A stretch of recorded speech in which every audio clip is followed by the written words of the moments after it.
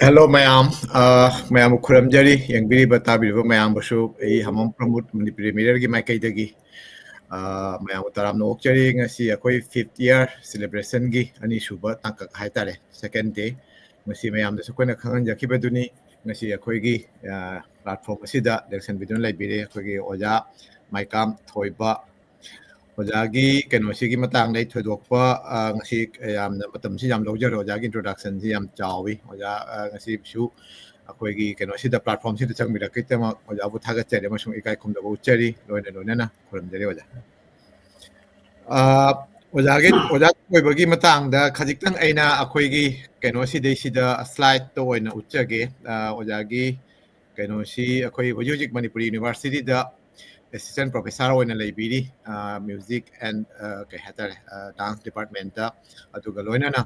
mapal lam da su oja si yamna toina thoklam ba haitare koi Bangladesh da su jawrami US loina na sidai se sum keno oina koi gi all over world koi ram ba haitare aduga loina na koi gi fellowship senior research fellowship oina the Ministry of Culture Government of India na New Delhi 2010-12 aduga loina na junior research asina wangai da haitare awarded by the Ministry of Culture Government of India New Delhi 2000-2002 asmaina matang international keno da su akoi gi arena haitare akoi gi maruina cholom pung cholom style of dance and folk cholom organized by the Nrityam Dance Teaching Center Dhaka Bangladesh da aduga loina na koi Bangladesh da koi Indian High Commission gi matung makhada oja su leibirami Bangladesh su kuina chahi 2000 heta keno dagi 1 dagi 4 pho asumna asigi keno si akoi makhada akoi comment section dai sum pijara ke oja gi keno si mathang sum akoi ngasi tawriba live sigi matha pijara ke oja gi phong ki bala di khara haira gadi Manipuri Nat Sankirtana a cultural heritage of India published by Iberian Communication Manipur asina 2014 da latest adugi matungda Maitai Punglon Saikon Nabi Tangchap Pareng second edition asin 2013 da Maitai Punglon Raga second edition 2013 Maitai Punglon masagi hariba Saikon Nabi Tangchap Pareng asin 1997 ahamba keno oiba de Maitai Punglon Raga in 1995 to asina tabada ate journal da ojagi paper ke aphongbire conference da saru ya bagi keno masu lei yamna koigi national international thak da aduga loina na mafam da participation haitare koigi performance tawrubagi su yamna sanglaba history masu leijai sipumna maksi ojagi keno da aikoina no lukchabaga loina hajiba da ojana hara horauna yabira kosi tasengna thamoi sengna maijai aduga mayam da sakoina hajari basini sipumna maksi akoi keno da comment section da thamjage ojagi daisu loina khajitang akoi kona sum tajagani ojana ko ningchangakpa natragana khara memorable oiba keno mayam si to ahambada ojada akoina khajitang ojada akoina aining basina oja thoi basi maruoina akoigi sangitan gi keno da leibanina akoi sangitan gi matang da koi haudokjage sangitan si karino aduga background history si akoi Manipuri gi punsi akoi Maitai gi no niti gi punsi hatare daily life da su thana ba yadra pokpa dagina si bagi phauba keno punamak da su asiki keno si leibanina si kamaina koige keno rom da koige punsi rol da kamaina changa khibanu haibase asigi matang da oja kha wahai khata ai hanu matada punumapu kai khun baga loina na kurumjari Manipuri Mirror gi 5 anniversary celebration asigi anirak suba sigumba thoram masida ai busu aisu khangjadraba ai busu sigumba anniversary asida saruk yahan bibagi damakta organizing committee bo ina hanu matada थागत फोंदोक्सरी संगीतों की मरम city यामन चावी यामन पाक चावी अदुबु अखोइनसु होजिक तमजरगसु पुंसी सुपद तंबलोइबा नायररोइदोबा संगीतों की अदुगुम विद्यानि हाइबताय यामन चावग्रबा मसिदगिना बैगचंद्र महाराज की मतमदगिना ngasi phausi nat संगीतों की अखोइगी संगीतों बुदी लेरबा ꯒꯔꯤꯕ ꯅꯤꯋꯥꯁꯀꯤ ꯒꯔꯤꯕ ꯅꯤꯋꯥꯁꯀꯤ ꯃꯃꯥꯡꯗꯒꯤ ꯐꯥꯎ ꯂꯩꯔꯕꯅꯤ ꯃꯊꯪ ꯆꯥꯎꯈꯠꯂꯛꯄꯁꯤ ꯆꯔꯥꯏꯔꯣꯡꯕꯗꯒꯤ ꯍꯧꯔꯀꯥꯟꯗ ꯒꯔꯤꯕ ꯅꯤꯋꯥꯁꯗꯒꯤ ꯚꯩꯒꯆꯟꯗ꯭ꯔꯗꯒꯤ ꯃꯊꯪ ꯒꯝꯚꯤꯔ ꯁꯤꯡꯍ ꯆꯟꯗ꯭ꯔꯀꯤꯔꯇꯤ ꯂꯥꯛꯄꯗꯒꯤ ꯁꯨꯜꯇꯥꯟ ꯃꯍꯥꯔꯥꯖ ꯕꯨꯙꯆꯟꯗ꯭ꯔ ꯃꯍꯥꯔꯥꯖ ꯐꯥꯎꯁꯤꯗ ꯑꯉꯛꯄ ꯐꯪꯅ ꯁꯪꯒꯤꯇꯣꯟꯒꯤ ꯀꯩꯅꯣꯁꯤ ꯂꯥꯛꯏ ꯑꯗꯨꯅ ꯆꯟꯗ꯭ꯔꯀꯤꯔꯇꯤ ꯃꯍꯥꯔꯥꯖꯀꯤ ꯃꯇꯝꯁꯤ ꯅꯠ ꯁꯪꯒꯤꯇꯣꯟꯒꯤꯗꯤ ꯒꯣꯜꯗꯟ ꯑꯦꯖ ꯍꯥꯏꯔꯒ ꯈꯪꯅꯩ ꯌꯥꯝ ꯆꯥꯎꯈꯠꯂꯦ ꯀꯌꯥꯃꯨꯛ ꯌꯥꯝꯅ ꯆꯥꯎꯈꯠꯂꯒꯦꯕꯨ ꯔꯁ ꯍꯨꯝꯐꯨ ꯃꯔꯤ ꯅꯨꯃꯤꯠ 32 ꯅꯣꯡꯃꯗ ꯏꯁꯩ ꯁꯪꯒꯤꯇꯣꯟ ꯑꯅꯤ ꯇꯧꯔꯒ ꯅꯨꯃꯤꯠ 32ꯅꯤ ꯇꯣꯉꯥꯟ ꯇꯣꯉꯥꯟꯕ ꯔꯁꯇ ꯑꯩꯈꯣꯏꯒꯤ ꯃꯌꯥꯝꯅ ꯔꯁ ꯃꯔꯤ ꯍꯥꯏꯅ ꯈꯪꯅꯔꯤꯕ ꯔꯁ ꯑꯁꯦ ꯐꯪꯅꯔꯤꯕꯅꯤ ꯑꯗꯨꯅ ꯍꯥꯏꯔꯤꯕ ꯑꯩꯈꯣꯏ ꯆꯔꯥꯏꯔꯣꯡꯕ ꯃꯇꯝꯗꯒꯤ ꯒꯔꯤꯕ ꯅꯤꯋꯥꯁꯀꯤ ꯃꯇꯝꯗꯒꯤ ꯚꯩꯒꯆꯟꯗ꯭ꯔꯗꯒꯤꯅ ꯑꯩꯅ ꯄꯟꯖꯔꯤꯕ ꯈꯔꯁꯦ ꯍꯥꯏꯔꯤꯕ ꯅꯤꯡꯊꯧꯁꯤꯡꯁꯤꯅ ꯄꯦꯇ꯭ꯔꯣꯅꯦꯖ ꯑꯣꯏꯔꯒ ꯑꯩꯈꯣꯏꯒꯤ ꯁꯪꯒꯤꯇꯣꯟꯁꯤ ꯆꯥꯎꯈꯠꯅꯕ ꯍꯣꯠꯅꯔꯝꯕ ꯅꯤꯡꯊꯧꯁꯤꯡꯒꯤ ꯃꯔꯛꯇ ꯀꯩꯅꯣꯅꯤ ꯑꯗꯨꯅ ꯁꯪꯒꯤꯇꯣꯟꯁꯤ ꯌꯥꯝꯅ ꯆꯥꯎꯋꯦ ꯍꯥꯏꯕ ꯇꯥꯔꯦ ꯃꯊꯪ ꯂꯥꯛꯏꯕꯁꯤ ꯇꯣꯉꯥꯟ ꯇꯣꯉꯥꯟꯕ ꯔꯥꯒꯒꯤ ꯁꯔꯨꯛꯇ ꯁꯟꯁꯥꯔꯒꯤ ꯁꯔꯨꯛꯇ ꯑꯗꯨꯒ ꯔꯥꯖꯃꯦꯟꯒꯤ ꯁꯔꯨꯛꯇ ꯇꯥꯟꯆꯞꯀꯤ ꯃꯦꯟꯀꯨꯞꯀꯤ ꯇꯣꯉꯥꯟ ꯇꯣꯉꯥꯟꯕ ꯑꯃꯃꯝꯅ ꯇꯣꯉꯥꯟꯕ ꯂꯝꯕꯤ ꯑꯃꯃꯝ ꯑꯣꯏꯗꯅ ꯌꯥꯝꯅ ꯆꯥꯎꯋꯤ ꯑꯗꯨꯕꯨ ꯑꯩꯅ ꯑꯍꯥꯟꯕ ꯃꯛꯇꯗ ꯉꯁꯤꯒꯤ ꯃꯅꯤꯄꯨꯔꯤ ꯃꯤꯔꯔꯒꯤ 5ꯁꯨꯕ ꯑꯦꯅꯤꯚꯔꯁꯔꯤ ꯁꯦꯂꯦꯕ꯭ꯔꯦꯁꯟ ꯑꯁꯤꯒ ꯃꯔꯤ ꯂꯩꯅꯅ ꯑꯩꯍꯥꯛꯅ ꯅꯠ ꯁꯪꯒꯤꯇꯣꯟꯒꯤ ꯃꯇꯥꯡꯗ ꯋꯥꯐꯝ ꯈꯤꯇꯪ ꯑꯩ ꯇꯦꯟꯇꯛꯅ ꯊꯝꯖꯒꯦ ꯅꯠ ꯁꯪꯒꯤꯇꯣꯟꯁꯤ ꯇꯁꯦꯡꯅ ꯖꯒꯣꯏ ꯏꯁꯩꯒꯤ ꯐꯖꯕ ꯌꯥꯎꯕꯗ ꯅꯠꯇꯅ ꯑꯩꯈꯣꯏꯅ ꯕꯩꯁꯅꯣꯞ ꯙꯔꯃꯒꯤ ꯋꯥꯡꯂꯕ ꯀꯔꯤ ꯍꯥꯏꯅꯤ ꯋꯥꯈꯜ ꯃꯤꯠꯌꯦꯡ ꯚꯥꯕ ꯔꯁ ꯗꯔꯁꯟ ꯃꯄꯨꯡ ꯐꯥꯅ ꯌꯥꯎꯔꯕ ꯑꯩꯈꯣꯏꯒꯤ ꯅꯥꯠꯇꯤ ꯑꯃꯅꯤ ꯍꯥꯏꯕ ꯌꯥꯏ ꯑꯁꯤꯒꯨꯝꯕ ꯅꯥꯠꯇꯁꯦ ꯃꯁꯤꯗ ꯑꯩꯈꯣꯏꯒꯤ ꯔꯁꯀꯤ ꯌꯧꯈ꯭ꯔꯕ ꯁꯗꯅꯥꯒꯤ ꯃꯁꯛ ꯑꯃꯅꯤ ꯌꯥꯝꯅ ꯃꯁꯤꯗ ꯑꯆꯧꯕ ꯁꯗꯅꯥ ꯑꯃ ꯌꯥꯎꯔꯤ ꯑꯗꯨꯅ ꯃꯁꯤꯗ ꯂꯩꯔꯤꯕ ꯑꯩꯈꯣꯏꯒꯤ ꯃꯤꯑꯣꯏꯕꯒꯤ ꯄꯨꯝꯕꯁꯦ ꯑꯩꯈꯣꯏꯒꯤ ꯏꯕꯨꯡꯉꯣ ꯏꯕꯦꯝꯃ ꯑꯅꯤꯃꯛꯀꯤ ꯑꯃꯠꯇ ꯑꯣꯏꯕ ꯃꯁꯛ ꯂꯧꯔꯤꯕ ꯁ꯭ꯔꯤ ꯒꯧꯔꯆꯟꯗ꯭ꯔ ꯃꯍꯥꯄ꯭ꯔꯚꯨꯒꯤ ꯃꯐꯝꯗ ꯑꯩꯈꯣꯏꯅ ꯀꯠꯊꯣꯛꯆꯕ ꯇꯝꯕꯅꯤ ꯍꯥꯏꯅ ꯑꯩꯈꯣꯏꯅ ꯍꯥꯏꯕ ꯌꯥꯏ ꯑꯗꯨꯒ ꯑꯃꯔꯣꯝꯗ ꯑꯩꯈꯣꯏꯒꯤ ꯑꯥꯠꯃꯥ ꯁꯃꯔꯄꯟ ꯇꯧꯖꯕꯒꯤ ꯃꯁꯛꯅꯤ ꯁꯪꯒꯤꯇꯣꯟꯗ ꯇꯧꯔꯤꯕꯁꯦ ꯃꯄꯨꯡ ꯑꯣꯏꯕ ꯋꯥꯐꯝꯗꯤ ꯅꯠ ꯁꯪꯒꯤꯇꯣꯟꯁꯦ ꯑꯩꯈꯣꯏꯒꯤ ꯃꯍꯥꯖꯩꯒꯒꯤ ꯃꯁꯛꯅꯤ ꯃꯁꯥꯕꯨ ꯙꯔꯃꯅ ꯌꯣꯝꯁꯤꯟꯗꯨꯅ ꯊꯝꯕ ꯅꯨꯡꯗ ꯚꯛꯇꯤ ꯑꯃꯁꯨꯡ ꯄ꯭ꯔꯦꯝꯒꯤ ꯐꯖꯔꯕ ꯚꯥꯕ ꯐꯣꯡꯗꯣꯛꯄ ꯑꯗꯨꯒ ꯄꯥꯟꯗꯅ ꯙꯔꯃꯒꯤ ꯊꯧꯒꯥꯏ ꯑꯣꯏꯅ ꯁꯤꯖꯤꯟꯅꯕ ꯑꯗꯨꯒ ꯑꯇꯣꯞꯄ ꯑꯃꯅ ꯃꯤꯌꯥꯝꯗꯅ ꯅꯨꯡꯉꯥꯏꯔꯕ ꯀꯂꯥꯒꯤ ꯀꯨꯝꯍꯩꯒꯤ ꯃꯁꯛ ꯑꯃ ꯑꯣꯏꯍꯟꯕ ꯁꯥꯙꯅꯥꯒꯤ ꯂꯝꯕꯤꯗꯅ ꯏꯁꯣꯔꯒꯤ ꯈꯨꯌꯥ ꯐꯪꯅꯅꯕ ꯂꯥꯏꯅꯤꯡ ꯑꯣꯏꯕ ꯅꯠ ꯁꯪꯒꯤꯇꯣꯟꯒꯤ ꯃꯁꯛ ꯁꯤꯅꯤ ꯑꯩꯈꯣꯏꯒꯤ ꯌꯥꯝꯅ ꯑꯗꯨꯅ ꯅꯠ ꯁꯪꯒꯤꯇꯣꯟꯗ ꯇꯧꯔꯤꯕ ꯑꯩꯈꯣꯏꯒꯤ ꯊꯕꯛ ꯊꯧꯔꯝ ꯄꯨꯝꯅꯃꯛꯁꯤꯡꯁꯦ ꯑꯩꯈꯣꯏꯒꯤ ꯕꯩꯗꯤꯛꯀꯤ ꯁꯪꯁꯀ꯭ꯔꯤꯇꯤꯒꯤ ꯐꯖꯕ ꯃꯁꯛ ꯂꯣꯏꯅ ꯌꯥꯎꯔꯕ ꯅꯥꯠꯇ ꯁꯪꯒꯤꯇꯣꯟꯒꯤ ꯃꯁꯛꯅꯤ ꯑꯗꯨꯅ ꯃꯁꯤꯗ ꯑꯩꯈꯣꯏꯒꯤ ꯄꯔꯝꯄꯔꯥꯗ ꯂꯩꯔꯤꯕ ꯁꯪꯒꯤꯇꯟꯗꯨꯒꯤ ꯄꯔꯝꯄꯔꯥꯁꯤꯗ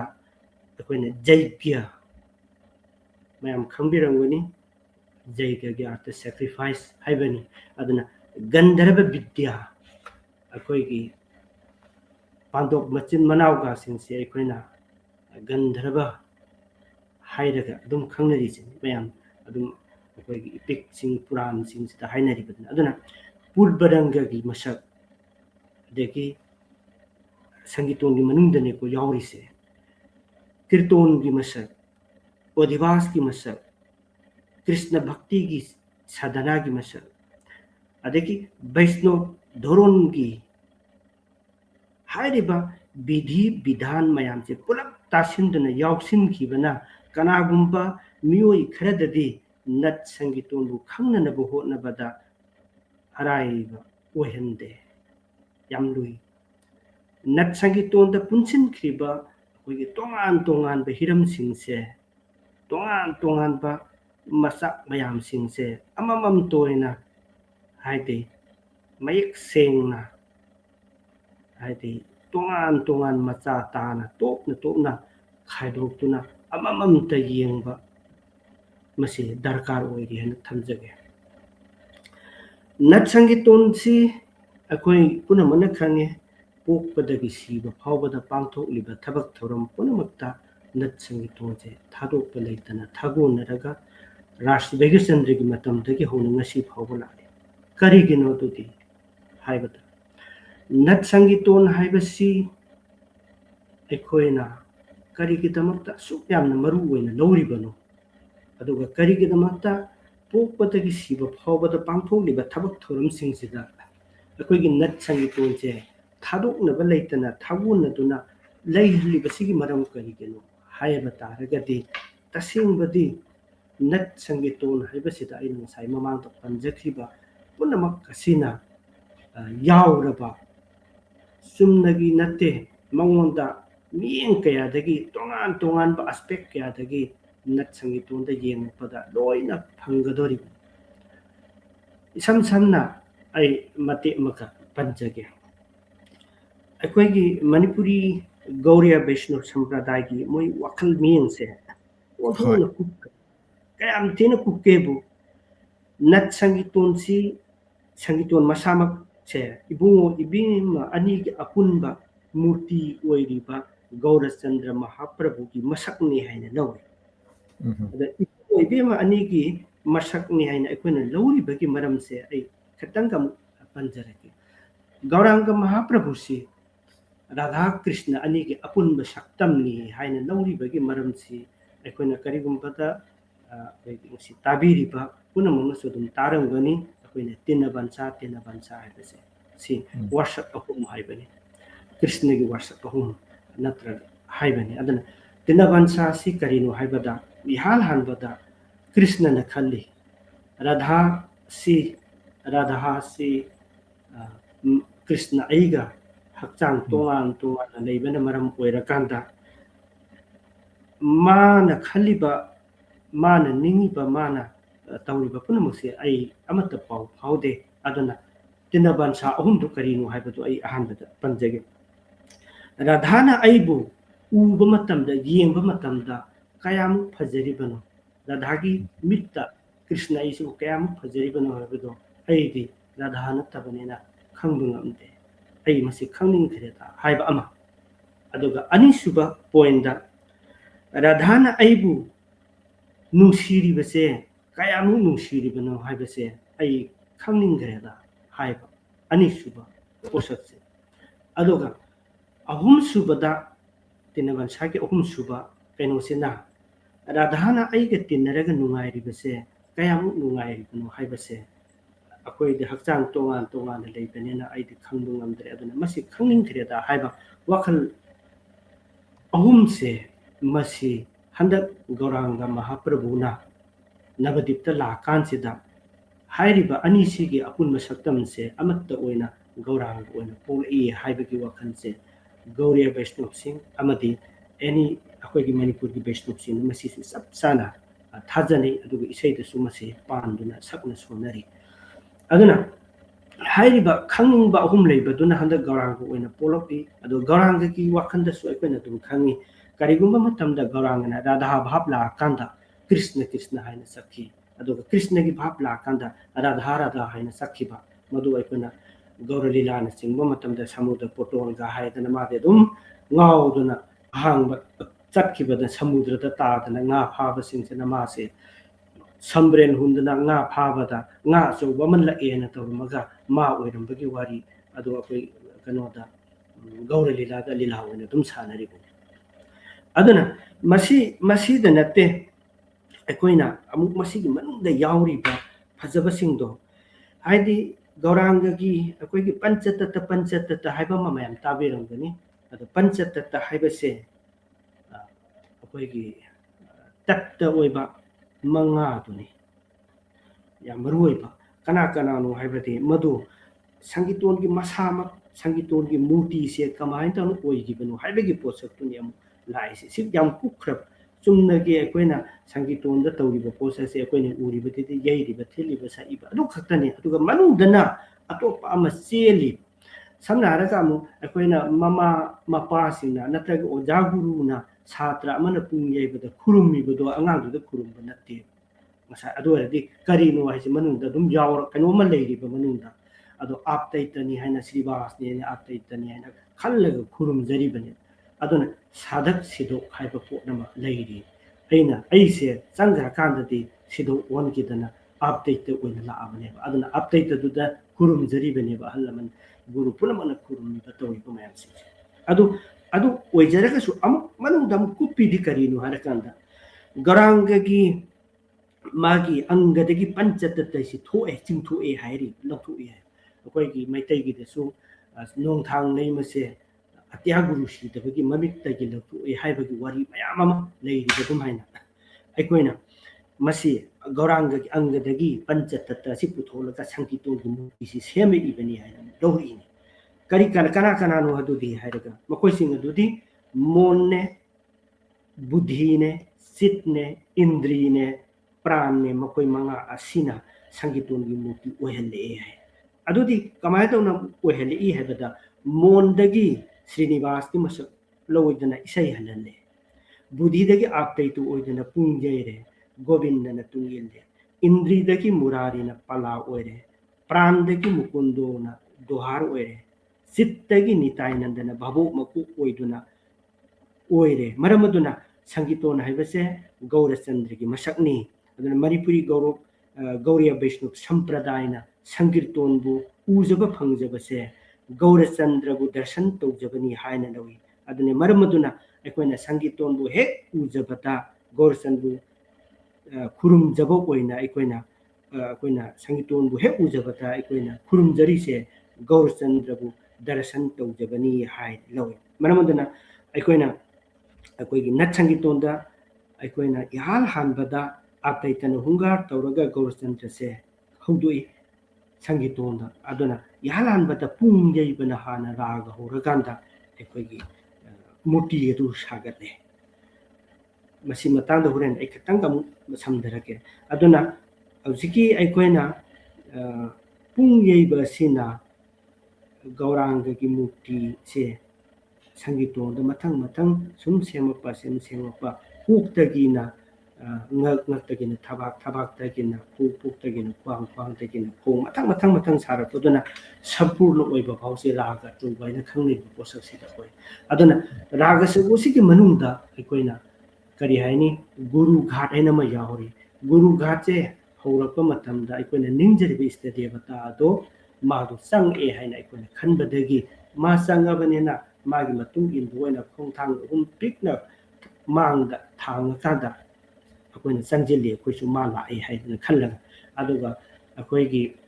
जात्रा हाइतारे मांदो खलिबदुगी जात्रा दुगी मनारसिदा आसन मा थाई आसन दुदा मातु लेंजिले हाइना अखोइना लौरिबनि अदुगा मु खोंथांग अहुम हंदोए मा लाए हाइना अखोइ संजिलुरा कांदा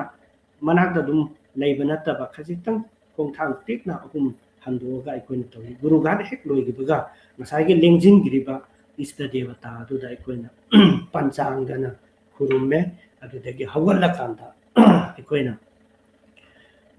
इसैगी रागा हौना सले इसैगी रागा सलपदगी मथं लोयरकांसिदा मयाममा संगीतोनगी मागी रागगी इसै यहलामदा घोर से पंचोम से द्रिक सले अदगी पंचोम मते हंजिनबा तोरगा यानी घोर हंजिला कांसिदा लोयरकांसिदा अखोइना संचार ये संचार से मागी आभुरोन तौजबा आरती कच्चबा मसीगी मसक मयाम अमा आई मनुदा अखोइगी अतोप मयाम अमा दोरोन मयाम अमा लैरि हाइबा ताई अदुना याना अमदा अखोइना संगीतोन से गौरांग महाप्रभु सिसु कनाना कौबनु हाइरदी साइगी अपडेट सिना कखोइगी गंगादा तुलसी पत्र कल्लकांदा मतमसिदा कोई इंडिया से मुस्लिम सिंगना डोमिनेट तौदना मैतै कनोगी कोई हिंदू की लेरंबा लाइ पुनमक अदुदगी मंदिर पुनमक लोइना तखाइदना कनागुंबा इष्टदेवता निंगजबा कांबुना लेपाक फुमखिबा अदुदगी पुदना मथवाई हिन्नना चेंजखिबा मतमदु योरकांदा जेके अपडेट प्रभुना मो ना लेंबिरक्तुना अखोइसे अमुक्तदि कनबियो ना लेंलक्पा मतम यौद्रिब्रा नंग लाकपिरो हैन तौरगा तुलसी पत्र कटनगा मासे गंगादा थादखिबदुदगी मासी अवतार तौरगा पोलक्पनि हायना लौबदुना मरम ओइरकांदा अइखोना संगीतोंदसु इहान हान अइखोना पुंग यैबदा हान खुरुमनिबसे मसी अचौबा मरम अमने अदुना ngसाइगी नट संगीतोंगी मनुंगदा यावरिबा पोट मयामसिंगसिदी यामना यावगरे अदुना मसी अचौबा मागी मियेंदी मयाम अमा अइखोना येंबा याय ngसाइ अइना ममांगदा पंजगिबदुने मासी महादैक्यम ओइना नैनरसु दुम या महादैक्यम सुमनगी जैगे नतब महादैक्यम नैनरके हायरकसु मयामना सांगना अदे वैष्णव की दोरोंदा नैनगे हायरसु मयामना पुदबरंगा मोइना नैनगे हायरसु मयामना दुम नैनके बया अददगी ओडिबास की मसक ओइना नैनगे हायरसु दुम नैना बया अदन ngसाइना हाइजबतुनी संगीतोंदी यामना पाक चावी यामना कनो तवी अदो करिगिदमक्ता अइखोइना पोकपदगी सिबा फावदा पांथोक्लिबसिदी करिगिनो हायरकांसिदा साहित्यदा त्रेतादा द्वापुरदा कलिदा जुग मरीसी मसी लई हाइना कोइना थाजनरी अदुना साहित्य जुगता अइखोइना साहित्य जुगता ध्यान तौरगा ईश्वरबु फंगे सही तारा निंगगा ईश्वरबु फंगे त्रेतादा जैग तवी जैग तौरगा ईश्वर फंगे द्वापुरदा पूजा तौरगा ईश्वरबु फंगे अदुबु कलिददी हरि संकेतोन तौरगा ईश्वर फंगे हाइबसे श्रीमद् भागवतता मयक सेंगना यावे श्रीमद् भागवतता या मरिक सेंगना यावे अदुना मणिपुर की श्रीमद् भागवत से कयाम यामना मणिपुर दसु मरु ओइबगे हाइबसे हेक कनागुंबा मी अमा हेक सिगिबदगी हौना दासान नाइदना कोइ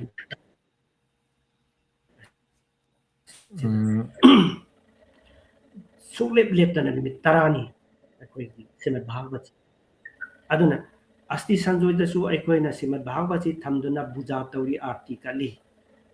सुमाइन तौदना तसेंगनमक श्रीमद् भागवत हाइबसे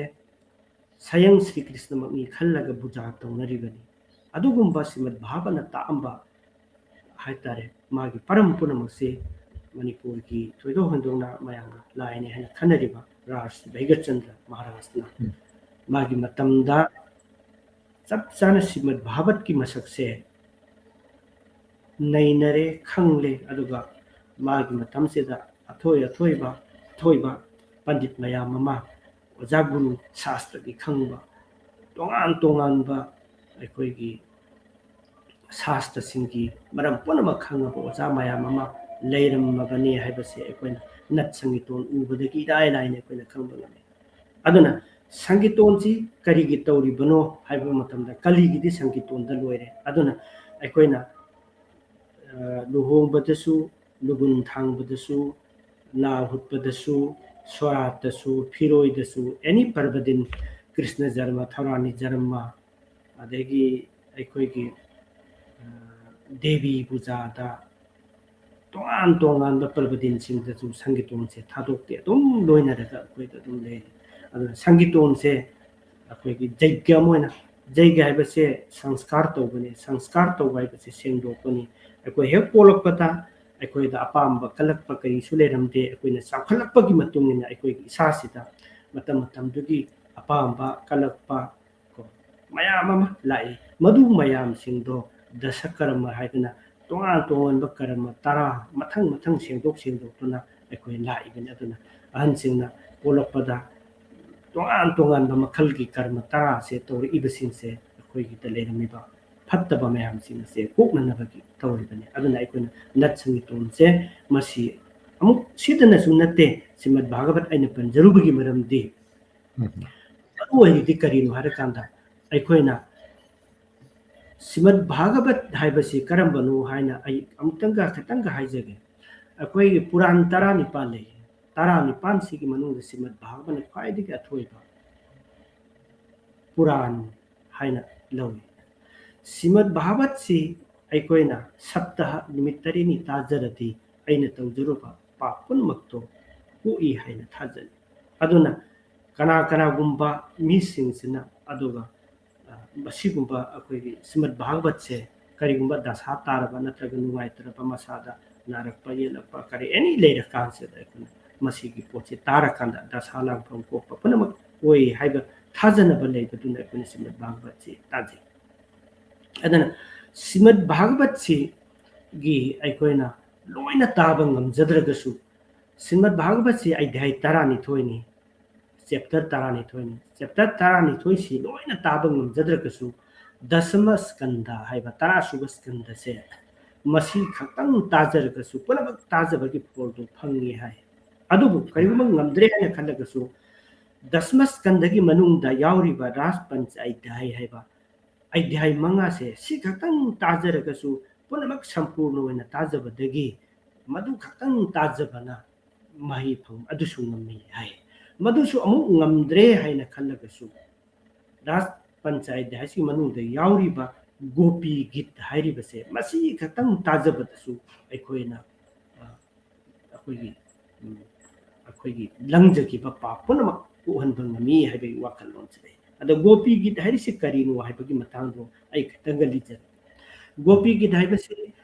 करिनो हाइबा तारगदी अखोइना हुसी मणिपुर सानरिबा महाराज हाइबसे श्रीमद् भागवत की दशम स्कंद यावरिबा राज पंचायत हाइबसे मसीगी सरुक सिने महाराष्ट्र सानरिबसे ब्रजगोपी सिंसी ओजासिन सुदुम हाइने लाइरिक सुदुम यावी मुनि ऋषि सिंह ओलपनी है कृष्ण बु फंगजगे मको कया टोप तौरुर मतुंदा ब्रजगी गोपी ओइना पोलपनी है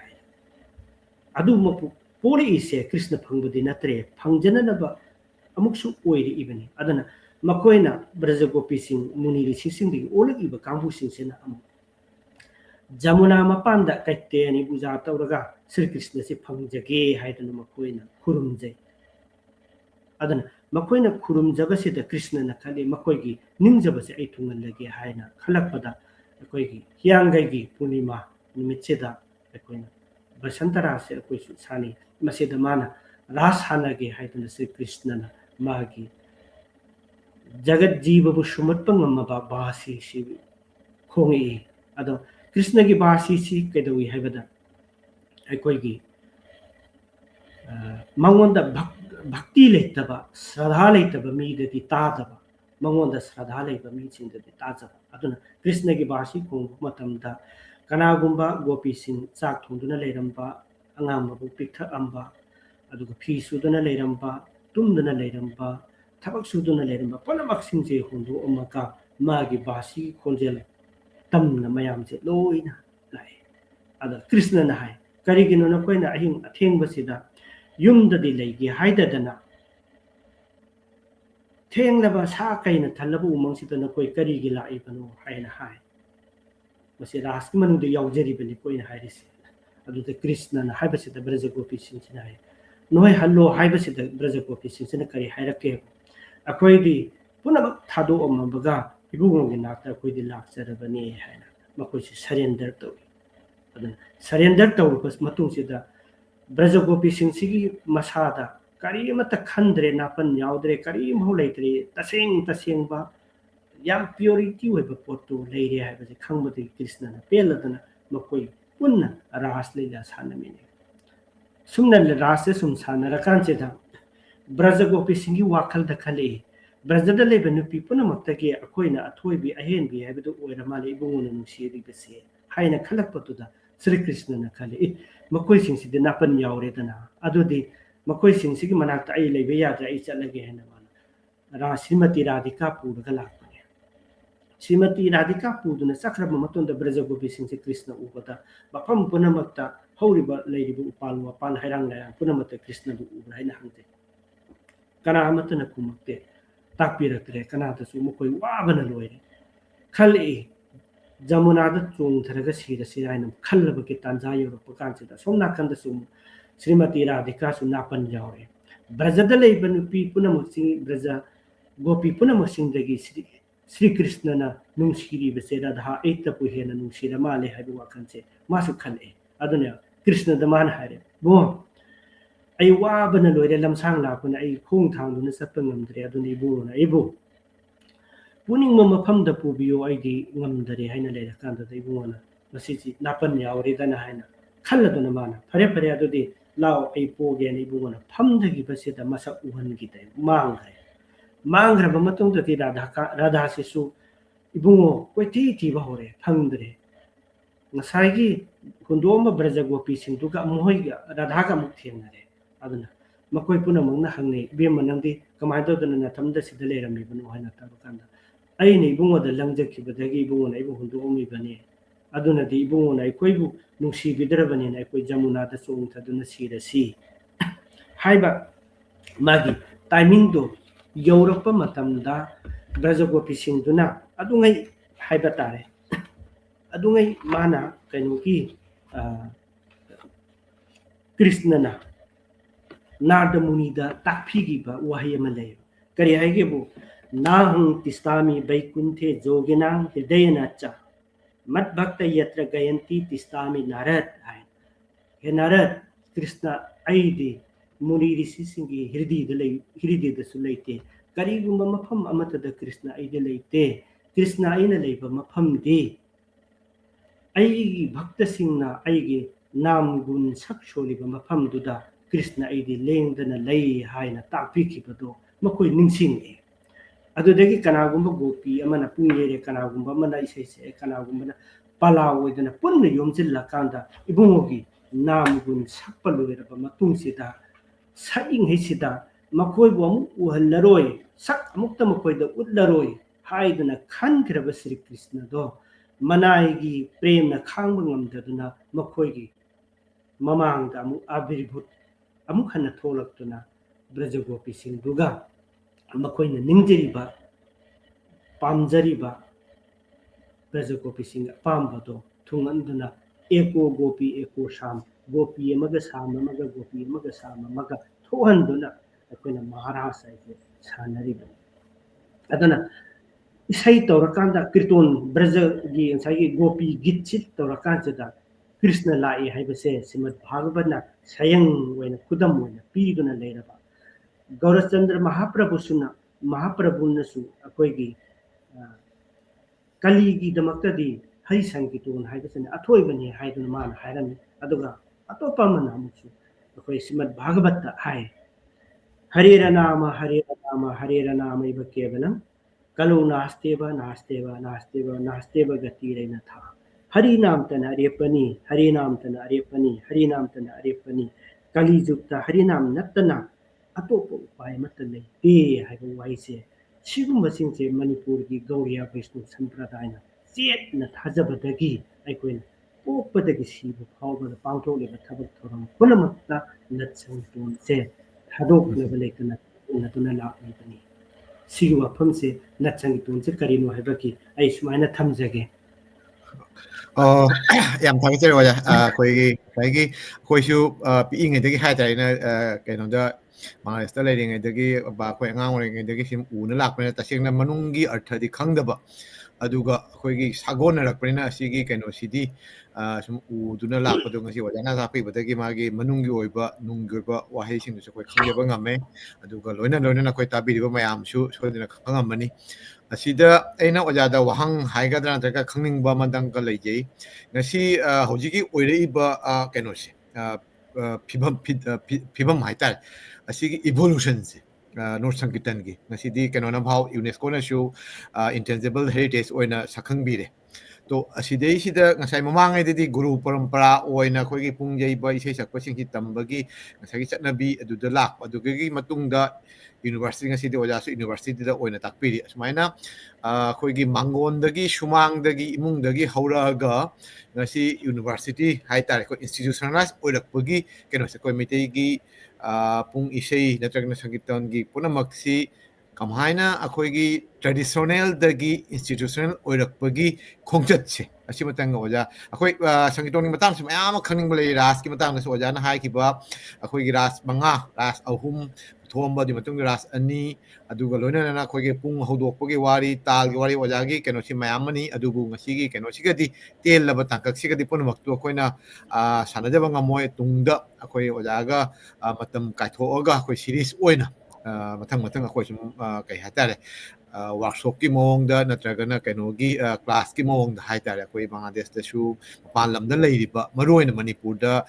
ꯁꯦꯟꯇꯔ ꯂꯩꯕ ꯅꯠꯇ꯭ꯔꯒ ꯌꯨꯅꯤꯚꯔꯁꯤꯇꯤ ꯅꯠꯇ꯭ꯔꯒꯅ ꯏꯟꯁꯇꯤꯇ꯭ꯌꯨꯁꯟꯁꯤꯡꯗ ꯇꯝꯕ ꯐꯪꯗꯕ ꯑꯉꯥꯡꯁꯤꯡ ꯅꯠꯇ꯭ꯔꯒ ꯄꯥꯝꯕ ꯀꯩꯅꯣꯁꯤꯡꯗ ꯀꯃꯥꯏꯅ ꯌꯧꯍꯟꯕ ꯌꯥꯏ ꯍꯥꯏꯕꯗꯣ ꯑꯗꯨꯒꯤ ꯀꯩꯅꯣꯗꯨꯁꯨ ꯑꯩꯈꯣꯏ ꯇꯥꯟꯖꯥ ꯂꯧꯖꯒꯅꯤ ꯑꯗꯨꯒ ꯉꯁꯤꯒꯤ ꯑꯣꯏꯅꯗꯤ ꯑꯩꯈꯣꯏꯒꯤ ꯍꯧꯖꯤꯛꯀꯤ ꯍꯥꯏꯔꯤꯕ ꯑꯣꯖꯥ ꯑꯩꯈꯣꯏꯒꯤ ꯇ꯭ꯔꯦꯗꯤꯁꯅꯦꯜ ꯐꯣꯔꯝꯗꯒꯤ ꯏꯟꯁꯇꯤꯇ꯭ꯌꯨꯁꯅꯦꯜ ꯑꯣꯏꯕꯒꯤ ꯀꯩꯅꯣꯁꯦ ꯏꯚꯣꯂꯨꯁꯟꯁꯦ ꯀꯃꯥꯏꯅ ꯑꯣꯏꯔꯛꯈꯤꯕꯅꯣ ꯍꯥꯏꯁꯦ ꯑꯁꯤꯒꯤꯁꯤ ꯑꯣꯖꯥ ꯈꯖꯤꯛꯇꯪ ꯇꯥꯛꯄꯤꯌꯨ ꯊꯥꯒꯠꯆꯔꯤ ꯑꯩꯈꯣꯏꯒꯤ ꯍꯧꯖꯤꯛꯁꯨ ꯑꯗꯨꯝ ꯂꯩꯇꯕꯗꯤ ꯅꯠꯇꯦ ꯒꯨꯔꯨꯀꯨꯜ ꯁꯤꯁꯇꯦꯝ ꯍꯥꯏꯕꯁꯤ ꯊꯥꯏꯅꯗꯒꯤ ꯍꯧꯅ ꯑꯩꯈꯣꯏꯅ ꯀꯅꯥꯒꯨꯝꯕ ꯅꯤꯄꯥ ꯑꯃꯅ ꯄꯨꯡ ꯇꯝꯖꯒꯦ ꯍꯥꯏꯔꯗꯤ ꯑꯣꯖꯥꯗꯨꯒꯤ ꯃꯌꯨꯝꯗ ꯃꯥꯒꯤ ꯃꯃꯥ ꯃꯄꯥꯅ ꯆꯠꯂꯒ ꯑꯩꯒꯤ ꯏꯆꯥꯅꯨꯄꯥꯁꯦ ꯑꯣꯖꯥꯗ ꯉꯁꯤꯗꯒꯤ ꯁꯤꯟꯅꯖꯔꯒꯦ ꯑꯣꯖꯥꯅ ꯍꯦꯛ ꯄꯣꯛꯆꯕ ꯏꯆꯥꯅꯤ ꯍꯥꯏꯅ ꯈꯟꯕꯤꯔꯣ ꯍꯥꯏꯗꯅ ꯑꯩꯈꯣꯏꯅ ꯒꯨꯔꯨ ꯕꯣꯔꯤꯕ ꯍꯥꯏꯅ ꯇꯧꯏ ꯒꯨꯔꯨ ꯕꯣꯔꯤꯕꯁꯤꯗ ꯑꯩꯈꯣꯏꯅ ꯉꯝꯖꯕ ꯑꯣꯖꯥꯗꯨꯒꯤ ꯈꯨꯗꯩ ꯑꯣꯏꯔꯣ ꯐꯩꯖꯣꯝ ꯑꯣꯏꯔꯣ ꯅꯠꯇ꯭ꯔꯒ ꯃꯣꯖꯥ ꯐꯨꯔꯤꯠ ꯑꯣꯏꯔꯣ ꯑꯃꯒ ꯂꯨꯄꯥ 5 ꯑꯃ ꯅꯠꯇ꯭ꯔꯒ 10 ꯑꯃ ꯀꯠꯂꯒ ꯑꯣꯖꯥꯗꯨꯒꯤ ꯃꯐꯝꯗ ꯃꯆꯥꯅꯨꯄꯥꯁꯤ ꯁꯤꯟꯅꯩ ꯑꯗꯨꯅ ꯃꯁꯤꯗꯒꯤ ꯑꯣꯖꯥ ꯑꯩꯅ ꯄꯣꯛꯆꯔꯕꯁꯨ ꯑꯩꯒꯤ ꯏꯆꯥꯁꯦ ꯑꯣꯖꯥꯒꯤ ꯈꯨꯠꯇ ꯁꯤꯟꯅꯖꯔꯕꯅꯤ ꯃꯥꯕꯨ ꯃꯤ ꯑꯣꯏꯅꯅꯕ ꯃꯥꯕꯨ ꯃꯤꯌꯦꯛ ꯇꯤꯟꯗꯅꯕ ꯉꯝꯍꯟꯕ ꯍꯥꯏꯕꯁꯦ ꯑꯣꯖꯥꯒꯤ ꯈꯨꯠꯇ ꯁꯤꯟꯅꯖꯔꯕꯅꯤ ꯑꯗꯨꯅ ꯑꯣꯖꯥꯅ ꯃꯁꯤ ꯑꯣꯏꯍꯟꯕꯤꯌꯨ ꯍꯥꯏꯅ ꯇꯝꯕꯁꯦ ꯍꯧꯖꯤꯛ ꯍꯧꯖꯤꯛ ꯑꯩꯈꯣꯏꯒꯤ ꯁ꯭ꯀꯨꯂꯤꯡ ꯑꯣꯏꯗꯅ ꯍꯥꯟꯅ ꯂꯩꯔꯝꯗ꯭ꯔꯒꯁꯨ ꯁ꯭ꯀꯨꯂꯤꯡꯗ ꯇꯣꯉꯥꯟ ꯇꯣꯉꯥꯟꯕ ꯏꯚꯟ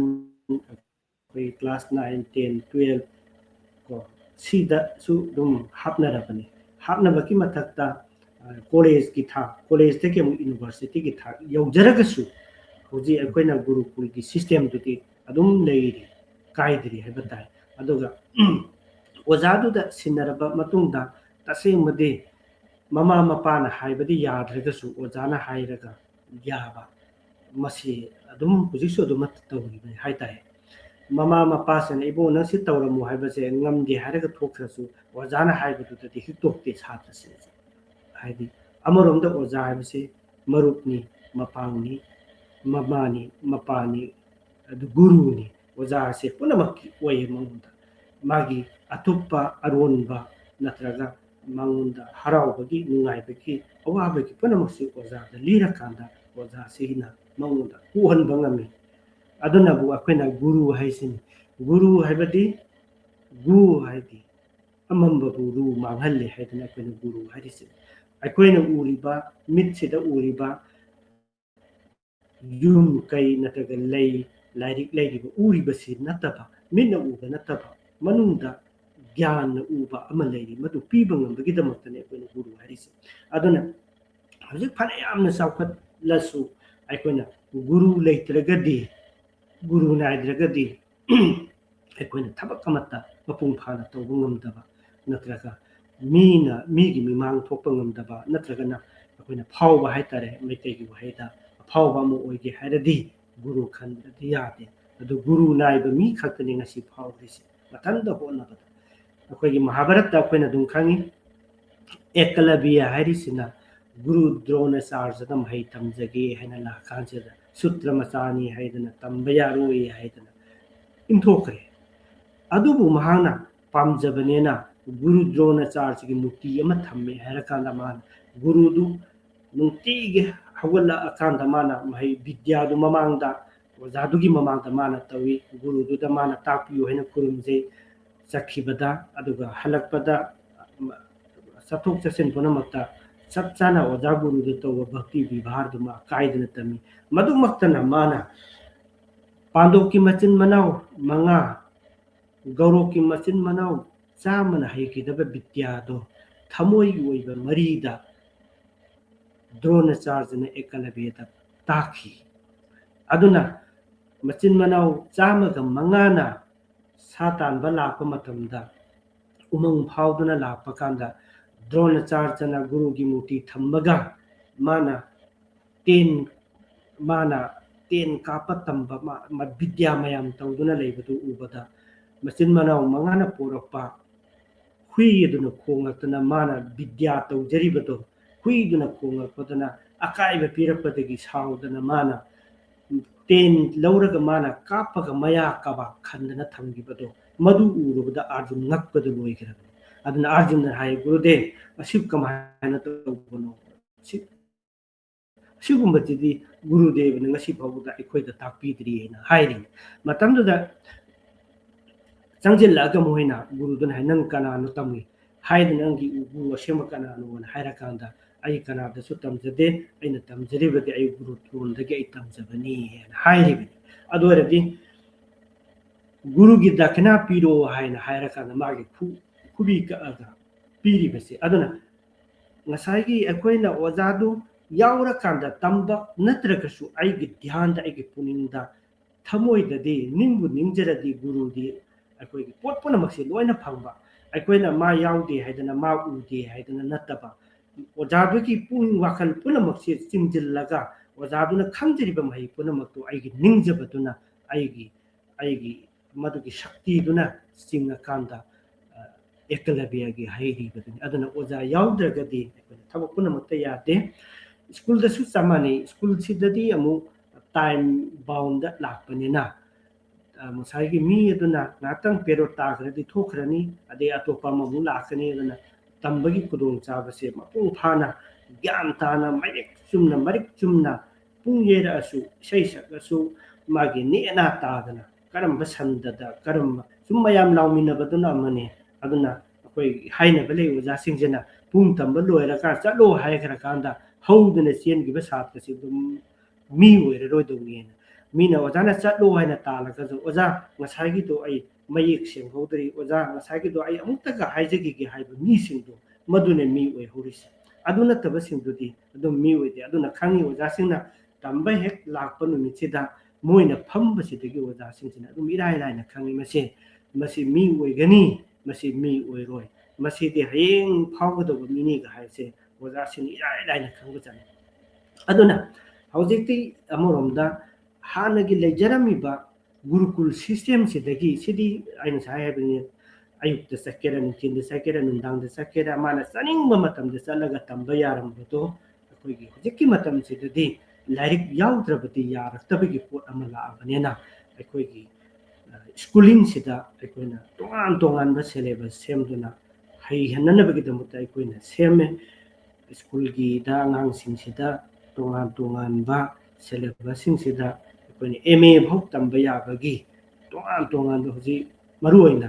2015 दा मणिपुर यूनिवर्सिटी कल्चर हाइदनी यूनिवर्सिटी लिंगत पसिदगिदी मसी मखोइना कनोदगी होना कोइगी एमए स्कूल की क्लास 5-6 अदवाइदगी मधुगी यूनिवर्सिटी नदी लेदे अदोबस कनागुंबा संस्थान सिंग खरा यूनिवर्सिटी दे एफिलिएशन तौलगा अदुदगी पास तौरपदुना मथंग कॉलेज तगी यूनिवर्सिटी की थासीदा पुरप्पा यानना बायना मणिपुर यूनिवर्सिटी नसु मसिगी सेमले मणिपुर यूनिवर्सिटी ऑफ कल्चर नसु मसिगी तोंगानबा म सेमले अदुगा अखोइगी डिपार्टमेंट अखोइगी यूनिवर्सिटी दसु अखोइगी करि हाइनी department of dance and music हाइना लेजरिबसिदसु अखोइगी संगीतोन की मनुंग की पोट मयाम सिंगसे संगीतोन करिनो संगीतोन की कानब करिनो संगीतोन सिगी मनुंग की लेरिबा मागी हेक हौरिबा मागी हौबदेन लोइबा चथरिबा परिंगसि करिनो गाइसे मसीगी सिलेबसिंग से हापतुना अखोइगी हुजिक्ति खंगले हुजिक्सि साइ जाना तापीगिबा दुमाइना नत संगीतोन से अखोइगी यूनेस्को ना intangible cultural heritage of humanity की लिस्ट यावरिबसे तराई ने यावबा नते संगीतोन सिना करी तौरिबनो संगीतोन सिना करी काना पीरिबनो सिगुंबा मियोय कांगप सिना संगीतोन सिना करी थबक तौरिबगे हाइबसे लोइना हाइदि थ्योरी देगी प्रैक्टिकल देगी पनमक येंबा लोइहा काजेदा मसिमुक फबा मसिदि यामना कानाबा पोट अमनि हाइबसे खंगपदगिनि यूनेस्को ना तौरिसे अदुना सिगे मरी लेनना मोइना खंगीबा मोइना तौरिबसिंगसे पोपतगी सिबा फावबा लोइना तौखलाबनि मसे अदुनदि करी लेरिगे हाइसे खंगपदगिनि यूनेस्को मसा खंगतन होजिति intangible culture and heritage of humanities यावरिबसे नत संगीतोन की मागी मनुंग लेरिबा मागी दर्शन मियंग वाकल फिलोसफी पुनमसिंगसे खंगे पृथ्वी पुनमंगना खंगबा हौराबनि अदुना होजिक्ति अखोइ संगीतोंदा लेरिबा हेक हौरकपदगिना लोइबा फाउसिदा संगीतोन अमा तौननबा होनरकपदगिना लोइबा फाउसिदा करी करी चंगीबकी हाइबसे मसी सिलेबस ता हापतना अयाम लोइना नत्रसु मसी अयाम बना हुजिते तंबा होनरले अदुना हानगी गुरुकुल सिस्टम दा तौबा की टाइमिंग सिददी अदुक यामना यामना फिलोसॉफी की वा थोइना खरदे तुम हायो जाना तौबदबु मरु ओइना यैबा हाइगिबनबा हाइबा वाखलोनसिनी यैगिबा कायहनगिदनबा यै फजना यैगिनबा मीना बालो हाइगिननबा अदुगा मागी खुद खतपदु मयक सिंगनगिबा अदु ताकपनी अदुगा हुजि अमुक म लाइबदी तोंगान तोंगान ब संगीतोंगी राग होबैना लेरिबा राग ताब हाइना लेरिबा मागी सीक्वेंस राज मेल हाइना लेरिबा तांचप मेंकुब स्वादिन बिजो हाइना लेरिबा सिंसे करी करीनो करी याउरिबना करी तौरिबनो हाइबने सिंबकी यामना कुप्पा कनो सिंसे मसीदे हुजिकी मिरोन हानदे हंगरमदे ओजादुना रागदु ययु हरबि यैबे वनी ओजा रागसि करीनो गा हाइसिन हंगुबदा यैबदा हाइगो अतैदि खंजरकनी यैबसु हाइत्रिनित नंना पांगंदा हंगेना हाइनरमिबने हुजिक्ति मदो छात्र मने हेक चंगबगा होबगा हाइनरे ओजा राग हाइसि करी हाइनो संचार हाइसि करीनो राजमेल हाइसि करीनो हाइसि हेक्ता हाइबा होनराबनेना मसी यामने एलार्ट ओइनरे ओजासिंग ओइबदसु हुजिक्ति तराई तराई बिमिनो ओजा ओइबा यारक्तरे मसी मनद लेरिबा तत्त मयाम सिंचे लोइना खंगबा मचंगे सिगी मतंगदा आई मरी लेनना हुजिक्की सिगा अदुना हुजिक्की यूनिवर्सिटी की थाप मथंग मथंग लापदगी लाए अदुना खरा लेरगदी यामगालिंगदा 1975 अदुआइदुदा संगीतोंसे स्कूल खरदा ओपन तौरमे अदुदगी ओजासिंगदुना लेगिदबा मतुंगदगिदी अदुम गवर्नमेंटसु हाबक्तरे सिलेबसदि लेको अदुगा तंबदि तोखरे तमगिद्रबनेबा अदुगा कुइद्रिबा हाइतारे 2015 नाइसे कुइद्रिबने अदुगा तोंगान तोंगान बा संस्थान खरा ले अकोइदा गवर्नमेंटना एफिलिएट तौबा अदुगा कनोना अकोइ मिनिस्ट्री ऑफ कल्चर ना फुल्ली फंडेड तौबा अकोइगी खरा संस्थान खरा हाइबा तारगदी अमा याम मरुइबा अमा हाइबदी जवाहरलाल नेहरू मणिपुर डांस एकेडमी से अकोइगी संगीनाता एकेडमी सिसु मिनिस्ट्री ऑफ कल्चर की मखादा लेबा अदुना संगीनाता एकेडमी सिना जवाहरलाल नेहरू मणिपुर डांस एकेडमी से 100 तौरकांदा अकोइगी डिप्लोमा कोर्स ता सही अहुम सर्टिफिकेट कोर्स ता सही अहुम डिप्लोमा कोर्स ता सही अहुम पोस्ट डिप्लोमा कोर्स ता सही अहुम सही मापन की पोट लेरे होसी अदो मसीसु अमु अकोइना यामना खतंग नुंगाइतबा हाइतारगदी गुरुकुल सिस्टम दा लेबा तंबगी मोंगदु ओइना तौबा हाइबगे अर्थदि अकोइना कनागुंबा मेट्रिकुलेट का मेट्रिक का इक्विवेलेंट ओहेनबा नत्रगना हायर सेकेंडरी की इक्विवेलेंट ओहेनबा नत्रग बीए की इक्विवेलेंट ओहेनबगी पोटसे मसी ओइदबा मोय खतगिदी मोयगी वाखलोंददि लेजबा डिप्लोमानी मसीदी पोस्ट डिप्लोमानी नत्रग सर्टिफिकेट कोर्स नि हाइबगे दु मोयनति हाइजबा अदुगा अतोपा गवर्नमेंट की पखादा लेजबा कांबु सिंसिना पास तौरकांदा आइदी सहीउम पास तौरकांदा मसीदी बीए नि हाइरकपा सही अनि पास तौरकांदा एमए नि हाइबगे पोतु मंगुंददि लेतबा अदुना मदुदिकी पास तौरगसु हुजिक्ति अकोइना एमए गा बीए की इक्विवेलेंट ओइदबनेना मुझे मणिपुर यूनिवर्सिटी दा अदुदा पास तौबदो सोमदा संगुबा मतमदा मणिपुर यूनिवर्सिटी ऑफ कल्चर देगी एमए बीए मयाम अमा लेरनेना मोइदो अमु थानारोइदोरिबा सर्टिफिकेट तु याउदबनेना संगबा याबदो अदुना अदुगी मतंगददि खतंग नुंगाइते अदुगा हान फॉर्मल एजुकेशन दी ओइरे अदुबु ओइजरगसु गुरुकुल सिस्टम दा लेरि अदुना जेक्ति अमु अदुगुंबा गुरुकुल सिस्टम दा लिंखचरिबा एकेडमी गवर्नमेंट डांस कॉलेज हाइना अमा लेइ मदुदसु अखोइगी होजि हौरे संगीतोनी पोची हापा हौरमे अदुगा अखोइगी यूनिवर्सिटी ददि संगीतोनी पोससे अखोइना सुमनगी यई भाइननबा भावगी पोतदी लाए मरमदी मेनली अखोइना जगोइदा हेन एम्फेसिस पीबनेना पुंग की खरदी यावरे अदुगा संगीतोनी इसैगी अदुगी अदागी मयामदुदी यावदरी यावद्रगसु मागी होल थ्योरी दुदी अखोइ कंप्लीट यावरे अतैदी यावदरी अदुमाइना होजिक्ति अयाम्बा मथंग मथंग लोइना एकेडमी की दुमाइना एकेडमी दा होजिसे खतंग सिधरप दुमाइना लेराबनी मरमदी मोय सर्टिफिकेट तुना any होजि college Manipur University ki makade affiliate tawduna leiribase college 78 ni masina karigma sangitun ki pot hanga adin academy digi lapo oja sing chhatra sing duna oja oiba yang oidobagi amala maramdi college dudadi BA take haridi MA roidradi yadaba adada MA take haridi PhD tawda yadabagi pot loina lagna ramnena academy da PG loirasu PhD tawba yadabanena automatically lehuba taba adugumagi nungaitaba kharidi lei aduga nakala moromdadi huji asumba mayamje loina unarabnena moisu wahenanabagi director sina kana honi adubu sangit natana kari haigebu aikoigi sangit nataki makhada leitibi institution sidi guru srisha parampara do kaidanabagi akoina thamjabani aduna kanagumba sangit pu pamjaba kambuna thabak tawbagi amagi wa leijadaba kangbu sing namase tamjanabagi tamukta aikoidi sum hanagi gurukul system di kaihandaba ko aduga formal education ni mawngdadi chatlaba adugumba makhalla moina aidi gurukul system hairaga de akoi ngasai ekta tawbadi nataba masu period ama oina di chatlaba aduga tambagi khotpagi mawngdadi gurukul ta yam naksanabagi potto Jawaharlal Nehru Manipur Dance Academy dadi oiri aduga government dance college ta sumaduki potto dum tawi adumana hojikti amu siki Manipur University culture gi makhada Hindustani music ta affiliation tawrotana hoji Kaching da leire aduga na sangiton jagoi isaina simbagi mu hapaga Bishenpur da su ama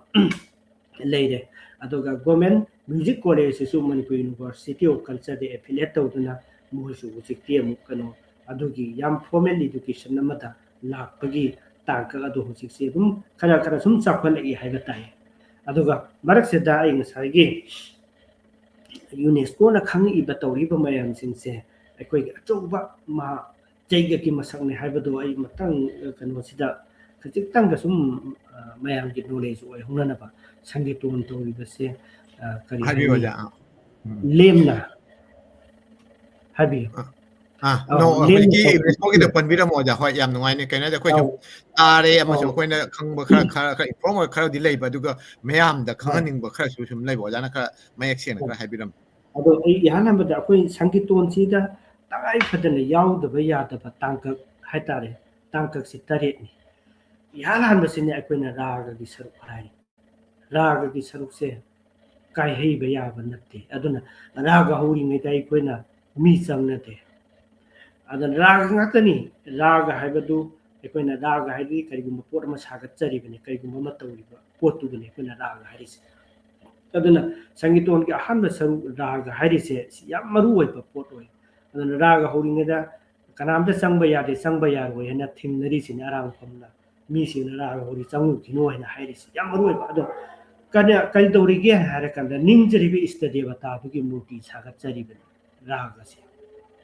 aduna ngasai na mamang da haigra bani ningjribi istadevata du sagalaga aikoigi mandu da kalpataru haitare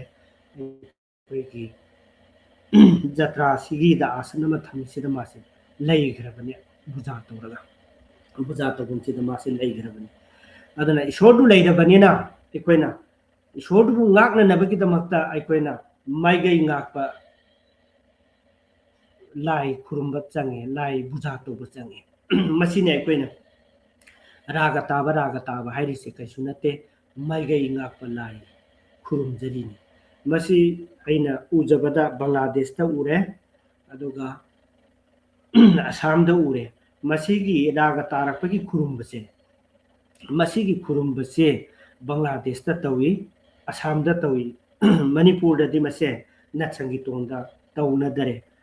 ado tasembadi masi koiru daga khurumbase koina mantopsi koiru daga khurumbase masine chumi bani aduga amoromda Bangladesh pala di masi tawri ba Manipur su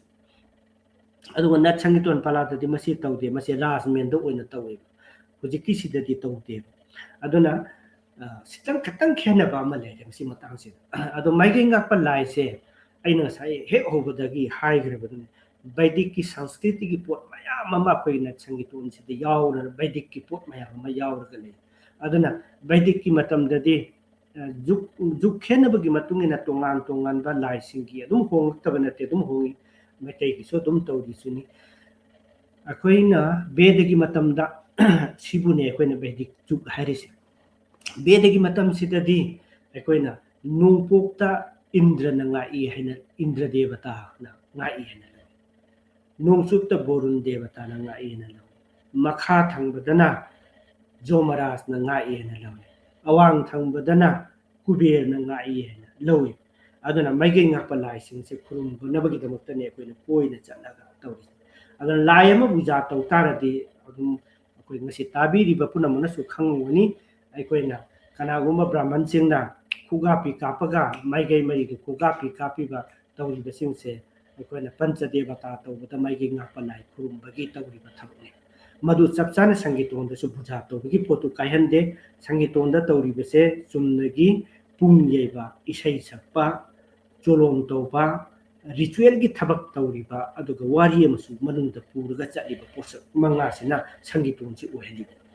ꯑꯗꯨꯅ ꯃꯥꯏꯀꯩ ꯉꯥꯛꯄ ꯂꯥꯏꯁꯤ ꯄꯨꯖꯥ ꯇꯧꯕ ꯂꯣꯏꯔꯕ ꯃꯇꯨꯡꯗ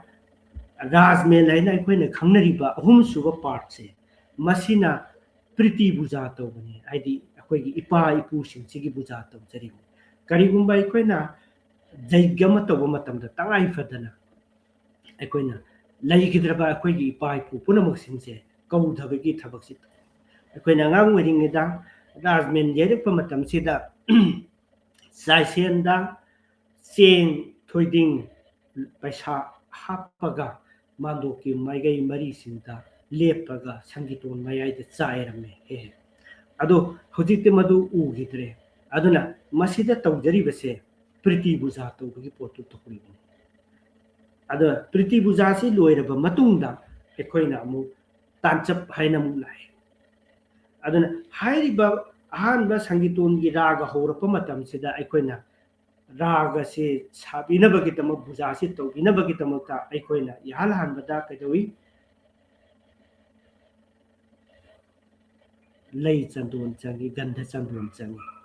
ꯂꯩ ꯆꯟꯗꯣꯟ ꯆꯪꯉ ꯃꯇꯨꯡꯗ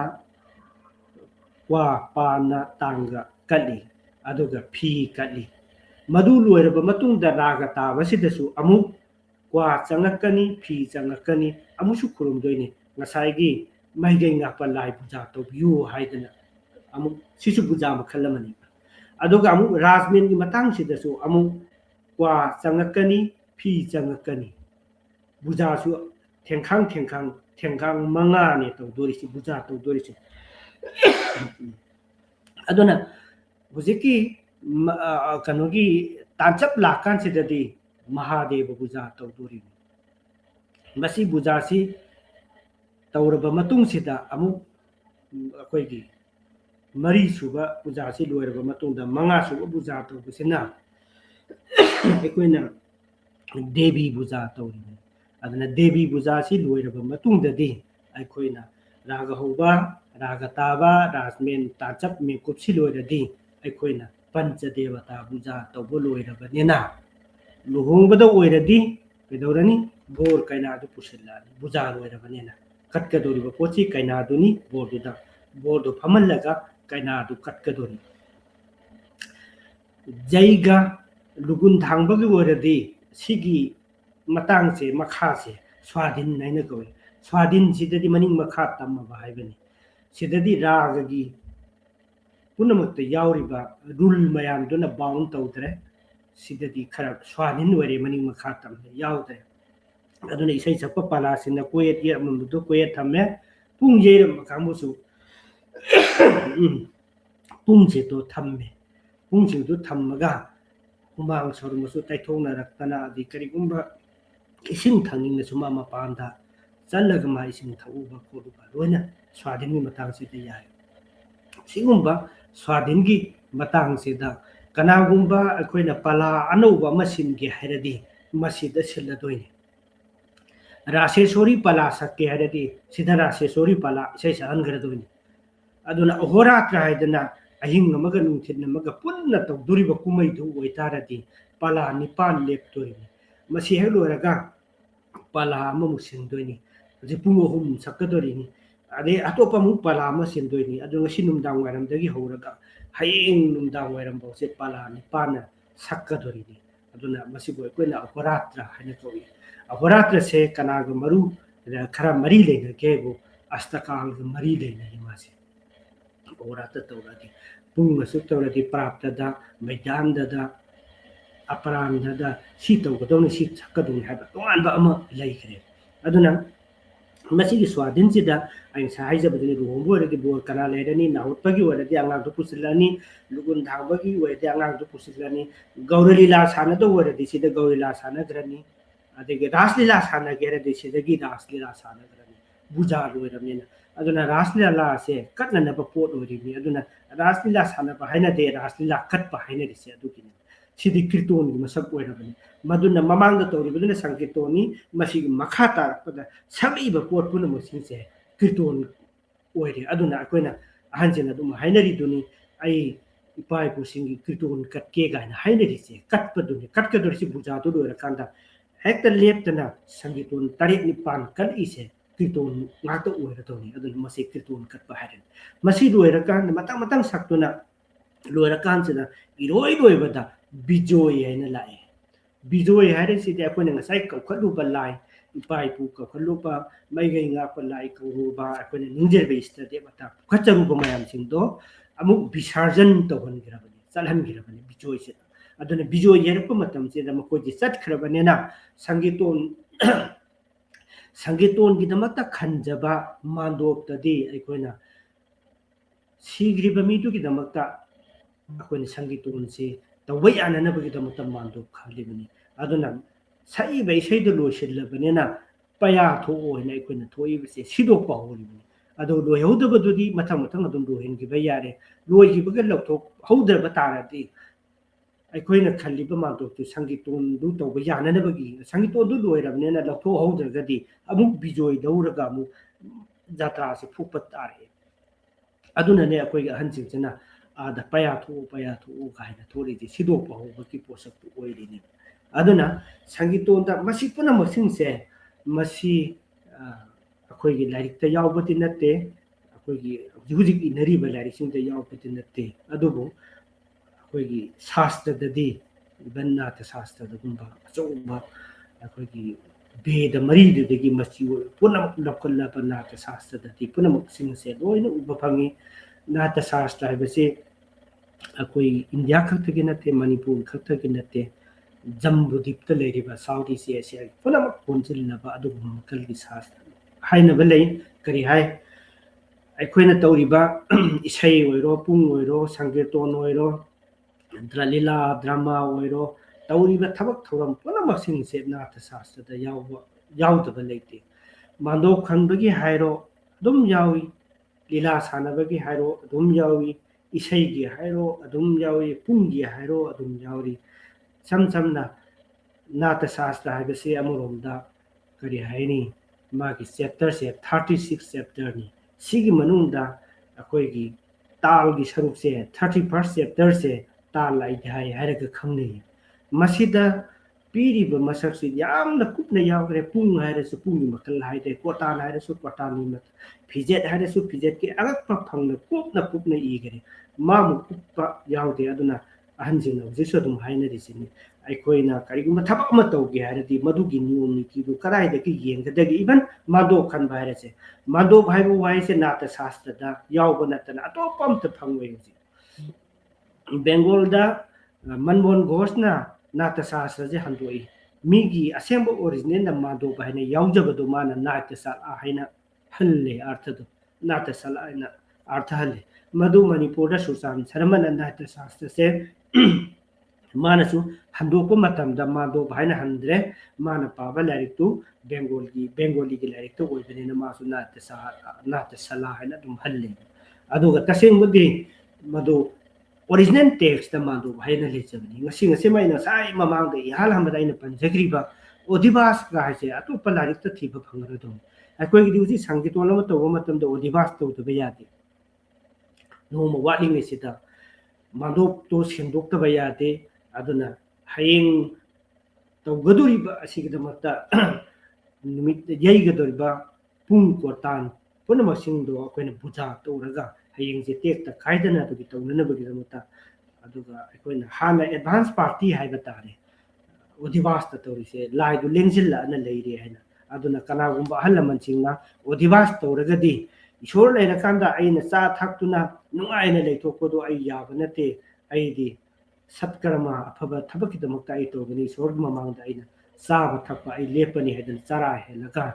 लेनरिबनी अदुदमक्तनी ईश्वर लेरबनेना आइना मदुदा लांगना खोतना करिगी अमु मथौ तारिबनो ईश्वरगी नमक्ता आइना तौजरिबदो मही फौजनबगी दमक्ता ईश्वरगी सेवादो आई पेना तौजनबा आइना मा चादा थक्तना अहिंगु चरा हेलगा नुंगालगा संगतोंदो यावरिबनी अदुगी दमक्तने ओजा सिंसिना तौरिनी अदुना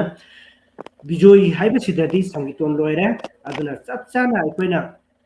मई थारग बुजा तौरिबगी पोषकतो संगीतो लोयना अवतार ओइरबनी चपचाना मदु कायहनदे पोचे मौंग अमा नत्रगा मौंग अमदो हुंदोकनी मई थारग बुजा तौरिबदसु पुरोहितकी सरुक्तो इसै सकपदोनी अदुगा अखोइगी तंतधार हाइतारे अखोइगी चेंग थोइदिंग घी हैरिबदो तंतधारदो पुंग येबन ओइरिबनी अदुना अदुगा सोम नाकंदा मई हौरिबदुगी कनोदा वांगोम थंबदा लेरिबदुना ब्रह्मा लेयेने खलि ब्रह्मादो अखोइना इसै सपना सलैबदुगी खुमिबदु हादो लेयेने अखोइना लौरिने मसे कैसु कायदे अदुना संगीतोंगी मयाइदे कोइने चपा याबसे कनाना याय हायरा कांसेदा पुंग येबने याय अदो जैगेदसु हगत हगा सिंग सेमगेरसु कैनोमा लौरिगे हासु चथोक चसिन याबसे साइगे होत्री पीरिबा तंत्रधार पीरिबा नुपादो मदु खतना हाइति माना अदु सोहा सोहा हायरा कांदा सेंग हापिबा थोइदिंग हापिबा गी हैरिबदो मदु खतना याय तोपदि यादे मदु चपचाना संगीतोन मसिग मसकि चपचाना यावरिबनी अदु सिगुम्बा मयाम सिंगसिगी अर्थ मयाम सिंगसे यूनेस्को न मसक खंगे मसिदी मांगहनबा यादे अदुगा यामना नुंगाइबा वा मसो आई मसिदंग तंग पल्लंगी गसी मयाम हाइरिस करिनो हारकांदा अखोइगी नट संगीतोनगी दा अखोइना ngasi yairiba ai tangi matangda da du yamna di haira roi adubu aina masi khachitang palamdagadi onda tatang mayam du khara haina information hayang tung koine ni sigim karigumba tanja phangdana wangang bagi karigumba khutong chaba phangagadi kanagumba singna any question hang pada amuke hena nungaina na bagi pot amakha aina ngasi gi oine sum introduce to ke to jaramge samsamna aikoina nata shastra da haitare nata shastra haise aina sa haijagre aikoina ngasi tawriba sangiton da hainariba pot punamang singse nata shastra da oina yawba ngaktani aikoina raga hoba haise nata shastra da de aikoina maitai gi aikoina tasengbadi aina nata shastra paluraga nata shastra degi lawbra hairadi lawi lawrasu kulawdo amalei ahansinga aikoigi saiba radha krishna gi sai saibise maitai gi natte aikoina poloi gi seliba फिरोंदा मसाक सारिबा मयाम दिंदो मैतैने साबम तनते रानी फी हाइना तौरिबगी मुगागी तौरितु मैतैने तौब अमत नते पुनमक्तु लौरुदसु मैतैगी दे आइखोइगी ओइ home मदे इनौ नौना सेमबा हनसिंग सिदि खोइमु गुम्बने मोरोमदा अथुम अथुम लही मयामदो तोंगान तोंगान लही मयामदो लौरुदगा आइखोइगी ओइबा खोही अमा सेमजबने हनसिंग तौरमिसे अदुना शास्त्रदगी मयाम अमा लौरी शास्त्रदुगी पोतो सिदा लाकांदा अखोइगी ओइबा लोनदा अखोइगी ओइबा पोता अर्थ हल्लगा meaning अमा दुम थोलगा सिजने अदुना शास्त्रदा रागसे बर्धमानक हाइना ले राग तावसे लयन तरिता हाइना लेजै राजमेन जे पानिका हाइना लेजै अदुना तांचप मेकु भाइबसे एकांका हाइना लेजब पोने अदुना अखोइना राग होबसे मसिदे येरिबा तानसे मसिना नत्रदि राग होबा यादे अदना राग करिगुम्बा मूर्ति अमा सागरलके दि राग gi पोचिनि येगदोनि राग gi पुंगोनसे मसिनि येगदोनि अदु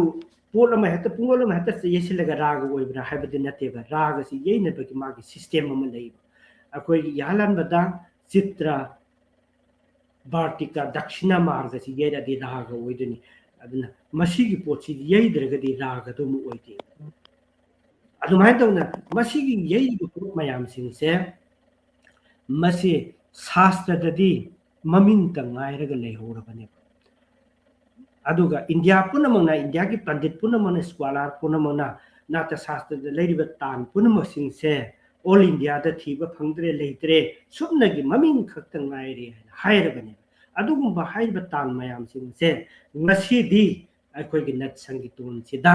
लोइना फंगबगी वानी अदुना नट संगीतोन सिदगी हौरकांदा अखोगी इंडिया की ओइना मांगरिबा तान पुनमसिंग से अमुक हन्ना रिवाइव तौरके हायरबदी मणिपुर की नट संगीतोन असिना इंडिया पुममक्तदा मांगरबा तान पुनमक्तो मणिपुर की नट संगीतोन दा लेगी हायबसे अखोइना पृथ्वी की हायतारे इंडिया की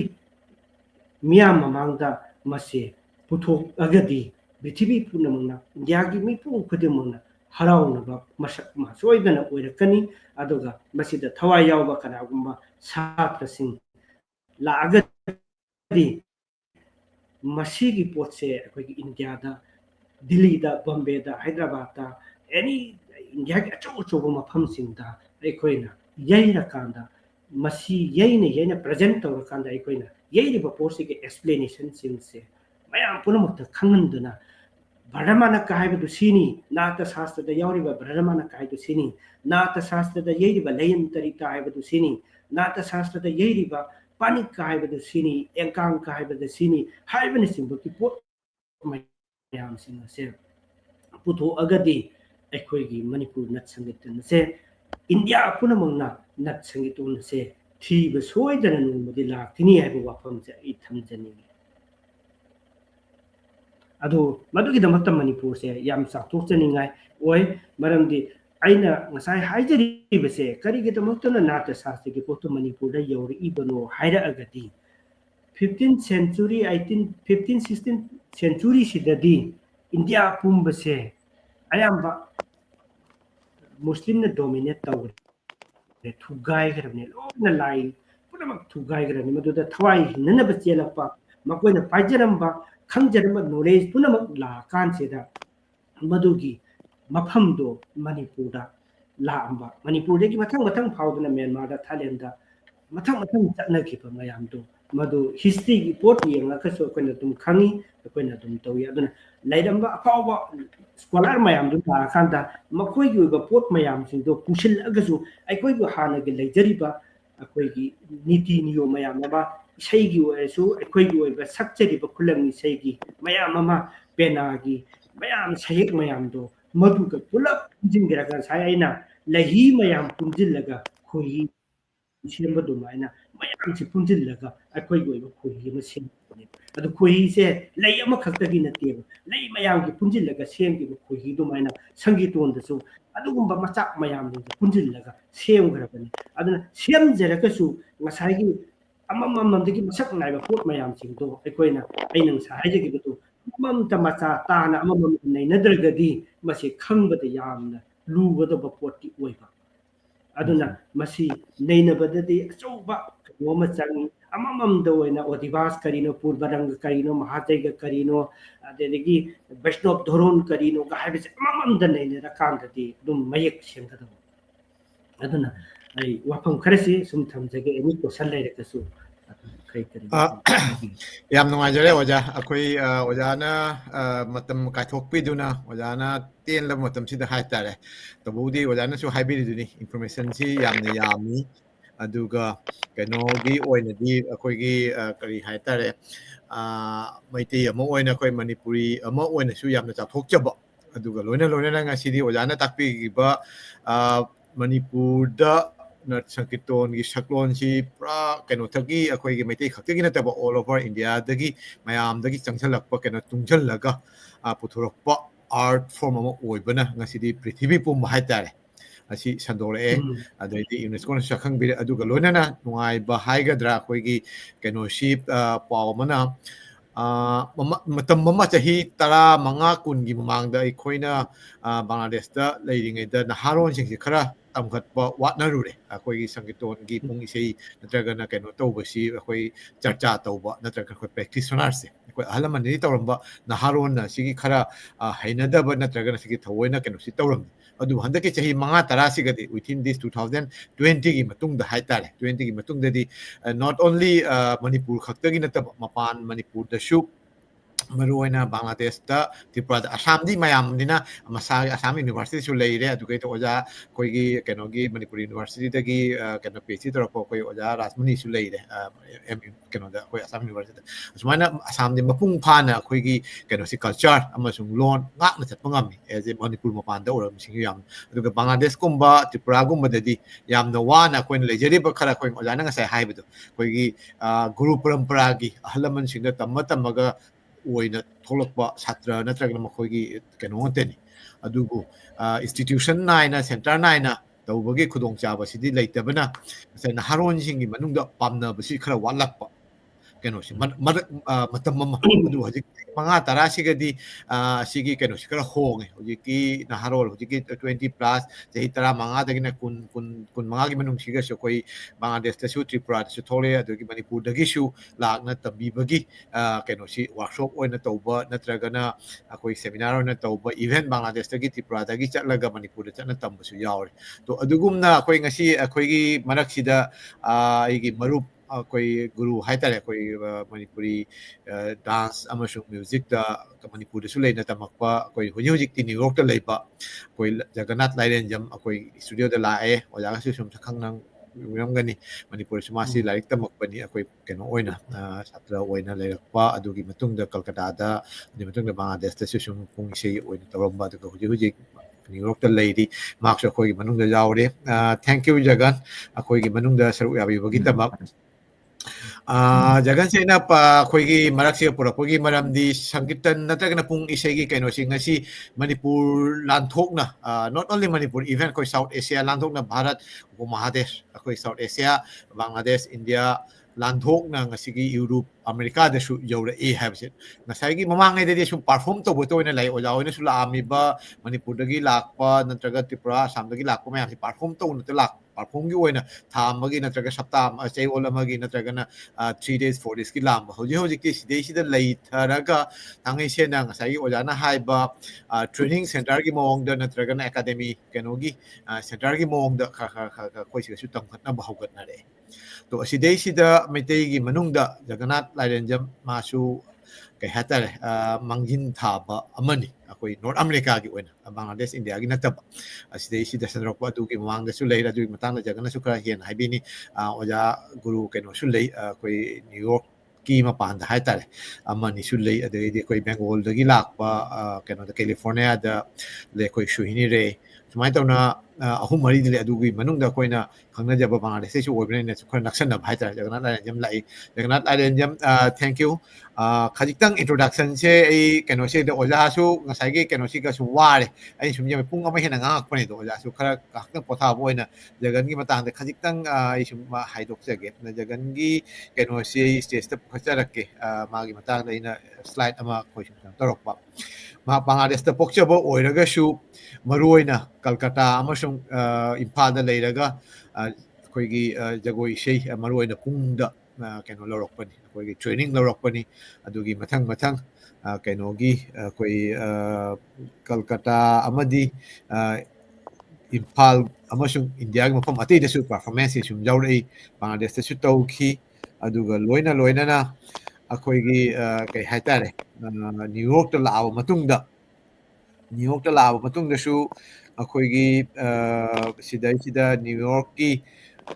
Bengali maruina Bengali na yamna tai koi metei di masing likpani na Bengali gi leiriba training center sing sida masi oja oina maruina art and culture gi training center na tagana academy oina li atude da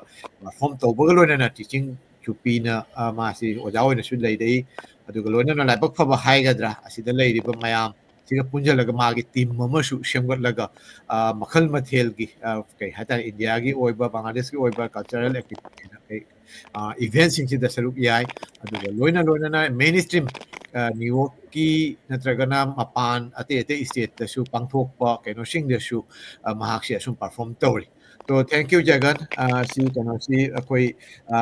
nangi matang dai na khalitang samdatna haijabani tasengna hojik Jaganna kari tauri habada isagi mai dagi su khalitang phongdopi Jagan Jagannath Lairenjam koigi Manipuri pungi oja biriba New York ta sound ji khadi show le Jagan gi sound je sound ji khadi nungai te sound ji kha sound taba nungaitre. Asigi keno sige si okay sound si mathang keno do na laage. No sound si yadre. To jagan gi matang da ina sum keno na slide show oina ina sum khara puthok chaba hai tare ai ekoi New York ta lebinaba ꯑꯩꯈꯣꯏ ꯕꯦꯡꯒꯣꯂꯤꯒꯤ ꯃꯔꯨ ꯑꯣꯏꯅ ꯕꯦꯡꯒꯣꯂꯤ ꯃꯔꯛꯇꯅꯤ ꯃꯥꯅ ꯀꯩꯅꯣ ꯖꯒꯣꯏ ꯏꯁꯩ ꯑꯣꯏꯅ ꯇꯧꯕꯁꯦ ꯑꯗꯣ ꯑꯣꯖꯥꯗꯁꯨ ꯑꯩꯅ ꯖꯒꯟꯒꯤ ꯃꯇꯥꯡꯁꯦ ꯑꯣꯖꯥ ꯊꯣꯏꯕꯁꯨ ꯁꯨꯝ ꯈꯔ ꯈꯪꯕꯤꯔꯝꯒꯅꯤ ꯑꯣꯖꯥꯁꯨ ꯁꯨꯝ ꯅ꯭ꯌꯨ ꯌꯣꯔꯛꯇ ꯂꯩꯔꯁꯨ ꯖꯒꯟ ꯑꯣꯏꯔꯒ ꯁꯨꯝ ꯋꯥꯔꯤ ꯁꯥꯟꯅꯕꯅꯤꯅ ꯃꯔꯨ ꯑꯣꯏꯅ ꯃꯍꯥꯛꯀꯤ ꯅꯨꯄꯤꯁꯨ ꯑꯩꯈꯣꯏ ꯀꯩꯅꯣꯁꯤꯗ ꯂꯩ ꯑꯩꯈꯣꯏꯒꯤ ꯃꯔꯝꯁꯤꯗ ꯍꯥꯏꯇꯥꯔꯦ ꯖꯒꯣꯏ ꯏꯁꯩꯒꯤ ꯀꯩꯅꯣꯁꯤꯗ ꯌꯥꯎꯔꯤ ꯑꯗꯨꯒ ꯂꯣꯏꯅꯅ ꯑꯉꯥꯡꯁꯤꯡ ꯑꯩꯈꯣꯏꯒꯤ ꯍꯧꯖꯤꯛ ꯍꯧꯖꯤꯛ ꯍꯧꯔꯛꯏꯕ ꯁꯦꯀꯦꯟ ꯖꯦꯅꯦꯔꯦꯁꯟ ꯍꯥꯏꯇꯥꯔꯦ ꯁꯦꯀꯦꯟ ꯖꯦꯅꯦꯔꯦꯁꯟ ꯁꯤꯒꯩꯁꯤꯒꯁꯨ ꯃꯥꯛꯁꯤ ꯁꯨꯝ ꯀꯩꯅꯣ ꯑꯣꯏꯔꯤ ꯑꯉꯥꯡꯁꯤꯡꯁꯤꯗ ꯆꯥꯎꯔꯛꯄ ꯑꯉꯥꯡ ꯑꯩꯈꯣꯏꯒꯤ ꯃꯩꯇꯩ ꯃꯆꯥꯁꯤꯡ ꯑꯗꯩꯗꯤ ꯀꯩꯅꯣꯁꯤꯡꯗꯁꯨ ꯇꯝꯕꯤꯕꯁꯤ ꯁꯨꯝ ꯌꯥꯎꯔꯤ ꯇꯣ ꯑꯁꯤꯒꯤ ꯃꯇꯥꯡꯗ ꯑꯩꯅ ꯁꯨꯝ ꯈꯔ ꯃꯍꯥꯛꯀꯤ ꯀꯩꯅꯣꯁꯤ ꯈꯔ ꯁꯨꯝ ꯄꯨꯊꯣꯛꯆꯔꯛꯀꯦ ꯑꯗꯨꯒ ꯂꯣꯏꯅꯅ ꯑꯣꯖꯥꯗꯒꯤꯁꯨ ꯈꯔ ꯇꯥꯁ ꯑꯣꯖꯥ ꯊꯣꯏꯕꯗꯒꯤ ꯑꯣꯏꯅꯈꯔ ꯀꯩꯅꯣ ꯑꯣꯏꯔꯒ ꯀꯩꯅꯣꯁꯤ ꯁꯨꯝ ꯑꯩꯅ ꯁꯨꯝ ꯄꯨꯊꯣꯛꯆꯔꯛꯀꯦ ꯑꯁꯤ ꯖꯒꯟꯒꯤ ꯁꯥꯇ꯭ꯔꯤꯁꯤꯡꯅꯤ ꯍꯥꯏꯇꯥꯔꯦ ꯃꯍꯥꯛꯅ ꯄꯨꯊꯣꯔꯛꯄ ꯀꯩꯅꯣꯅꯤ ꯑꯗꯨꯒ ꯂꯣꯏꯅꯅ ꯃꯊꯪꯗ ꯑꯃ ꯀꯩ ꯄꯨꯊꯣꯛꯆꯔꯛꯀꯦ ꯑꯩꯈꯣꯏꯒꯤ ꯃꯩꯇꯩ ꯅꯨꯄꯥ ꯃꯆꯥꯁꯤꯡꯁꯨ ꯁꯨꯝ ꯁꯔꯨꯛ ꯌꯥꯔꯤ ꯀꯩꯅꯣꯒꯤ ꯑꯣꯏꯅ ꯑꯣꯀꯦ ꯑꯁꯤꯅ ꯑꯩꯈꯣꯏꯒꯤ ꯅ꯭ꯌꯨ ꯌꯣꯔꯛꯀꯤ ꯃꯦꯏꯟ ꯀꯩꯅꯣ ꯃꯐꯝ ꯑꯃꯗ ꯑꯩꯈꯣꯏ ꯖꯒꯣꯏ ꯏꯁꯩꯒꯤ ꯄꯔꯐꯣꯔꯝ ꯇꯧꯕꯅꯤ ꯁꯨꯃꯥꯏꯅ ꯇꯧꯅ ꯖꯒꯟꯒꯤ ꯁꯥꯎꯟꯒꯤ ꯀꯩꯅꯣꯁꯤ ꯌꯥꯗꯕꯅ ꯃꯥꯏꯁꯦ ꯈꯔ ꯁꯣꯝꯗ ꯁꯦꯝꯕꯒꯤ ꯏꯁꯇꯨꯗꯤꯑꯣꯗꯗꯤ ꯂꯩ ꯑꯗꯣ ꯀꯩꯅꯣꯁꯤ ꯁꯥꯎꯟꯒꯤ ꯀꯩꯅꯣꯁꯤ ꯌꯥꯝ ꯁꯦꯝꯃꯤ ꯑꯣꯀꯦ ꯑꯁꯤ ꯂꯣꯏꯔꯦ ꯑꯗꯨꯏ ꯃꯊꯪꯗ ꯑꯃꯈꯛꯀ ꯂꯩꯔꯤ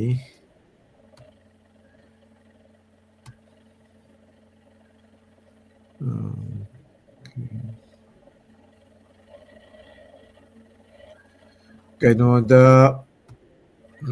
ꯃꯥꯒꯤꯁꯤ ꯈꯔ ꯆꯥꯎꯕꯁꯤ ꯈꯔ ꯋꯥꯠꯂꯦ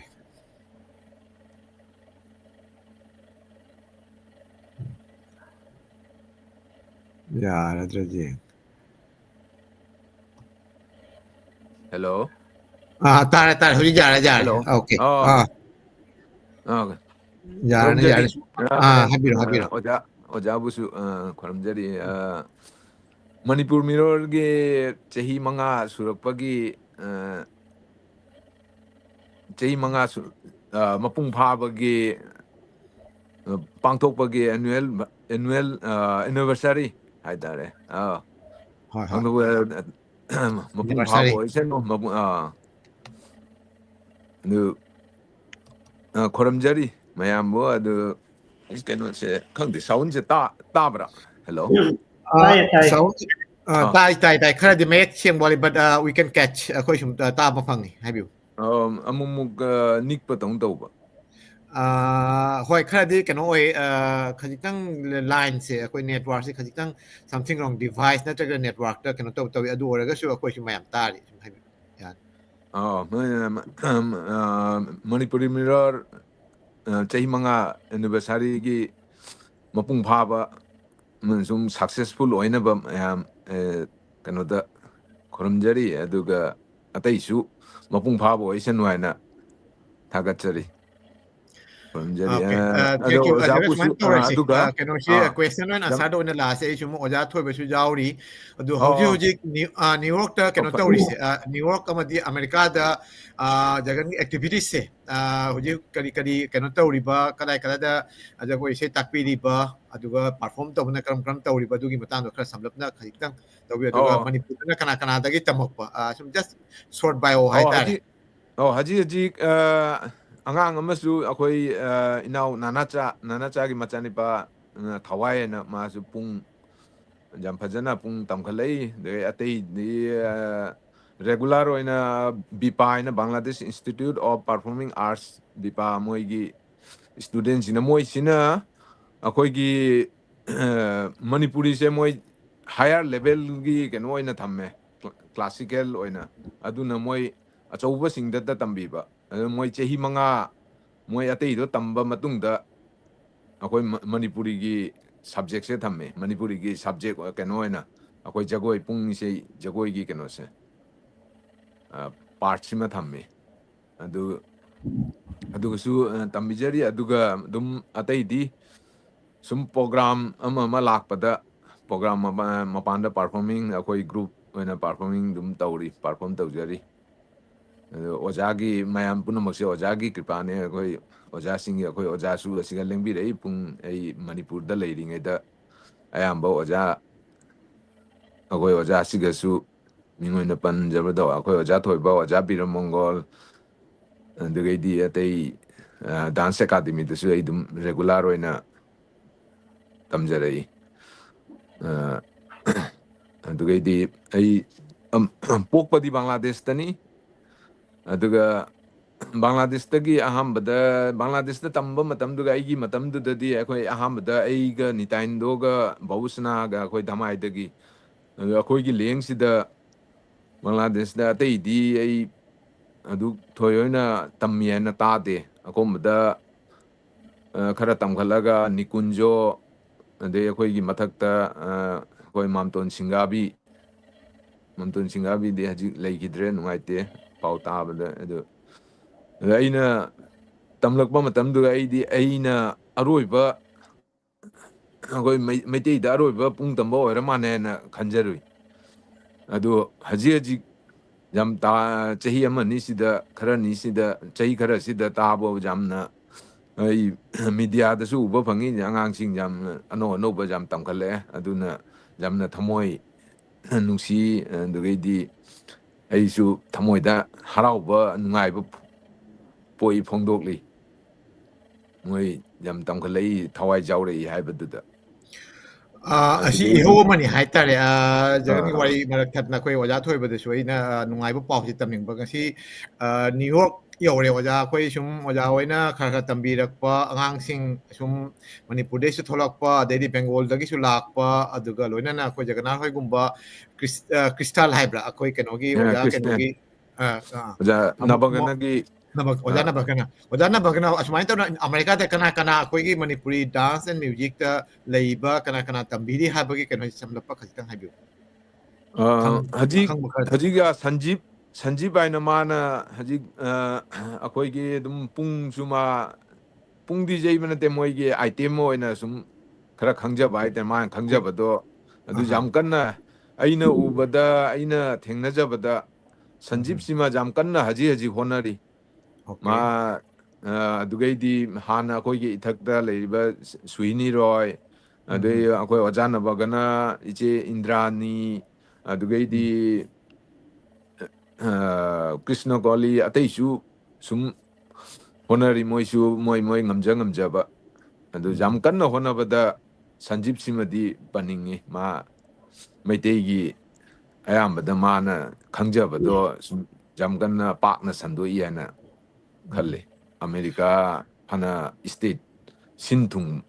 hape singthung le hana khalle ꯍꯣꯏ ꯀꯩꯅꯣꯁꯨꯅꯤ ꯑꯩꯈꯣꯏ ꯁꯨꯍꯤꯅꯤ ꯔꯣꯏꯁꯨ ꯃꯥ ꯌꯥꯝꯅ ꯇꯧꯔꯦ ꯀꯦꯂꯤꯐꯣꯔꯅꯤꯌꯥ ꯔꯣꯝꯗ ꯑꯗꯨꯒ ꯑꯣꯖꯥ ꯅꯕꯣꯛꯍꯣꯏꯅꯗꯤ ꯀꯌꯥ ꯀꯩꯅꯣ ꯇꯧꯈꯤꯗ꯭ꯔꯕ Ojadi nungaite hangré ma jumda ꯀꯩꯅꯣ sigda ꯑꯁꯥꯝꯗ family jauna ma permanently do hanju oisale aduna madi hangre na pau tai okay ꯑꯗꯨꯗꯤ ꯃꯩꯇꯩꯗ ꯅꯪ ꯈꯛꯇ ꯉꯥꯏꯍꯧꯔꯦꯅꯦ ꯊꯥꯡꯃꯩꯁꯦꯡꯅ ꯀꯩꯅꯣ ꯑꯣꯏꯅ ꯑꯁꯤꯒꯤ ꯂꯥꯏꯟꯗ ꯑꯁꯤꯒꯤ ꯀꯩꯅꯣꯗ ꯂꯩꯕꯁꯦ ꯑꯁꯤꯒꯩꯁꯤꯒ ꯑꯩꯅ ꯃꯇꯥꯡꯁꯤꯒꯩꯁꯤꯒ ꯑꯣꯖꯥꯁꯨ ꯑꯃꯨꯛꯇꯪ ꯑꯣꯖꯥꯁꯨ ꯕꯪꯒ꯭ꯂꯥꯗꯦꯁꯇꯁꯨ ꯂꯩꯔꯝꯃꯤꯗꯣ ꯑꯗꯨꯅ ꯕꯪꯒ꯭ꯂꯥꯗꯦꯁꯇꯁꯨ ꯂꯩꯔꯝꯕ ꯑꯗꯨꯒꯩꯗꯤ ꯌꯨ ꯑꯦꯁꯇꯁꯨ ꯂꯥꯛꯄ ꯑꯣꯖꯥꯒꯤ ꯃꯄꯥꯟ ꯂꯝꯗ ꯖꯒꯣꯏ ꯏꯁꯩꯒꯤ ꯀꯩꯅꯣ ꯄꯔꯐꯣꯔꯃꯔ ꯑꯣꯏꯅ ꯑꯗꯒꯤꯗꯤ ꯇꯤꯆꯔ ꯍꯥꯏꯒꯗ꯭ꯔꯥ ꯒꯨꯔꯨ ꯑꯣꯏꯅ ꯀꯩꯅꯣ ꯇꯧꯔꯛꯄꯒꯤ ꯑꯦꯛꯁꯄꯤꯔꯤꯌꯦꯟꯁꯁꯤꯡꯁꯨ ꯈꯔ ꯇꯝꯕꯤꯌꯨ ꯑꯣꯖꯥꯅ ꯑꯍꯥꯟꯕꯗ ꯑꯩꯈꯣꯏꯁꯨ ꯕꯪꯒ꯭ꯂꯥꯗꯦꯁꯇ ꯑꯣꯏꯅ ꯍꯧꯔꯁꯤ ꯕꯪꯒ꯭ꯂꯥꯗꯦꯁꯇ ꯀꯔꯝꯕ ꯃꯇꯝꯗꯒꯤ ꯕꯪꯒ꯭ꯂꯥꯗꯦꯁꯇ ꯊꯣꯛꯂꯛꯄ ꯅꯠꯇ꯭ꯔꯒꯅ ꯑꯩꯅ ꯈꯪꯖꯕꯗ ꯍꯥꯏꯇꯥꯔꯦ ꯍꯥꯏ ꯀꯃꯤꯁꯟꯒꯁꯨ ꯃꯔꯤ ꯂꯩꯅꯅ ꯑꯩꯈꯣꯏꯒꯤ ꯆꯍꯤ 2-3 ꯂꯩꯕꯤꯅꯔꯝꯃꯤ ꯑꯗꯨꯒꯤ ꯃꯇꯨꯡꯗ ꯑꯁꯨꯝ ꯑꯩꯈꯣꯏꯒꯤ ꯃꯩꯇꯩ ꯈꯨꯜꯂꯛꯇꯁꯨ ꯚꯥꯅꯨꯋꯥꯁꯇꯁꯨ ꯙꯃꯥꯏꯗꯁꯨ ꯂꯥꯛꯑꯝꯃꯤ ꯇꯣ ꯑꯗꯨꯅ ꯑꯣꯖꯥꯗꯤ ꯑꯩꯈꯣꯏ ꯕꯪꯒ꯭ꯂꯥꯗꯦꯁꯀꯤ ꯚ꯭ꯌꯨꯋꯔꯁꯨ ꯌꯥꯝꯅ ꯑꯩꯈꯣꯏ ꯑꯣꯖꯥ ꯁꯦꯔꯥꯝ ꯑꯗꯩꯗꯤ ꯕꯤꯃꯣꯜ ꯑꯗꯩꯗꯤ ꯀꯩꯅꯣꯒꯤ ꯏꯝꯐꯥꯜꯒꯤ ꯑꯣꯖꯥ ꯀꯩꯅꯣꯁꯨ ꯑꯩꯈꯣꯏ ꯀꯩꯅꯣꯁꯨ ꯌꯥꯎꯔꯤ ꯌꯦꯡꯕꯤꯔꯤ ꯃꯌꯥꯝꯁꯤꯡꯁꯨ ꯑꯣꯖꯥꯒꯤ ꯄꯥꯎꯁꯤ ꯌꯥꯝ ꯇꯥꯅꯤꯡꯕ ꯑꯩꯈꯣꯏ ꯅꯣꯡꯃꯥꯏꯊꯦꯝ ꯀꯤꯔꯟ ꯀꯨꯃꯥꯔ ꯑꯣꯖꯥ ꯅꯣꯡꯃꯥꯏꯊꯦꯝ ꯀꯤꯔꯟ ꯀꯨꯃꯥꯔꯁꯨ ꯌꯥꯎꯔꯤ ꯁꯨꯃꯥꯏꯅ ꯇꯧꯅ ꯕꯪꯒ꯭ꯂꯥꯗꯦꯁ ꯏꯟꯗꯤꯌꯥ ꯑꯩꯈꯣꯏ ꯅꯣꯔꯠ ꯑꯃꯦꯔꯤꯀꯥꯒꯤ ꯑꯣꯗꯤꯌꯟꯁꯁꯨ ꯌꯥꯝꯃꯦ ꯂꯩꯔꯤ ꯑꯣꯖꯥꯒꯤ ꯄꯥꯎꯗꯝꯁꯤ ꯈꯔ ꯑꯩꯈꯣꯏ ꯇꯥꯅꯤꯡꯕ ꯃꯄꯥꯟꯗ ꯀꯗꯥꯏ ꯆꯠꯂꯨꯕ ꯀꯔꯤ ꯑꯦꯛꯁꯄꯤꯔꯤꯌꯦꯟꯁ ꯊꯦꯡꯅꯔꯛꯄ ꯑꯗꯨꯁꯨ ꯁꯨꯝ ꯍꯥꯏꯕꯤꯌꯨ ꯑꯣꯖꯥ ꯇꯁꯦꯡꯕꯗꯤ ꯑꯩꯍꯥꯛꯅ ꯑꯩꯈꯣꯏꯒꯤ ꯃꯄꯥꯟꯗ ꯆꯠꯄꯒꯤ sum mapanda hairisi India manungi wari ni ko India manungi hal hal bata aina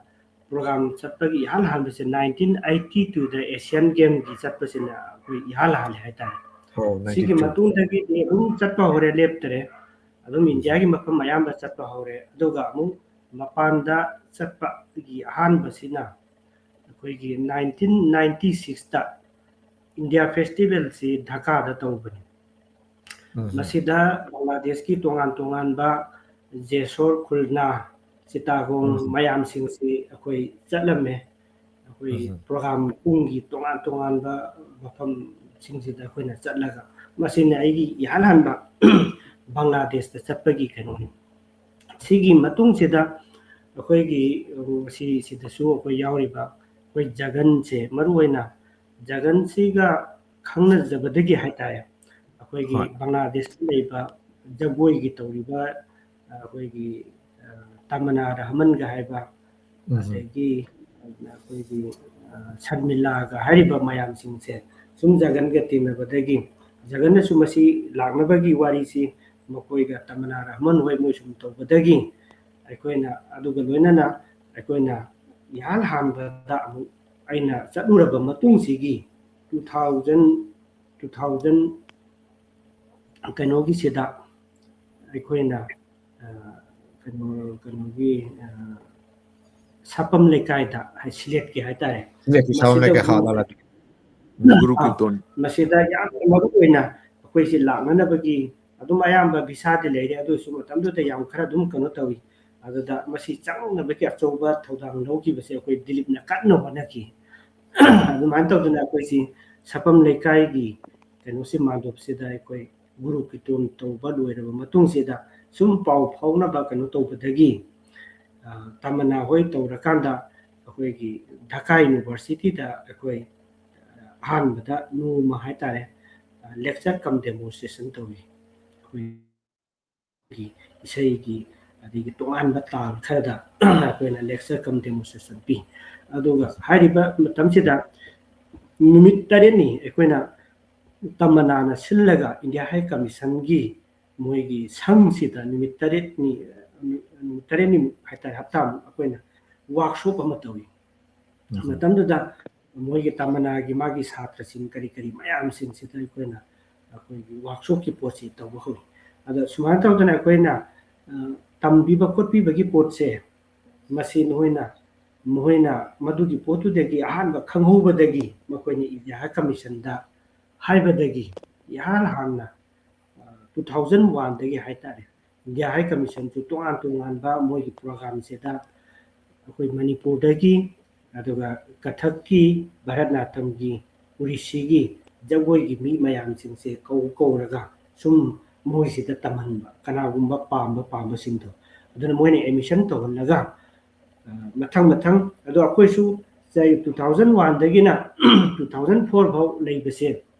ꯑꯗꯨꯝ ꯁꯦꯇꯜ ꯇꯧꯔꯒ ꯂꯩꯕ ꯅꯠꯇꯦ ꯆꯍꯤ ꯑꯃꯗ ꯑꯅꯤꯔꯛ ꯆꯠꯄꯅꯤ ꯑꯗꯨꯅ ꯊꯥ ꯑꯃ ꯂꯩꯕ ꯊꯥ ꯑꯃ ꯃꯈꯥꯏ ꯂꯩꯕ ꯑꯗꯨꯃꯥꯏꯅ ꯂꯩꯔꯒ ꯑꯩꯈꯣꯏꯅ ꯆꯠꯈꯤꯕ ꯍꯥꯟꯅ ꯂꯩꯔꯝꯕꯗꯣ ꯑꯃꯨꯛ ꯊꯣꯛꯂꯛꯄ ꯍꯥꯟꯅ ꯂꯩꯔꯝꯕꯗꯨꯅ ꯑꯃꯨꯛ ꯆꯪꯈꯤꯕ ꯑꯩꯈꯣꯏꯅ ꯑꯃꯨꯛ ꯊꯣꯛꯂꯛꯄ ꯁꯨꯃꯥꯏꯅ ꯔꯣꯇꯦꯁꯟ ꯇꯧꯔꯀꯥꯟꯗ ꯃꯈꯣꯏꯁꯤ ꯑꯩꯈꯣꯏꯅ ꯀꯔꯤ ꯍꯥꯏꯅꯤ ꯁꯥꯔꯇꯤꯐꯤꯀꯦꯠ ꯑꯃ ꯄꯤ ꯃꯣꯏꯗ ꯃꯗꯨꯒꯤ ꯁꯥꯔꯇꯤꯐꯤꯀꯦꯠꯇꯨꯅ ꯄꯤꯍꯧꯕꯗꯨꯅ ꯃꯗꯨꯗꯒꯤ ꯂꯩꯍꯧꯕ ꯃꯤꯗꯣ ꯋꯥꯔꯗꯥ ꯑꯍꯃꯦꯗꯁꯦ ꯃꯥ ꯍꯧꯖꯤꯛ ꯍꯥꯏꯔꯤꯕ ꯏꯟꯗꯤꯌꯥ ꯍꯥꯏ ꯀꯃꯤꯁꯟꯒꯤ ꯗꯥꯟꯁ ꯑꯦꯟ ꯃ꯭ꯌꯨꯖꯤꯛ ꯁꯦꯟꯇꯔꯗ ꯃꯥ ꯍꯧꯖꯤꯛ ꯑꯣꯖꯥ ꯑꯣꯏꯅ ꯄꯨꯔꯒ ꯂꯩꯔꯦ ꯃꯅꯤꯄꯨꯔꯗꯁꯨ ꯃꯥꯁꯤ ꯊꯣꯛꯂꯛꯑꯝꯃꯤ ꯏꯍꯥꯟ ꯍꯥꯟꯕꯗ ꯃꯅꯤꯄꯨꯔꯗ ꯊꯣꯛꯂꯛꯄꯁꯤ ꯑꯩꯅ 2004 ꯐꯥꯎꯁꯤ ꯂꯩꯔꯕ ꯃꯇꯨꯡꯗ ꯑꯗꯨ ꯃꯈꯥ ꯑꯩꯁꯤ ꯌꯨꯅꯤꯚꯔꯁꯤꯇꯤꯗ 2005 ꯑꯦꯗꯚꯔꯇꯥꯏꯖ ꯇꯧꯔꯛꯄꯅꯤ ꯗꯤꯄꯥꯔꯠꯃꯦꯟ ꯑꯣꯐ ꯗꯥꯟꯁꯀꯤꯁꯦ ꯍꯥꯡꯗꯣꯛꯅꯅꯕꯒꯤ ꯑꯗꯨꯒꯤ ꯑꯦꯗꯚꯔꯇꯥꯏꯖ ꯇꯧꯔꯀꯥꯟꯗ ꯃꯇꯝꯗꯨꯗ ꯂꯩꯕ ꯔꯟꯖꯟꯅ ꯃꯥꯅ ꯔꯦꯖꯤꯁꯇ꯭ꯔꯥꯔ ꯑꯣꯏꯔꯝꯃꯦ ꯃꯥꯅ ꯑꯩꯈꯣꯏꯁꯦ ꯏꯟꯗꯤꯌꯥꯗ ꯍꯥꯏꯇꯥꯔꯦ ꯇꯣꯉꯥꯟꯕ ꯑꯩꯈꯣꯏꯒꯤ ꯌꯨꯅꯤꯚꯔꯁꯤꯇꯤꯗꯗꯤ ꯄꯨꯡ ꯏꯁꯩ ꯖꯒꯣꯏꯒꯤ ꯄꯣꯠꯁꯦ ꯑꯃꯠꯇ ꯂꯩꯇ꯭ꯔꯦ ꯑꯗꯨꯅ ꯄ꯭ꯔꯤꯊꯤꯕꯤ ꯄꯨꯝꯅꯃꯛꯁꯤꯗꯒꯤ ꯃꯤ ꯂꯣꯏꯅ ꯂꯥꯛꯑꯒ ꯏꯟꯗꯤꯌꯥꯒꯤ ꯃꯤ ꯄꯨꯝꯅꯃꯛꯅ ꯃꯅꯤꯄꯨꯔꯗ ꯂꯥꯛꯑꯀꯥꯟꯗ ꯃꯈꯣꯏꯅ ꯑꯣꯊꯣꯔꯤꯇꯤ ꯑꯣꯏꯈꯤꯗꯧꯔꯦ ꯑꯗꯨꯅ ꯃꯄꯥꯟꯗ ꯆꯠꯂꯒ ꯃꯁꯤꯒꯤ ꯑꯦꯛꯁꯄ꯭ꯂꯦꯅꯦꯁꯟ ꯇꯧꯕ ꯉꯝꯕ ꯑꯦꯛꯁꯄ꯭ꯔꯦꯁꯟ ꯇꯧꯕ ꯉꯝꯕꯤꯕ ꯑꯩꯈꯣꯏꯅ ꯄꯤꯔꯤꯕ ꯁꯥꯔꯤꯕ ꯖꯒꯣꯏ ꯄꯨꯝꯅꯃꯛꯁꯤꯡꯁꯤꯒꯤ ꯃꯅꯨꯡꯒꯤ ꯑꯣꯏꯕ ꯑꯦꯁꯊꯦꯇꯤꯛ ꯐꯤꯂꯣꯁꯣꯐꯤ ꯄꯨꯝꯅꯃꯛꯁꯤꯡꯁꯦ ꯍꯥꯏꯕ ꯉꯝꯍꯟꯗ꯭ꯔꯗꯤ ꯌꯥꯔꯔꯣꯏ ꯑꯗꯨꯅ ꯃꯁꯤ ꯌꯨꯅꯤꯚꯔꯁꯤꯇꯤ ꯑꯃ ꯂꯤꯡꯈꯠꯇꯕ ꯌꯥꯗꯦ ꯍꯥꯏꯅ ꯑꯣꯖꯥ जब बिजोइना अखोई डिपार्टमेंट से हौरपगा ngसाइगी adum wari oina moina so adum manipuri department da pungda manipur da yal hana phd tawliba kanano jagoi da kanano ko sum thigalapa da akoina jik fawda pungda amta leitri ai han da 1990 ga 4-5 adwaita da 90 ga 4-5 atu da isi phd ki register to 1988 da I submit to 98-99 da adumai to dana masi puna masi oja kani hoisi London hoisi na university ki register oi bene na khang bane na mana kawi aisi syllabus pa yana na ba shanti ni kanu shanti ni ketan de ki syllabus khomo ade Vishwa Bharati de ki khomo tongan banastali de ki moi ki syllabus mayam du puro du sem gi khomo ai haiba de ki ai syllabus mu de pi adu moi na mu हाइरी बसे advertise तौर पर देखिए cover पर देखिए कोई से guess होना है तारे हम में सिलेबस सेम का कोई ले बदेगी आई बांग्लादेश सब पर दो दुम लेप करे अतोपा मी सिन दुम चट करे आई ना चट खेदरे अदना दुमाय तो बदेगी यूनिवर्सिटी दे लापन 2005 तक यूनिवर्सिटी संग बदेगी ना तो फौसे यूनिवर्सिटी दे ले अदना मसी मरक से दमु 2000 से दा अखोइन वर्कशॉप तौबा लोर मतुंदा 2001 सिदगी हौरा का इंडिया हाई कमीशन हुजिकी पोसी चथरपनी अदुमाना 2000 कनु बौसी अदुना मथंग मथंग अदुम सही खुदिंगी हाइबा ताई आई दुम सुलेब लेते आइना यूनिवर्सिटी दा लागसु आई दुम चली बानुगास्ता हुजिकी लेरिबा मणिपुर कल्चरल कॉम्प्लेक्स तो अदुदा अखोइगी संचाली अमा ले संचाली हाइदने सेंटर परफॉर्मिंग आर्ट्स ने सेंटर अमा ले मसी लिंकटपदा अचौबा थौदांग लौगदिसे अइगी लेगिद्रबा अखोइगी मिसेस लता थौनाउजम हाइबसिने आई सामंगनि अदुगा होजि होजि अमेरिका दा लेइबा न्यूयॉर्क दा लेइबा Jagannath ngasi maksu wa ngamбири base masi linkatpada achauba thodang lokiba misak ama haragadi masi papam da leiba misinda achauba thodang aduga sang akoi hoji sanjaligi lam haitare akoisu madu leiraga leire madu dasu achauba mateng pasagi mateng pangkhibasi jagannatha pangkhibani aduna hoji akoi lo sangam ki area da pasoi da koi lam ma leire sanjaligi da mutta masi he horopadi hona mana aja chachagrasu enemy ko kudingi sanjaligi kari torige kari walige oja kari tosige adu danate akoina sanjaligi kano sida tongan tongan ba akoi sanjaligi haitare jagoi se akoina tongan ba huji huji su mayam na sanari ba jagoi makhal mayam ma raski da marasoro basanta rasoro kunjarasoro nitarasoro masi akoi sanjalina stage ki damata akoina video namaga akoina video na loina namaga leramne si matata tongan tongan ba sanjalina dance drama mayam amasu akoi matang matang oja kanogi lei kitraba oja professor Jiten Sandiniketan gi mana maitai lunda handuwa ganda Bengal Tagore gi isai da base to ba isai akoina tongan tongan na isai mari mu haitare madu lengjillaga adum kanu mu oy minute kun mari manga mu oy gani ba isai to adu lengjilla kanda akoina isai dugi mari mari lengjilla kanda abisar haina thonba ya ba isai abisar gi isai ga chapana sakchaba budi Bengali ki twin da sakchaba Tagore ki kanu da sangit ki isai da sakchaba maduda Tagore ki sai chama gi yankai surapasida hujiki hairiba akuniki kanu se Tagore ki isai se akoi tawraga sai adumai tawdana sanchali sina tongan tongan ba haitare potsi azum potoi hairiba sanchali ki production mayam sing manungda ekkalabia haina kauba dance drama se Bhanugasta akoi ni yal hana mapanda haitare adu akoi na sane maduda tongan ba akoi ki sanchali ki jagoi mayam ama dasavatara haidan mi tara thu kanda Jayadeva Kavini ba Git Govinda gi pradam sarga da yauriba akoi ki khurum jabagi haitare akoi ki avatar tara se da khurum jabagi posakse oja legidraba koja guru amubina semam ba jagoi gi ꯃꯁꯛꯁꯤꯗ ꯑꯣꯖꯥ ꯕꯥꯕꯨꯅ ꯈꯔ ꯍꯦꯟꯅ minute ꯍꯥꯟꯅ minute 8ꯃꯨꯛ ꯁꯥꯔꯝꯕꯗꯣ ꯑꯣꯖꯥ ꯕꯥꯕꯨꯅ ꯑꯃꯨꯛ ꯁꯦꯝꯗꯣꯛꯑꯒ minute 14ꯃꯨꯛ ꯁꯥꯕꯁꯦ ꯑꯩꯈꯣꯏꯅ ꯑꯃꯨꯛ ꯃꯤ ꯍꯥꯟꯅꯗꯤ ꯑꯣꯖꯥꯅ ꯆꯨꯝꯅꯒꯤ ꯃꯤ ꯑꯃꯠꯇꯅ ꯁꯤꯡꯒꯜ ꯁꯥꯖꯔꯝꯕꯅꯤ ꯑꯗꯨ ꯑꯩꯈꯣꯏꯅ ꯃꯤ 10ꯅ ꯁꯥꯕꯒꯤ ꯄꯣꯠꯁꯦ ꯕꯪꯒ꯭ꯂꯥꯗꯦꯁꯇ ꯎꯠꯂꯤ ꯑꯣꯖꯥ ꯇꯔꯨꯟ ꯀꯨꯃꯥꯔꯅ ꯁꯦꯝꯕꯤꯔꯝꯕ ꯑꯩꯈꯣꯏ ꯌꯦ ꯁꯈꯤ ꯍꯥꯏꯕ ꯁꯣꯂꯣ ꯗꯥꯟꯁ ꯀ꯭ꯂꯥꯁꯤꯀꯦꯜ ꯁꯣꯂꯣ ꯗꯥꯟꯁꯁꯨ ꯑꯗꯨꯝ ꯎꯠꯇꯅ ꯑꯩꯈꯣꯏꯅ ꯑꯗꯨꯝ ꯎꯠꯂꯤ ꯑꯗꯨꯒ ꯂꯣꯏꯅꯅ ꯁꯟꯖꯥꯂꯤꯒꯤ ꯀꯥꯡꯕꯨꯁꯤꯡꯁꯤ ꯃꯁꯤ ꯑꯩꯈꯣꯏ ꯁꯨꯝ ꯌꯥꯎꯔꯒ ꯑꯩꯈꯣꯏꯒꯤ ꯙꯥꯀꯥꯗꯁꯨ ꯙꯥꯀꯥꯗ ꯂꯩꯔꯤꯕ ꯁ꯭ꯀꯨꯜꯒꯤ ꯃꯟꯗꯤꯔꯁꯤꯗ ꯃꯍꯥꯔꯥꯖ ꯇꯝꯕꯤꯗꯅ ꯕꯁꯟꯇ ꯔꯥꯖ ꯇꯝꯕꯤꯗꯅ ꯙꯥꯀꯥꯒꯤ ꯑꯦꯅꯤ ꯖꯒꯥ ꯑꯇꯣꯞ ꯑꯇꯣꯞꯄ ꯖꯒꯥꯁꯤꯡꯁꯤꯗ ꯑꯩꯈꯣꯏ ꯁꯥꯇ꯭ꯔ ꯃꯌꯥꯝ ꯑꯃ ꯁꯟꯆꯥꯂꯤꯒꯤ ꯑꯣꯏꯅ ꯇꯧꯏ ꯑꯗꯨꯗꯒꯤ ꯍꯦꯟꯗꯣꯛꯇꯨꯅ ꯃꯗꯨꯗꯒꯤ ꯇꯝꯃꯛꯄ ꯁꯥꯇ꯭ꯔꯁꯤꯡꯁꯤꯅ ꯃꯌꯥꯄꯨꯔꯗ ꯑꯃꯨꯛ ꯍꯧꯖꯤꯛꯀꯤ ꯃꯍꯥꯔꯥꯖꯀ ꯕꯁꯟꯇ ꯔꯥꯖꯀꯁꯦ ꯁꯟꯆꯥꯂꯤꯅ ꯑꯗꯨꯝ ꯆꯍꯤ ꯈꯨꯗꯤꯡꯒꯤ ꯑꯗꯨꯝ ꯆꯠꯂꯕꯅꯤ ꯆꯍꯤ ꯈꯨꯗꯤꯡꯒꯤ ꯌꯥꯝꯗ꯭ꯔꯕꯗ ꯆꯍꯤ ꯑꯃꯗ ꯑꯅꯤꯔꯛꯇꯤ ꯀꯝꯄꯜꯁꯔꯤ ꯋꯥꯔꯛꯁꯣꯞ ꯇꯧꯕ ꯙꯥꯀꯥꯗ ꯑꯩꯈꯣꯏꯒꯤ ꯁ꯭ꯀꯨꯜꯒꯩ ꯑꯃꯨꯛꯀ ꯍꯦꯟꯅ ꯇꯥꯏꯠ ꯑꯞ ꯇꯧꯁꯤꯟꯈ꯭ꯔꯦ ꯃꯇꯝꯗꯨꯗ ꯑꯗꯨꯒꯤ ꯃꯇꯨꯡꯗ ꯁꯨꯝ ꯆꯠꯂꯨꯔꯀꯥꯟꯗ ꯑꯩꯒꯤ ꯃꯦꯁꯦꯖ ꯂꯩꯒꯗꯕꯗꯨ 2021ꯅꯤ 20 ꯐꯥꯎꯁꯦ ꯑꯩꯈꯣꯏ ꯕꯪꯒ꯭ꯂꯥꯗꯦꯁꯇ ꯆꯠꯂꯝꯃꯦ ꯍꯧꯖꯤꯛꯀꯤ ꯖꯒꯅꯥꯊ ꯍꯣꯏꯅ ꯍꯧꯖꯤꯛ ꯂꯩꯔꯝꯕ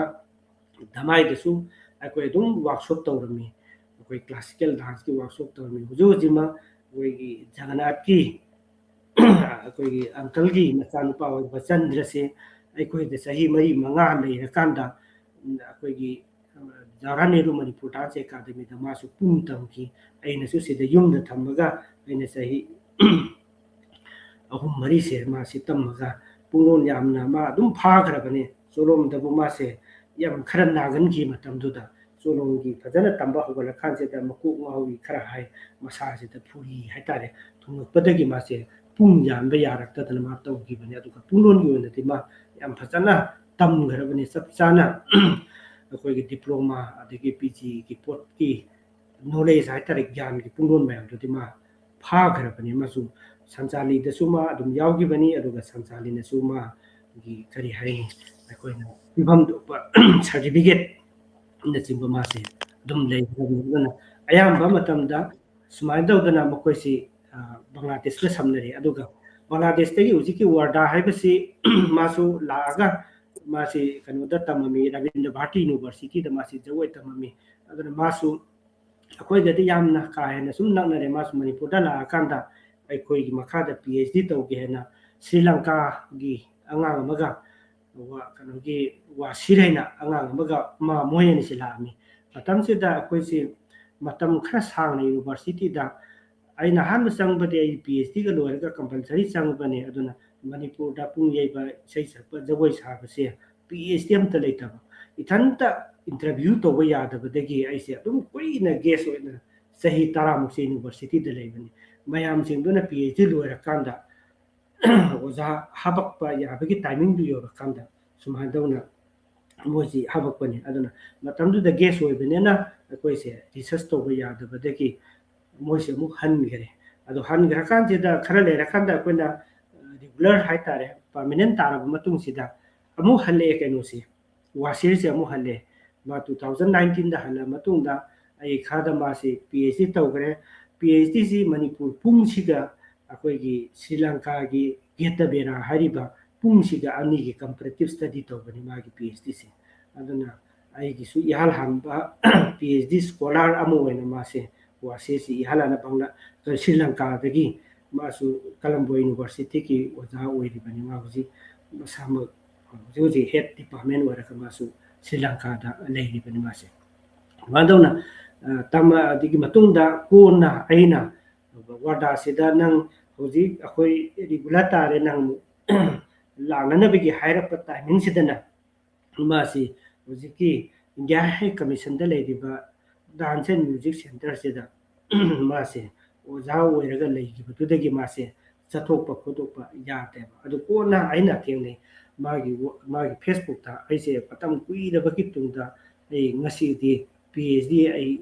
ꯇꯧꯖꯕ ꯐꯪꯂꯦ ꯍꯥꯏꯅ ꯃꯥꯅ WhatsAppꯇ ꯃꯥꯅ ꯊꯥꯒꯠꯂꯛꯄꯗꯣ ꯑꯩ ꯊꯦꯡꯅꯈꯤ ꯁꯨꯃꯥꯏꯅ ꯇꯧꯗꯅ ꯃꯈꯣꯏ ꯃꯌꯥꯝ ꯑꯃ ꯂꯥꯛꯏ ꯑꯗꯨꯅ ꯑꯩꯈꯣꯏꯅ ꯍꯥꯏ ꯀꯃꯤꯁꯟꯗ ꯂꯩꯔꯤꯉꯩꯗ ꯑꯩꯅ ꯍꯧꯖꯤꯛꯀꯤ ꯃꯄꯥꯟꯗꯒꯤ ꯃꯤ ꯑꯗꯨꯝ ꯅꯨꯄꯥꯁꯨ ꯌꯥꯝ ꯌꯥꯎꯏ ꯃꯈꯣꯏꯁꯤꯡꯁꯦ ꯄꯨꯡꯒꯤ ꯆꯣꯂꯣꯝꯒꯤ ꯕꯦꯁꯤꯛ ꯃꯌꯥꯝ ꯑꯃ ꯇꯝꯕꯤ ꯕꯦꯁꯤꯛꯁꯤꯡꯗꯨꯅ ꯕꯦꯁꯤꯛ ꯃꯌꯥꯝꯁꯤꯡꯁꯤꯅ ꯑꯩꯅ ꯖꯒꯣꯏ ꯑꯃ ꯑꯣꯏꯅ ꯁꯦꯝꯃꯦ ꯑꯗꯨꯗꯒꯤ ꯃꯣꯏꯁꯤꯡꯁꯤꯗ ꯑꯩꯈꯣꯏꯒꯤ ꯆꯣꯂꯣꯝ ꯄꯨꯡ ꯑꯃ ꯀꯃꯥꯏꯅ ꯌꯩꯕ ꯌꯥꯕꯒꯦ ꯍꯥꯏꯕꯒꯤ ꯌꯩꯅꯅꯕꯒꯤ ꯁꯣꯒꯤ ꯇꯥꯏꯞꯇ ꯃꯣꯏꯅ ꯁꯣꯔꯥꯠꯀꯨꯝꯕ ꯂꯨꯍꯣꯡꯕꯒꯨꯝꯕ ꯌꯩꯕꯒꯤ ꯁ꯭ꯇꯦꯖꯇꯗꯤ ꯄꯤꯔꯤꯕ ꯃꯇꯝꯗꯨꯅ ꯑꯗꯨ ꯃꯈꯣꯏꯒꯤ ꯄꯣꯠ ꯂꯩꯔꯤꯕ ꯀꯟꯗꯤꯁꯟꯗꯨꯅꯗꯤ ꯌꯥꯔꯣꯏꯗꯧꯕꯅꯤꯅ ꯑꯦꯅꯤ ꯁꯣ ꯑꯣꯏꯅ ꯇꯧꯕ ꯌꯥꯅꯅꯕꯒꯤ ꯄꯣꯠꯇ ꯁꯦꯝꯒꯠꯂꯤ ꯇꯣꯉꯥꯟꯕ ꯑꯩꯈꯣꯏ ꯈꯨꯕꯥꯛ ꯏꯁꯩꯒꯤ ꯆꯣꯂꯣꯝꯒꯨꯝꯕ ꯑꯗꯒꯤ ꯙꯣꯟ ꯙꯣꯂꯣꯛꯀꯤ ꯆꯣꯂꯣꯝꯒꯨꯝꯕ ꯄꯨꯡ ꯆꯣꯂꯣꯝꯒꯨꯝꯕꯒꯤ ꯃꯁꯤ ꯃꯌꯥꯝ ꯑꯃ ꯑꯩꯅ ꯃꯣꯏꯗ ꯁꯦꯝꯃꯦ ꯑꯗꯨꯅ ꯕꯤꯙꯥꯟ ꯀꯥꯏꯅ ꯍꯧꯖꯤꯛꯇꯤ ꯑꯩꯈꯣꯏꯒꯤ ꯕꯤꯁꯅꯨꯄ꯭रिꯌꯥ ꯀꯥꯡꯕꯨꯅꯦ ꯃꯥꯁꯦ ꯍꯧꯖꯤꯛꯇꯤ ꯃꯈꯣꯏꯒꯤ ꯈꯨꯟꯗꯨꯗ ꯍꯥꯏꯇꯥꯔꯦ ꯑꯩꯈꯣꯏꯒꯤ ꯁꯤꯜꯄ ꯀꯂꯥ ꯑꯦꯀꯥꯗꯃꯤꯒꯤ ꯑꯣꯖꯥ ꯑꯣꯏꯔꯒ ꯃꯥꯁꯨ ꯂꯩꯈꯔꯦ ꯑꯗꯣ ꯐꯦꯁꯕꯨꯛꯇ ꯃꯥ ꯑꯗꯨꯝ ꯃꯔꯛꯇ ꯑꯣꯖꯥ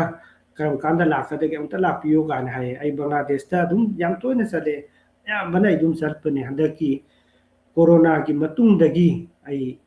ꯆꯠꯈꯤꯗ꯭ꯔꯦ ꯑꯗꯨꯒꯤ ꯃꯇꯨꯡꯗꯒꯤꯗꯤ ꯑꯗꯨꯝ ꯁꯣꯝꯗꯁꯨ ꯌꯨꯅꯤꯚꯔꯁꯤꯇꯤꯗ ꯀꯩꯒꯤꯗ ꯇꯧꯕꯗ ꯑꯗꯨꯝ ꯍꯦꯠ ꯑꯣꯏꯕꯒꯤꯁꯨ ꯑꯗꯨꯝ ꯈꯔ ꯆꯤꯟꯕ ꯑꯗꯒꯤ ꯊꯕꯛ ꯇꯧꯕ ꯍꯧꯖꯤꯛꯇꯤ ꯁꯦꯃꯤꯁꯇꯔ ꯂꯥꯛꯄꯅꯤꯅ ꯄꯔꯤꯈꯥꯁꯤ ꯌꯥꯝ ꯇꯣꯏꯅ ꯂꯩꯕ ꯑꯗꯒꯤ ꯗꯤꯄꯥꯔꯠꯃꯦꯟꯁꯦ ꯍꯧꯖꯤꯛ ꯑꯩꯈꯣꯏꯗꯤ ꯑꯃꯈꯛꯇꯪ ꯑꯣꯏꯖꯔꯁꯨ ꯗꯥꯟꯁ ꯍꯥꯏꯕ ꯑꯃꯒ ꯃ꯭ꯌꯨꯖꯤꯛ ꯍꯥꯏꯕ ꯑꯃꯒ ꯑꯅꯤ ꯂꯩꯕꯅꯤꯅ ꯑꯩꯈꯣꯏꯒꯤ ꯗꯤꯄꯥꯔꯠꯃꯦꯟꯁꯦ ꯑꯃꯈꯛꯇ ꯑꯣꯏꯖꯔꯁꯨ ꯗꯤꯄꯥꯔꯠꯃꯦꯟ ꯑꯅꯤꯗꯨ ꯄꯨꯂꯞ ꯄꯨꯕꯅꯤꯅ ꯗꯤꯄꯥꯔꯠꯃꯦꯟꯁꯤꯡꯗꯨꯒꯤ ꯑꯃꯨꯛ ꯄꯩꯈꯥ ꯊꯥꯔꯛꯄ ꯍꯣꯠꯅꯕꯗ ꯊꯥ ꯑꯅꯤ ꯑꯗꯨꯝ ꯆꯪꯕ ꯃ꯭ꯌꯨꯖꯤꯛꯀꯤꯁꯨ ꯗꯥꯟꯁꯀꯤꯁꯨ ꯄꯨꯟꯅ ꯊꯥꯕꯗꯁꯨ ꯑꯃꯨꯛ ꯐꯔꯛ ꯇꯥꯕ ꯌꯥꯎꯕ ꯀꯣꯔꯁ ꯃꯥꯟꯅꯍꯧꯗꯕ ꯀꯩꯀꯩ ꯇꯧꯕ ꯃꯌꯥꯝ ꯑꯃ ꯌꯥꯎꯕ ꯑꯗꯨꯅ ꯊꯥꯔꯀꯥꯟꯗ ꯊꯤꯑꯣꯔꯤ ꯂꯣꯏꯔꯒ ꯄ꯭ꯔꯥꯛꯇꯤꯀꯦꯜꯒ ꯂꯣꯏꯔꯛꯄꯗꯤ ꯃꯇꯝ ꯑꯗꯨꯝ ꯆꯪꯕ ꯑꯗꯨꯃꯥꯏꯅ ꯇꯧꯗꯅ ꯕꯪꯒ꯭ꯂꯥꯗꯦꯁꯀꯤ ꯑꯗꯨꯝ ꯆꯠꯂꯛꯄꯗꯅ 2020 ꯐꯥꯎꯁꯤꯗꯤ ꯑꯩ 2020ꯗꯒꯤꯅ ꯑꯗꯨꯝ ꯆꯠꯂꯛꯄꯗꯅ 2001ꯗꯒꯤꯅ ꯁꯨꯝ ꯃꯊꯪ ꯂꯦꯞꯇꯅ ꯑꯗꯨꯝ ꯆꯠꯂꯛꯄꯗꯨꯅ 2020ꯗꯒꯤꯗꯤ ꯑꯩ ꯉꯁꯤ ꯑꯃꯨꯛ ꯆꯠꯈꯤꯗ꯭ꯔꯦ ꯑꯗꯨꯒ ꯉꯁꯥꯏꯒꯤ ꯏꯔꯥꯡ ꯃꯌꯥꯝ ꯑꯃ ꯀꯩꯀꯩ ꯑꯃ ꯂꯩꯕ ꯚꯤꯁꯥ ꯄꯤꯕ ꯄꯤꯗꯕ ꯃꯌꯥꯝ ꯑꯃ ꯂꯩꯔꯛꯄꯗꯨꯗꯤ ꯑꯗꯨꯝ ꯆꯠꯈꯤꯗ꯭ꯔꯦ ꯑꯗꯨꯒ ꯁꯤꯅ ꯑꯗꯨꯝꯕ ꯕꯪꯒ꯭ꯂꯥꯗꯦꯁ ꯆꯠꯄꯒꯤ ꯋꯥꯔꯤ ꯑꯣꯏꯔꯦ ꯑꯗꯨꯒ ꯃꯗꯨꯗ ꯇꯝꯃꯛꯄ ꯁꯥꯇ꯭ꯔ ꯃꯌꯥꯝꯁꯤꯡꯗꯨ ꯃꯣꯏ ꯌꯥꯝ ꯊꯋꯥꯏ ꯌꯥꯎꯅ ꯇꯧꯈ꯭ꯔꯖꯥꯠꯅꯤ ꯑꯌꯨꯛ ꯄꯨꯡ 6:30 ꯁꯤꯗꯒꯤ ꯇꯝꯕ ꯍꯧꯕꯗꯅ ꯅꯨꯡꯗꯥꯡꯒꯤ ꯄꯨꯡ 8 ꯐꯥꯎꯁꯦ ꯇꯝꯗꯣꯏꯅꯤ ꯃꯔꯛꯇ ꯕ꯭ꯔꯦꯛ ꯑꯃꯠꯇꯅꯤ ꯂꯩꯗꯣꯔꯤꯁꯤ ꯃꯗꯨꯅ ꯃꯈꯣꯏꯅ ꯂꯤꯠꯄ ꯐꯨꯔꯤꯠ ꯃꯈꯣꯏꯅ ꯁꯦꯠꯂꯛꯄ ꯐꯤꯔꯣꯜꯁꯦ ꯍꯨꯃꯥꯡꯅ ꯄꯨꯝꯆꯣꯠ ꯆꯣꯠꯄꯤꯅꯤ ꯑꯗꯨꯅ ꯐꯤ 3-4 ꯋꯥꯔꯒ ꯍꯣꯡꯗꯣꯏꯅꯤ ꯃꯣꯏꯁꯦ ꯑꯗꯨꯅ ꯃꯣꯏꯒꯤ ꯇꯝꯃꯤꯕ ꯃꯣꯏꯅ ꯊꯋꯥꯏ ꯌꯥꯎꯕꯗꯨꯒꯤ ꯍꯥꯏꯔꯨꯔꯗꯤ ꯁꯣꯝꯗ ꯑꯩꯈꯣꯏꯅ ꯊꯥ ꯑꯃ ꯆꯪꯒꯗꯕꯗꯣ ꯅꯨꯃꯤꯠ ꯅꯤꯅꯤꯗ ꯃꯣꯏꯅ ꯐꯥꯗꯣꯛꯄꯅꯤ ꯑꯗꯨꯅ ꯃꯣꯏ ꯐꯖꯕ ꯄꯔꯐꯣꯔꯃꯦꯟꯁ ꯄꯤꯕ ꯉꯝꯃꯤ ꯑꯩꯈꯣꯏꯅ ꯊꯥ ꯑꯃꯇꯪ ꯇꯝꯕꯗ ꯄꯤꯔꯝꯃꯤꯅꯦ ꯊꯥ ꯑꯃ ꯇꯝꯃꯤꯕ ꯄꯣꯠꯁꯛꯁꯤ ꯃꯈꯣꯏ ꯄꯔꯐꯣꯔꯃꯦꯟꯁ ꯑꯃ ꯄꯤꯗꯣꯏꯅꯤ ꯄꯔꯐꯣꯔꯃꯦꯟꯁ ꯄꯤꯔꯝꯃꯒ ꯑꯩꯈꯣꯏ ꯑꯃꯨꯛ ꯊꯣꯛꯂꯛꯀꯗꯣꯔꯤꯅꯤ ꯃꯣꯏꯁꯦ ꯄꯔꯐꯣꯔꯃꯦꯟꯁꯁꯤꯡꯁꯤꯗ ꯑꯗꯨꯝ ꯄꯨꯡ ꯑꯃ ꯃꯈꯥꯏꯒꯤ ꯄꯔꯐꯣꯔꯃꯦꯟꯁ ꯄꯤꯗꯣꯔꯤꯅꯤ ꯃꯣꯏꯁꯦ ꯑꯗꯣ ꯍꯥꯏꯔꯤꯕꯁꯦ ꯍꯟꯖꯤꯟ ꯄꯤꯕꯁꯨ ꯅꯠꯇꯦ ꯇꯣꯉꯥꯟꯕ ꯑꯃꯃꯝ ꯑꯔꯥꯛꯄ ꯈꯨꯗꯤꯡꯒꯤ ꯇꯣꯉꯥꯟꯕ ꯑꯃꯃꯝ ꯑꯣꯏꯕ ꯄꯨꯊꯣꯛꯏꯅꯤ ꯑꯗꯨꯅ ꯌꯩꯕꯒꯤ ꯑꯣꯏꯔꯣ ꯊꯤꯟꯕꯒꯤ ꯑꯣꯏꯔꯣ ꯆꯣꯂꯣꯝꯒꯤ ꯑꯣꯏꯔꯣ ꯇꯣꯉꯥꯟꯕ ꯃꯌꯥꯝ ꯑꯃ ꯇꯣꯉꯥꯟꯕ ꯚꯦꯔꯥꯏꯇꯤꯗ ꯁꯦꯝꯕꯅꯤ ꯁꯨꯃꯥꯏꯅ ꯇꯧꯗꯅ ꯍꯧꯖꯤꯛꯇꯤ ꯕꯪꯒ꯭ꯂꯥꯗꯦꯁꯇ ꯑꯗꯨꯝ ꯁꯥꯇ꯭ꯔ 40-50ꯃꯨꯛ ꯂꯩꯔꯦ ꯑꯗꯨꯒ ꯑꯃꯨꯛꯁꯨ 2004ꯁꯤꯗ ꯑꯩꯅ ꯀꯩꯅꯣꯒꯤ ꯅꯣꯔꯤꯁ ꯅꯠꯇꯦ ꯀꯩꯅꯣꯒꯤ EZCC ꯀꯜꯀꯇꯥꯁꯤꯗ ꯅꯨꯃꯤꯠ 9ꯅꯤ ꯑꯩꯅ ꯋꯥꯔꯛꯁꯣꯞ ꯇꯧꯋꯤ ꯄꯨꯡ ꯆꯣꯂꯣꯝꯒꯤ EZCCꯅ ꯆꯣꯂꯣꯝꯒꯤ ꯋꯥꯔꯛꯁꯣꯞ ꯑꯃ ꯇꯧꯕꯤꯌꯨꯅ ꯃꯇꯝꯁꯤꯗ ꯑꯩꯁꯦ ꯃꯣꯏ ꯑꯉꯥꯡꯁꯤꯡꯁꯤꯗ ꯇꯝꯕ ꯍꯧꯋꯦ ꯅꯨꯃꯤꯠ 9ꯅꯤꯁꯤꯗ ꯑꯍꯥꯟꯕ ꯂꯥꯛꯄ ꯅꯨꯃꯤꯠꯁꯤꯗ ꯏꯅꯣꯒ꯭ꯔꯦꯁꯟ ꯐꯖꯅ ꯇꯧꯋꯤ ꯏꯅꯣꯒ꯭ꯔꯦꯁꯟ ꯐꯖꯅ ꯐꯪꯁꯟ ꯂꯣꯏꯔꯕ ꯃꯇꯨꯡꯗ ꯃꯣꯏ ꯗꯥꯏꯔꯦꯛꯇꯔꯗꯨꯅ ꯑꯩꯉꯣꯟꯗ ꯍꯥꯏ ꯅꯨꯃꯤꯠ 9ꯅꯤꯁꯤ ꯃꯅꯨꯡꯗ ꯍꯦꯛ ꯂꯣꯏꯕ ꯅꯨꯃꯤꯠꯁꯤꯗ ꯅꯈꯣꯏꯅ ꯑꯉꯥꯡꯁꯤꯡꯁꯦ ꯄꯨꯡ 1.5ꯒꯤ ꯄ꯭ꯔꯣꯒ꯭ꯔꯥꯝ ꯄꯤꯒꯗꯧꯅꯤ ꯍꯥꯏꯅ ꯇꯧꯔ ꯃꯗꯨꯗ ꯑꯩꯅ ꯐꯖꯅ ꯑꯩꯈꯣꯏꯒꯤ ꯉꯁꯥꯏꯒꯤ ꯕꯪꯒ꯭ꯂꯥꯗꯦꯁꯇ ꯇꯧꯔꯛꯄ ꯑꯗꯨꯃꯥꯏꯅ ꯑꯩꯅ ꯐꯖꯅ ꯆꯣꯂꯣꯝꯒꯤ ꯕꯦꯁꯤꯛ ꯃꯌꯥꯝꯁꯤꯅ ꯖꯒꯣꯏ ꯑꯃ ꯑꯗꯩ ꯆꯣꯂꯣꯝ ꯑꯃ ꯑꯣꯏꯅ ꯑꯩꯅ ꯁꯦꯝꯃꯦ ꯑꯗꯩ ꯈꯨꯕꯥꯛ ꯏꯁꯩꯒꯤꯁꯤꯗ ꯈꯨꯕꯥꯛ ꯏꯁꯩꯒꯤ ꯃꯅꯨꯡꯒꯤ ꯑꯣꯏꯕ ꯇꯠꯇꯗꯨꯗ ꯈꯨꯕꯥꯛ ꯏꯁꯩꯁꯤ ꯀꯔꯤꯅꯣ ꯈꯨꯕꯥꯛ ꯏꯁꯩꯒꯤꯗꯤ ꯁꯤꯕꯨ ꯑꯣꯏꯔꯗꯤ ꯈꯨꯕꯥꯛ ꯏꯁꯩ ꯑꯣꯏꯔꯦ ꯍꯥꯏꯕꯒꯤ ꯄꯣꯠꯇꯣ ꯈꯨꯕꯥꯛ ꯏꯁꯩꯗ ꯇꯧꯔꯤꯕ ꯏꯁꯩꯁꯤꯗꯤ ꯀꯥꯏꯅꯕꯒꯤ ꯕꯤꯔꯍꯗ ꯑꯣꯏꯕ ꯀꯥꯏꯅꯕꯒꯤ ꯏꯁꯩꯗꯨꯅꯤ ꯃꯗꯨꯗ ꯏꯁꯩꯗꯤ ꯃꯗꯨꯒꯤ ꯃꯁꯦꯛꯁꯦ ꯄꯗ 5-6ꯅ ꯁꯥꯔꯒ 15 ꯃꯤꯅꯠꯁꯦ ꯑꯩꯅ ꯖꯒꯣꯏꯒ ꯆꯣꯂꯣꯝꯒ ꯀꯣꯟꯅꯔꯒ ꯑꯩꯅ ꯃꯁꯤ ꯁꯦꯝꯃꯦ ꯑꯗꯩꯗꯤ ꯍꯣꯂꯤꯒꯤ ꯄꯣꯠꯁꯤ ꯁꯦꯝꯃꯦ ꯈꯨꯕꯥꯛ ꯏꯁꯩꯒꯤ ꯁꯦꯝꯃꯦ ꯄꯨꯡ ꯆꯣꯂꯣꯝꯒꯤ ꯁꯦꯝꯃꯦ ꯑꯗꯒꯤ ꯇꯣꯉꯥꯟꯕ ꯁꯨꯃꯥꯏꯅ ꯄꯨꯡ 1.5ꯒꯤ ꯄ꯭ꯔꯣꯒ꯭ꯔꯥꯝꯁꯦ ꯃꯣꯏꯁꯦ ꯇꯧꯋꯤ ꯑꯗꯩ ꯑꯉꯥꯡꯁꯤꯡꯁꯤ ꯄꯦꯟꯃꯟꯈꯤꯗꯗꯅ ꯃꯗꯨꯗ ꯋꯥꯔꯛꯁꯣꯞ ꯇꯧꯕꯁꯦ ꯃꯤ 24-25ꯃꯨꯛ ꯇꯧꯕꯅꯤ ꯀꯜꯀꯇꯥꯗ ꯃꯁꯤꯗ ꯑꯃꯨꯛ ꯑꯦꯗꯃꯤꯁꯟ ꯅꯣꯡꯃ ꯑꯍꯥꯟꯕꯁꯤꯗ ꯌꯥꯎꯍꯧꯗꯕ ꯀꯥꯡꯕꯨꯁꯦ ꯃꯇꯨꯡꯗ ꯌꯥꯎꯒꯦ ꯍꯥꯏꯕ ꯆꯪꯍꯟꯒꯅꯨ ꯍꯥꯏꯅ ꯃꯣꯏꯅ ꯆꯪꯍꯟꯗ꯭ꯔꯦ ꯃꯗꯨꯗ ꯑꯃꯨꯛ ꯄꯦꯜꯍꯧꯗꯕ ꯃꯤꯁꯤꯡꯗꯨꯅ ꯑꯃꯨꯛ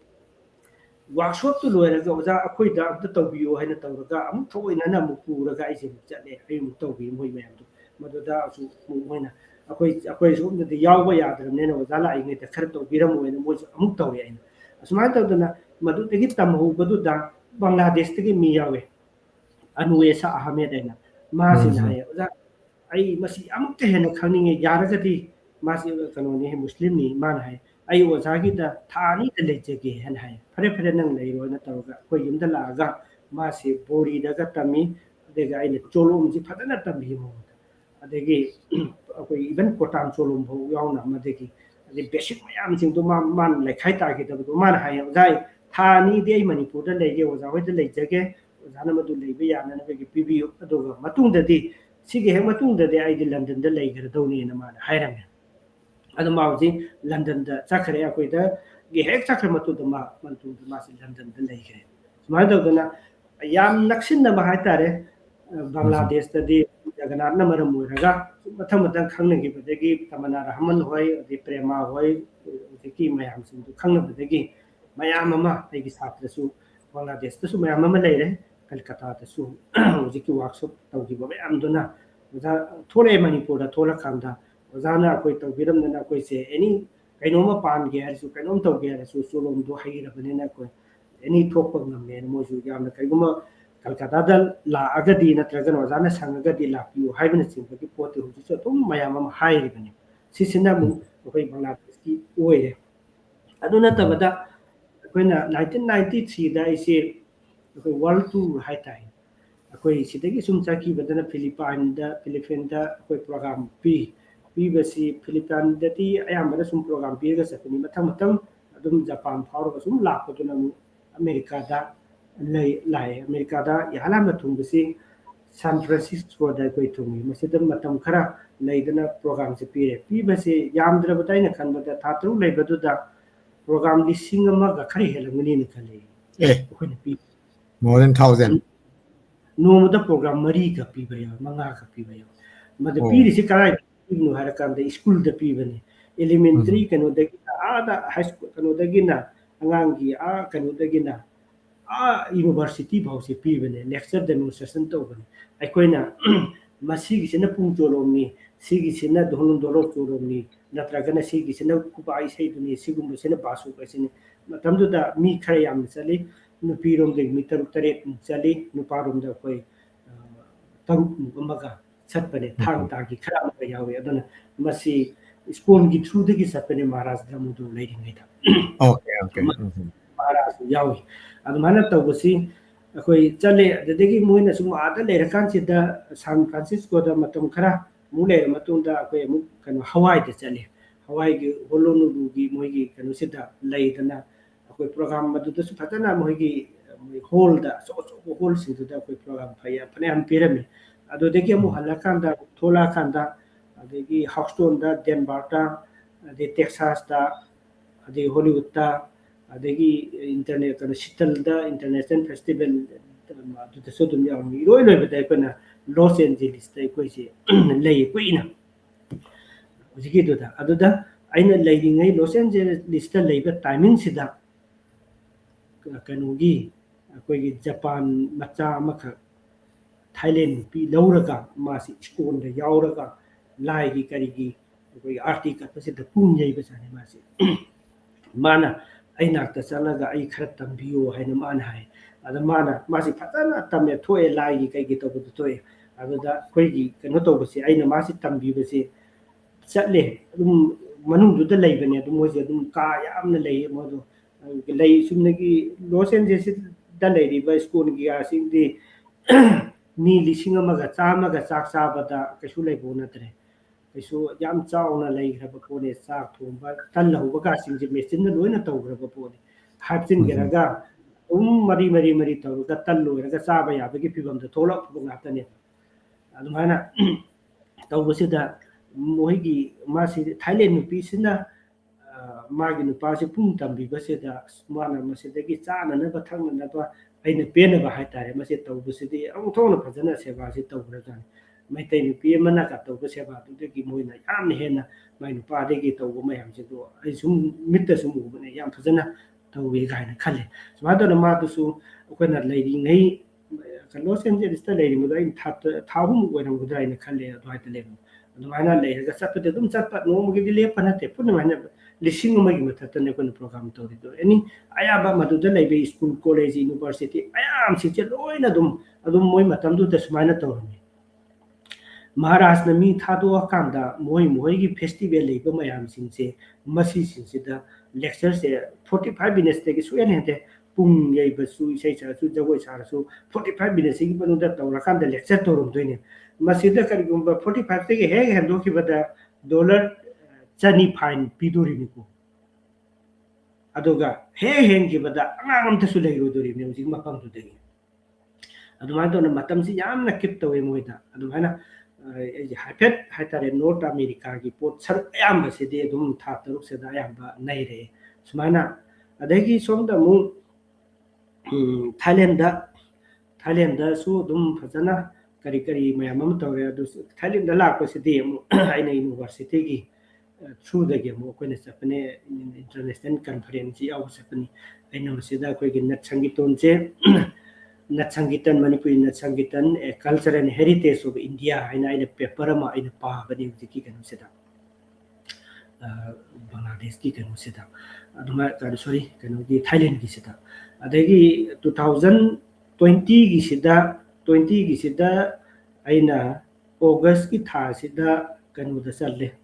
ꯊꯥꯏꯂꯦꯟꯗ ꯆꯠꯂꯨꯔꯕ ꯃꯇꯨꯡꯁꯤꯗ ꯀꯩꯅꯣꯒꯤ ꯑꯃꯨꯛ ꯗꯤꯁꯦꯝꯕꯔ ꯊꯥꯁꯤꯗ ꯁ꯭ꯔꯤ ꯂꯪꯀꯥꯗꯁꯨ ꯃꯣꯏꯒꯤ ꯏꯟꯇꯔꯅꯦꯁꯅꯦꯜ ꯀꯟꯐꯔꯦꯟꯁ ꯑꯃ ꯃꯗꯨꯁꯨ ꯌꯥꯎꯕ ꯆꯠꯂꯦ ꯑꯗꯨꯗꯁꯨ ꯑꯩ ꯅꯠ ꯁꯪꯒꯤꯇꯣꯟꯒꯤ ꯃꯔꯝꯗ ꯇꯣꯉꯥꯟꯕ